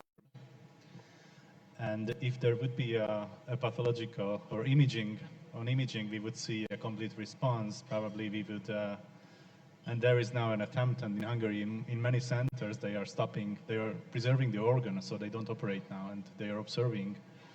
Personally, I would be more convinced and happy with a method like circulating free DNA measurements. You know, now there are attempts, especially in colorectal cancer treatments, to tailor therapy to circulating free DNA. So if there is a negative result for that and imaging is also favorable, you can just follow up with that. And that's also in our hands. We see that it predicts the future much better. You know, imaging and tumor markers say the state of today. By circulating DNA tells you 3-6 months in advance. So, correct me if I'm wrong. So this treatment modality now can be used on a PRN basis. There's no toxicity whatsoever. So you just keep on going. Like if the patient really doesn't want an operation, so just close surveillance and then, as needed, give oncothermic treatment. Definitely, yes. Yes. If I may, just with regards to the reirradiation, we have a review of 6 studies where hypothermia has been used for reirradiation, oncothermia included. And in terms of the hypoxic tumors, we know when a patient is irradiated and there's a local recurrence, the recurrent tumor is hypoxic. We presume it's mostly because of damage done to the vascular bed. And so adding oncotherm treatment to reirradiation is absolutely beneficial. We have 3 protocols at the moment that we employ with radiation. We either do a 50 gray protocol depending on when the patient was last irradiated and where, or we do, there's the BVI and the AMC protocol, both developed in Europe, and they're both hypofractionated protocols where the patients have either 3 weeks or 4 weeks of radiation, 2 or 3 fractions a week, combined with hypothermia. So those are the protocols we use, and the decision as to which one to use is based on where the tumor is. Just one more question. This time about prostate cancer, because we have a very high incidence of prostate cancer in the Philippines, and sometimes we treat patients with rectal and also prostatic cancer. So I am very much impressed with the results of prostatic treatment with radiation.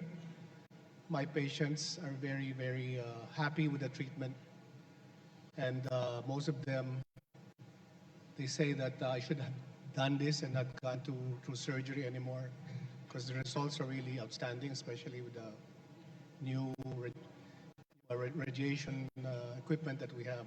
So my question is there a major role for prostatic cancer with this modality?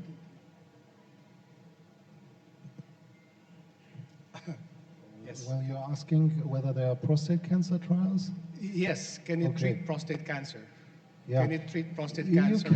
you can, because most of the data that we have is actually on pelvic tumors, Yeah. including cervical cancer, and the prostate is good reachable both by heat and of course by the electromagnetic fields.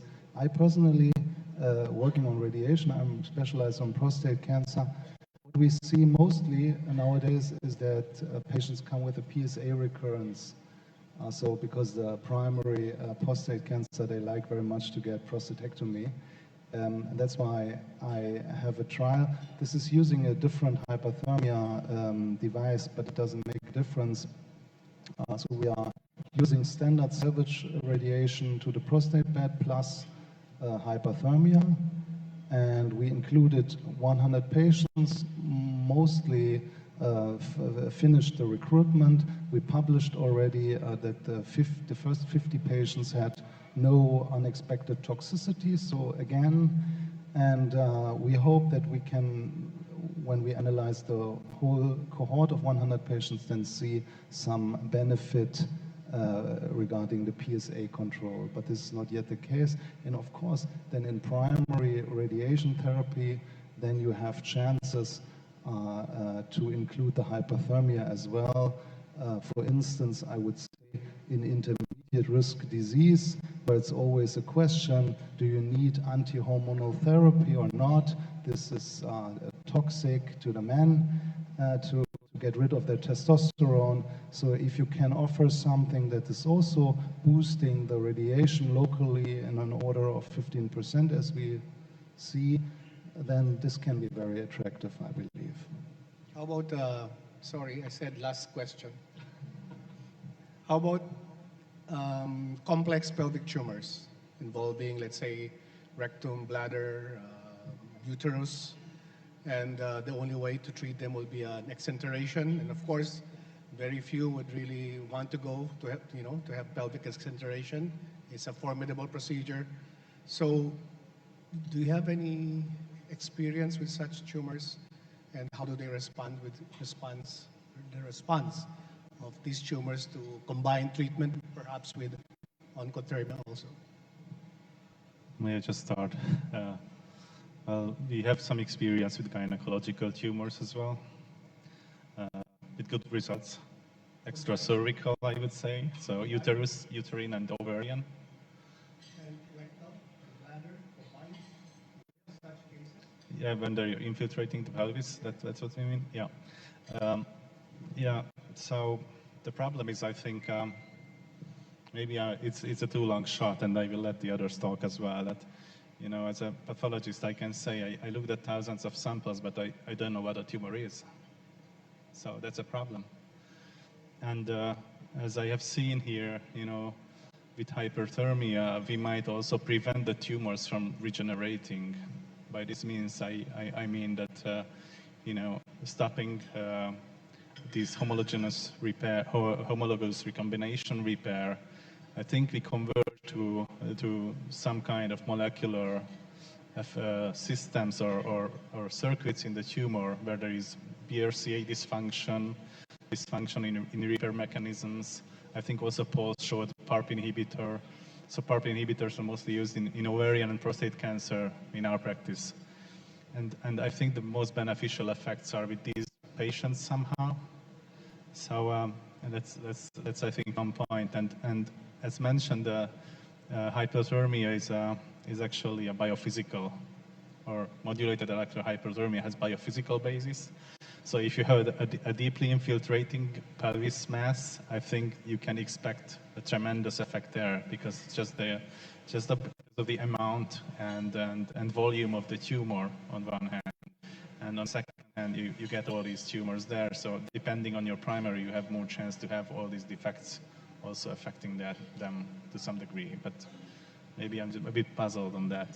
So I think if I may just to understand the question better, if the question is on a complex tumor involving the bladder and the rectum, if you're concerned about the safety and toxicity to the bladder and the rectum, as Dr. Marcel was talking about the gynae results, with our cervix patients, 50% of them were in stage 4A or B, so they all had rectal and bladder involvement, and we did not see any increased toxicity. We did not see any increase in fistulas as a result of the addition of oncothermia to the chemoradiotherapy. If the question is, can Oncotherm be used in place of the surgery in order to prevent having the surgery, we have no literature for that.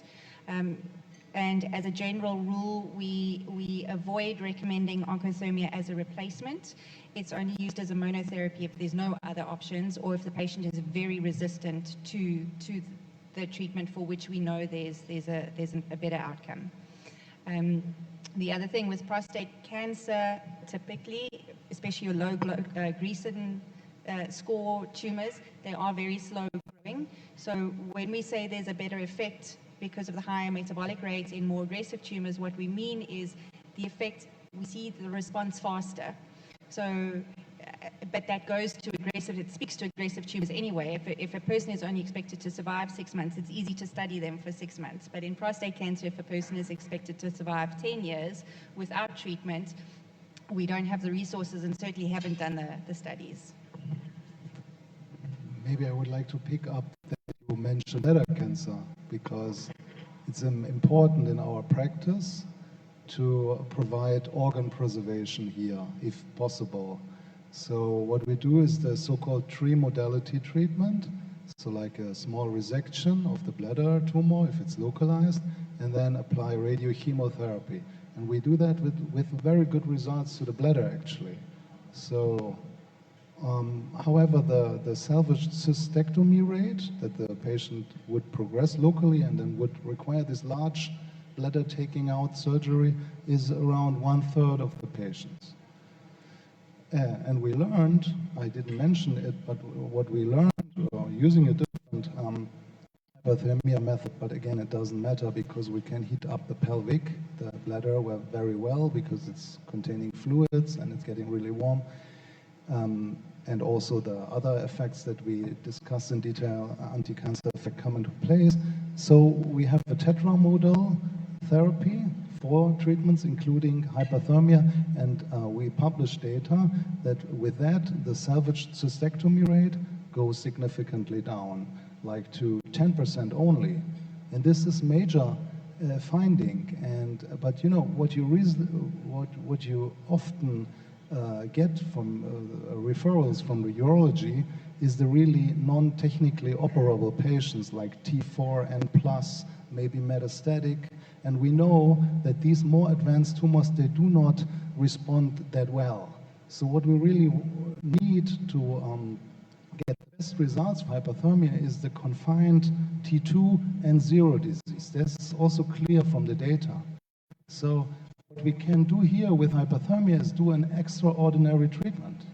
But from my perspective, what we cannot do, if you describe this catastrophic scenario with all the pelvis being a tumor, I mean, this is clearly a palliative case, and we can probably not turn it around. But this is not what anybody would expect from us, I guess. Thank you.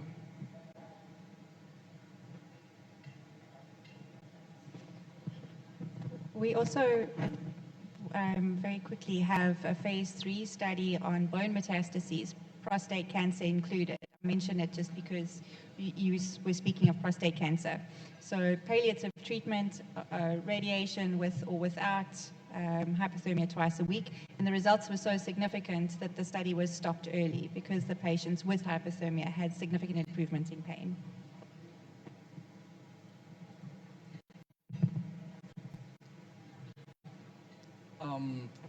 First of all, I would like to commend the group for giving us this very valuable opportunity in educating us with the concept of the abscopal effect. I find it very interesting. To be honest, I just read this in the usual pathology textbooks. In line with that, I hope I am following correctly.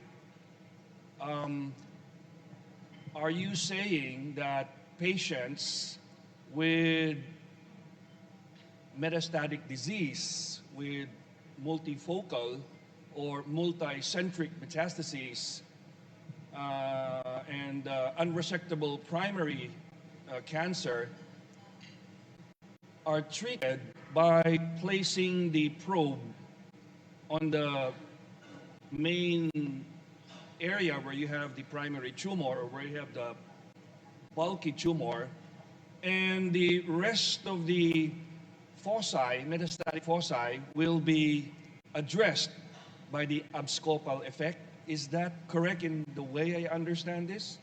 When combined with radiation? Yes, combined we with radiation, yes. Absolutely saw that in a quarter of our patients. So that's what I'm saying. Because at first, earlier when I was, listening intently at the presentations, my mindset was that, I think in the case of Dr.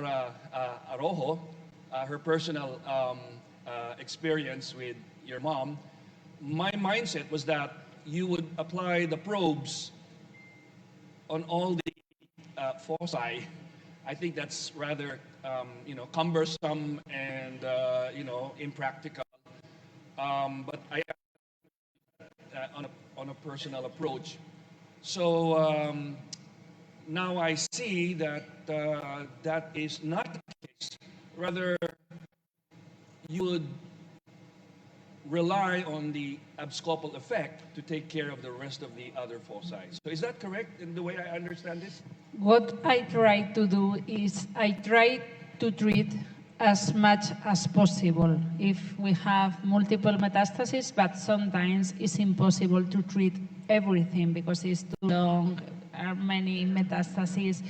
So what I do is more or less to have a 3-hour treatment the longest, because otherwise for the patient it's going to be very hard because we have that abscopal effect. But if you can treat directly more lesions, my experience is that you have better response.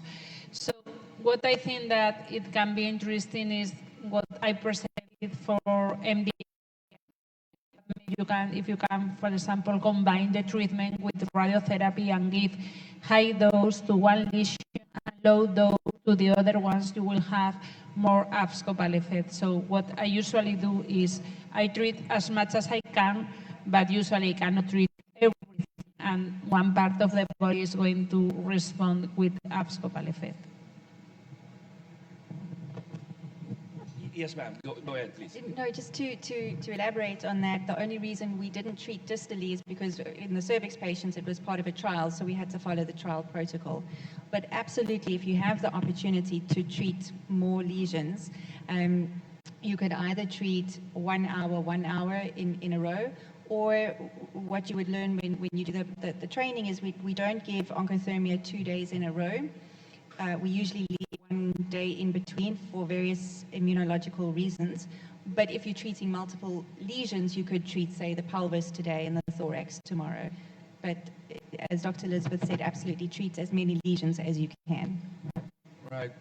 In line with that, I think there was a mention earlier, I don't know if it was from Dr. Mulholland, about advanced pancreatic cancer, where you have your ascites. I can simply ponder how will you apply the therapy for patients with that. You have, ascites, and the peritoneum is washed with all these malignant cells. How exactly do you address that? I mean, with this modality, oncothermic modality, how will you address patients with advanced pancreatic disease with, ascites or peritoneal carcinomatosis? I think Marcelo spoke about that, but what we try to do is to drain the ascites. We put sometimes a drainage to take out the liquid and treat the patient without many problems. And one important thing is that you usually see soon a good response, and the patient begin decreasing the ascites level, so they begin decreasing the liquid inside the belly. I think if the ascites is very bad, we drain the ascites beforehand. But in advanced disease, the ascites comes back fairly quickly. We haven't, in our facility, we haven't seen any adverse effects by treating patients with the ascites, for example, liver or pancreatic disease. So we continue to treat, we just try and manage it as palliatively as possible. There is recently a paper that's been published on the management of peritoneal disease with SBRT, treating multiple lesions versus cytoreductive surgery. And HIPEC has obviously been used with cytoreductive surgery, and that's heating, flushing the abdominal cavity with heated chemotherapy, usually cisplatin or mitomycin. So I wonder, perhaps it's a question for Dr. Elizabeth, I wonder if we could do SBRT combined with modulated electrohypothermia for peritoneal disease. Yeah, we have done that because you know that the bowel is very radiosensitive, so we cannot treat usually the bowel. But as I said in my presentation, is something related to the dose. So we are doing SBRT on peritoneal carcinomatosis when sometimes the patient doesn't have any other option. And what we do is we give like a small dose of radiotherapy to the whole belly of the patient, the whole peritoneum, and SBRT to some spots combined with the oncothermia. And we are having very good results because we have partial response or a stable disease. So we will publish this more or less, I think, 6 months or 8 months to have more follow-up. But this is very interesting. We are doing that. Thank you very much.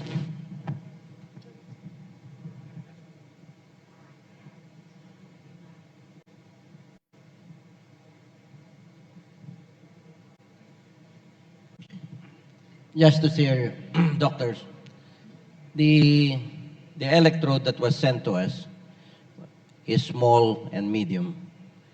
And of course, if I look at Balaz, I think even the big electrode will not fit in one chest, one lung alone. But in a 75-kilo adult male, the chest, the electrode practically covers the whole chest and partial to the abdomen in a Filipino-size patient. So that will answer the question on multifocal lesions. The patient that we are having has a liver and a lung metastasis. So I point as directed, I have placed the electrode on the chest and it actually covers the region of the liver. And I placed the electrode on the abdomen. It practically covers the rectum and the nodes of the mesenteric nodes. So practically, because of the Filipino size, the electrode covers even multifocal lesions. That's what I like to share. But of course, that is totally different for the sizes of 6'5" and everything. Yes, thank you so much. Yes, the electrode size, there are 3 types of electrodes available for the AHY 2030, the 20, 30, and 40 centimeter. The 40 centimeter has to be enough big to cover primary tumor, a metastatic area as well. And I think maybe the Philippine population is a little bit smaller than the European population. That's why I think the electrodes could be enough to cover all of the lesion which need to be treated. And I think it's interesting to add to that sometimes when we see a very big patient because he's obese and has a lot of fat, the fat is outside the bones. So when you want to treat the lungs are the same size that in a thin person. So because the fat is outside, so you have to put the electrode in the center because you are covering the lungs because the other part is fat outside the thorax. So you have to take that into account also. Good evening. I specialize in trophoblastic disease. And did you have any clinical trials regarding gestational trophoblastic neoplasia, which is a very vascular tumor? And is there any possibility that Oncotherm has an effect in a very vascular tumor? What is the possible, if ever this will be placed in the Philippines? I think it's a good idea here, especially in gestational trophoblastic neoplasia.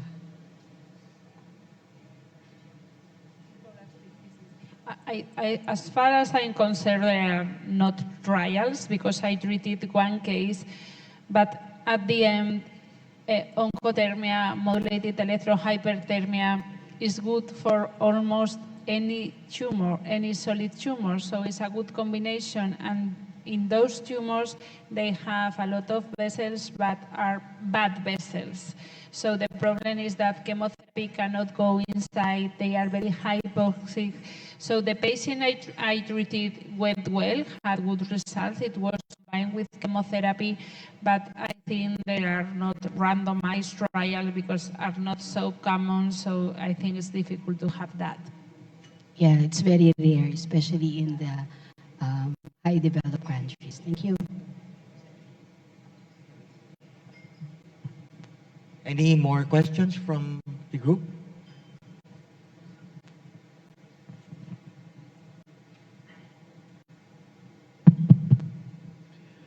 I want to zero in on that last question I have asked you earlier. I have seen 3 of my best friends undergo chemo with devastating effects. If you zero in on this question, and if you, all things considered, if you take this whole spectrum as a whole, will you negate the need for chemo?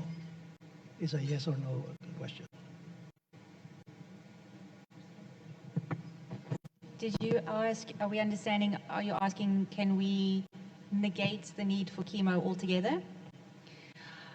Again, I don't believe so in all cases. We have a study on in service where patients were treated with radiation with hypothermia versus radiation and cisplatin as a radiosensitizer, and the results were equal in both groups. So in principle, based on those results, if the patient is not eligible for chemotherapy, there's very good motivation that you could have the same outcome with hypothermia. We're entering a very fierce pharmacological debate and industry debate if we start saying that we should replace chemotherapy with oncothermia. Certainly we can improve the outcomes. We would have to do trials where we show chemotherapy, radiation with or without chemotherapy and with oncothermia alone. And that becomes very tricky because from an ethical point of view, it's difficult to design a trial where you are not including standard of care and comparing substandard of care with a new treatment. So developing those trials is very difficult. And we do know that in some instances, certain tumors, malignancies, are very responsive to chemotherapy. So for example, in testicular tumors, where they are so responsive to the chemotherapy protocols, it would be difficult to motivate removing the chemotherapy and just treating with oncothermia. Maybe any more questions from the group? For cervical cancer, so we have data, randomized data on radiation plus heat versus radiation alone, and then there's other trials that radiation plus chemo versus radiation alone has same effect. So what you are asking for a disease where the chemo is used for radiation, then actually the question part yes, but it will be requiring trials. And exactly in other situations where the tumor is more aggressive, like pancreatic cancer, at our center we are a little bit conservative. The patients who are inoperable, they undergo chemo, intense chemo, because we know there are even some patients progressing under intense chemo, and that's not the people that we want to treat locally. But if you give intense chemo and there's only local disease, then it's worth to intensify local therapy in those patients, for instance, radiation of pancreas plus hyperthermia. So in this situation, probably many other situations, and chemo is a substantial part of the oncologic therapy, I believe. Sorry, I didn't want to interrupt. It's the same. I was going to add that in the European guidelines for treating cervical cancer, they recommend that if the patient is not candidate to chemoradiotherapy, because it's not candidate to chemotherapy, they recommend combining radiotherapy plus hyperthermia because the results are equal.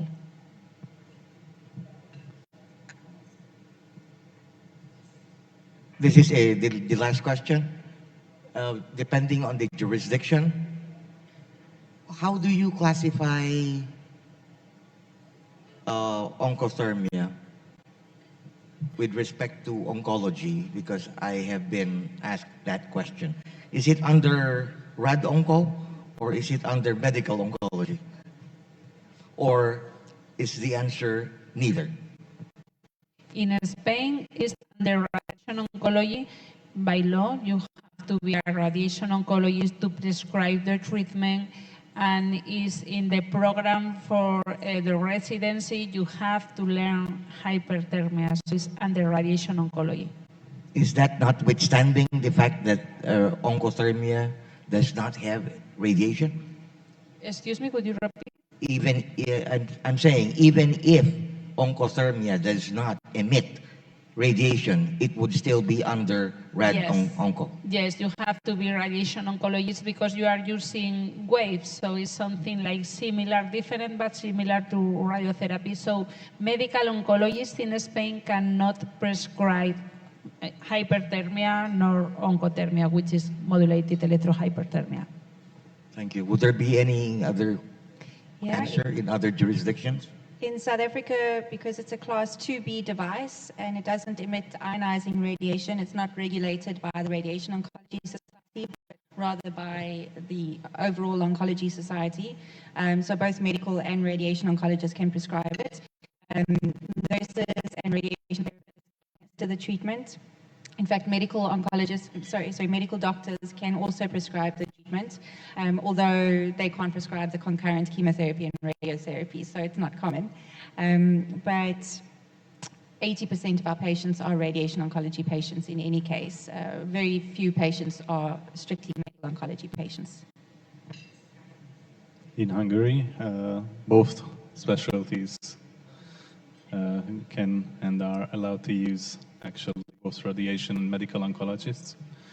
I think radiation oncologists understand probably much more better, because of the basis of education and the physical and biophysical basis they have.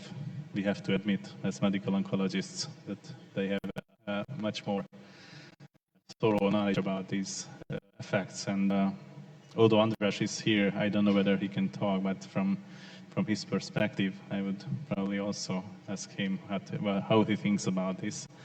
And but as mentioned, it's the fifth pillar. That's my personal thought on this of oncology. Can we hear what's going on in London, in England, Dr. Mulholland?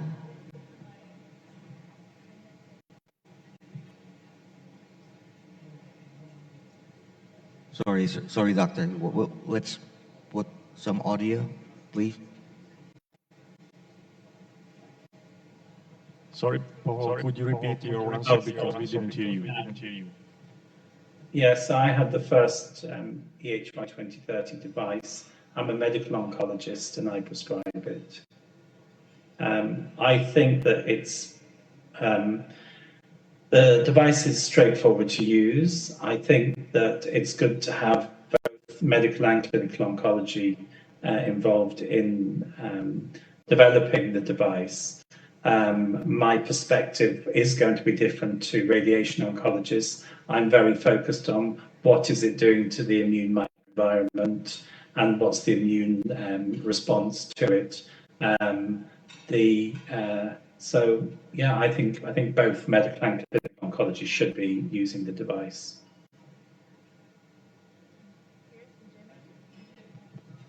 Yeah, I fully agree with Paul that this is an interdisciplinary care that we do to the patients, and nobody should be excluded or so. It's very important that also medical oncologists are part. In the reality in Germany is a little bit compared to South Africa, same 90% radiation oncologists, maybe because they have this local therapy more in their mind or something in their mindset.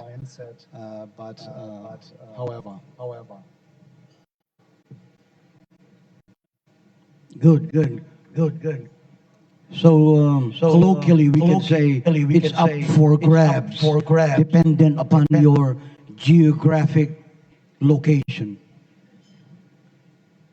Everyone's support here is vitally crucial in fostering collaboration and innovation within this medical community. And so let's give it up for all our esteemed and prominent guests. Let's clap our hands for our guests for tonight. Thank you so much. And in line with this, we would like to offer our esteemed guests valuable plaques just for this event. We now call on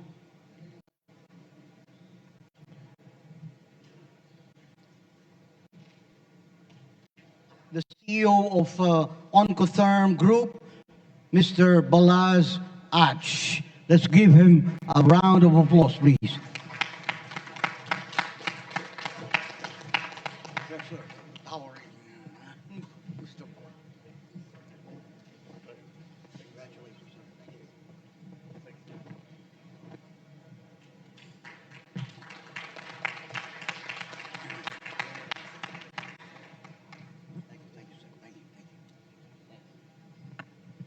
We call on Professor Dr. Andras Saj, PhD. Thank you. Let's give him a round of applause.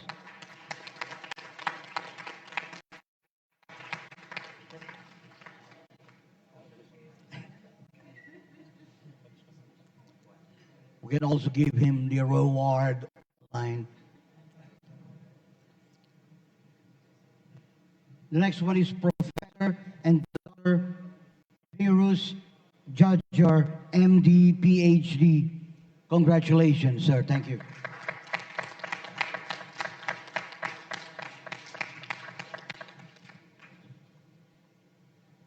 Our next esteemed guest is Dr. Habil A. Marcel Saj, MD, PhD. Congratulations, Doctor.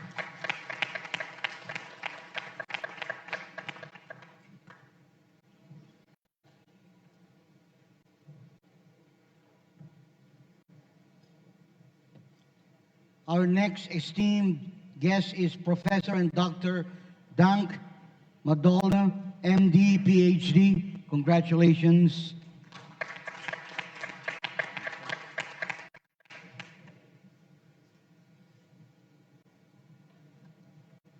Our next guest is Dr. Paul Mulholland, MD. Congratulations, Doctor.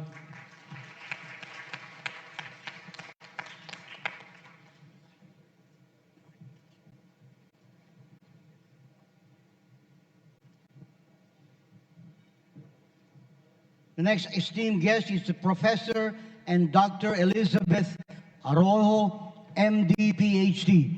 Congratulations, Doctor.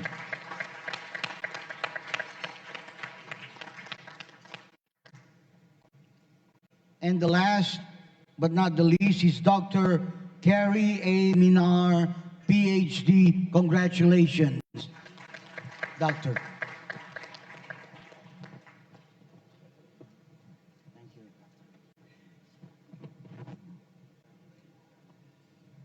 We now call on Dr. Edgar L. Zarate, RPH, MD, JD, the Chief Operating Officer of Life One Corporation, for a closing speech.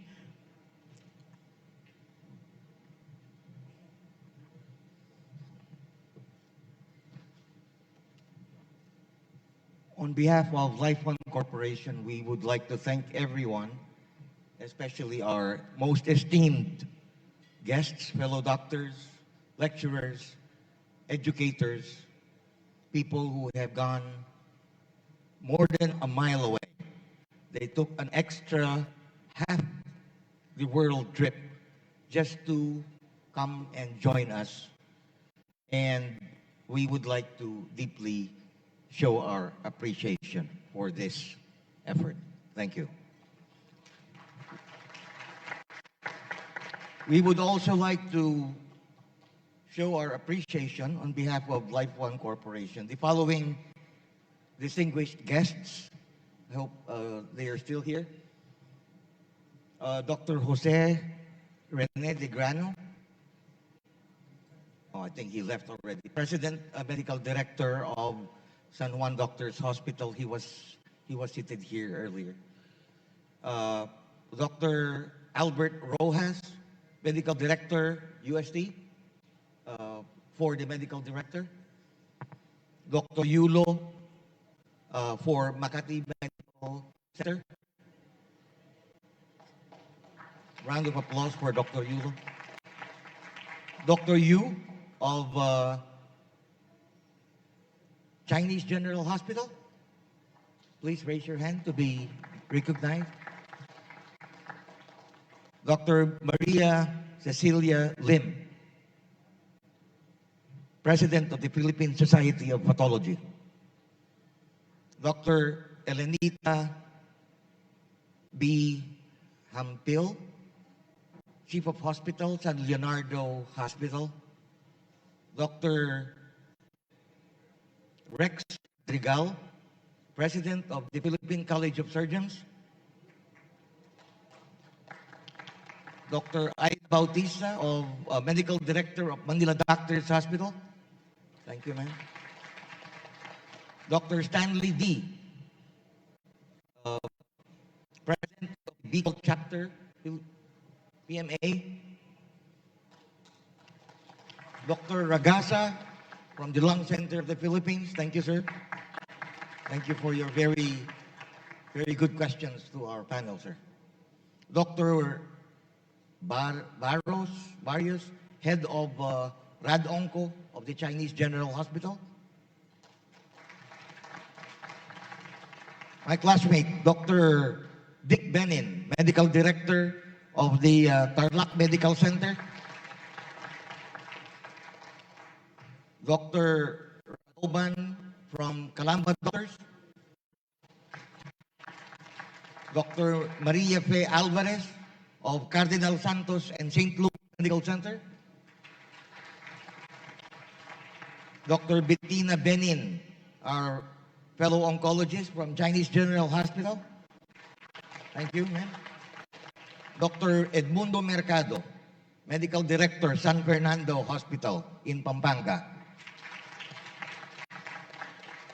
Dr. Dormal, Head of Oncology, St. Paul's Hospital, Iloilo. This is not a doctor. This is Vice Mayor Artemio Simundak, Vice Mayor of Muntinlupa. Dr. Dante Ang, President and CEO of Manila Times. This is a media personality. And Ms. Joanna Ang, also a representative of the Manila Times.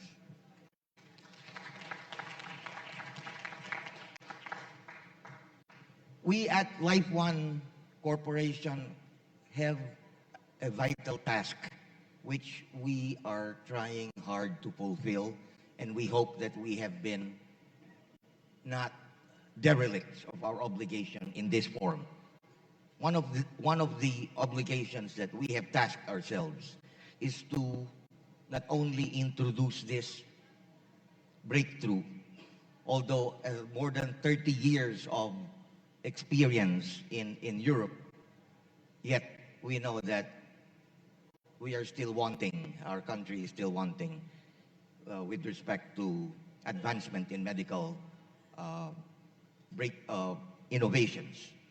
However, we, the doctors of the Philippines, in one with doctors all over the world, one impetus, and that is the indomitable will to do whatever is necessary to do good for our patients in any way, however manner we can do. So we have this important task of bringing and making available Oncotherm equipment to all hospitals in the Philippines as far, as wide, and as much as we can. Taking into consideration, for instance, that in Korea, there are more than 200 Oncotherm centers in Korea, which is something that we hope we could even achieve. Kahit kalahati lang po. We can make this equipment available to us, to our cancer patients in the Philippines.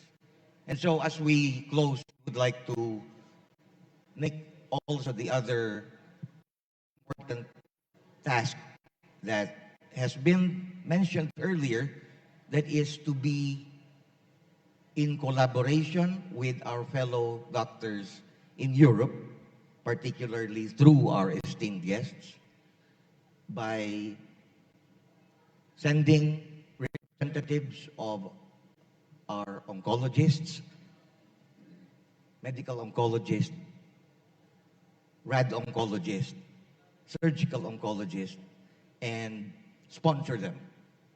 That's right, sponsor them to make trips to Europe, particularly to Spain, to Hungary, to Germany, to attend and do peer reviews with whatever clinical data that we can assimilate during the employment of this modality in our jurisdiction.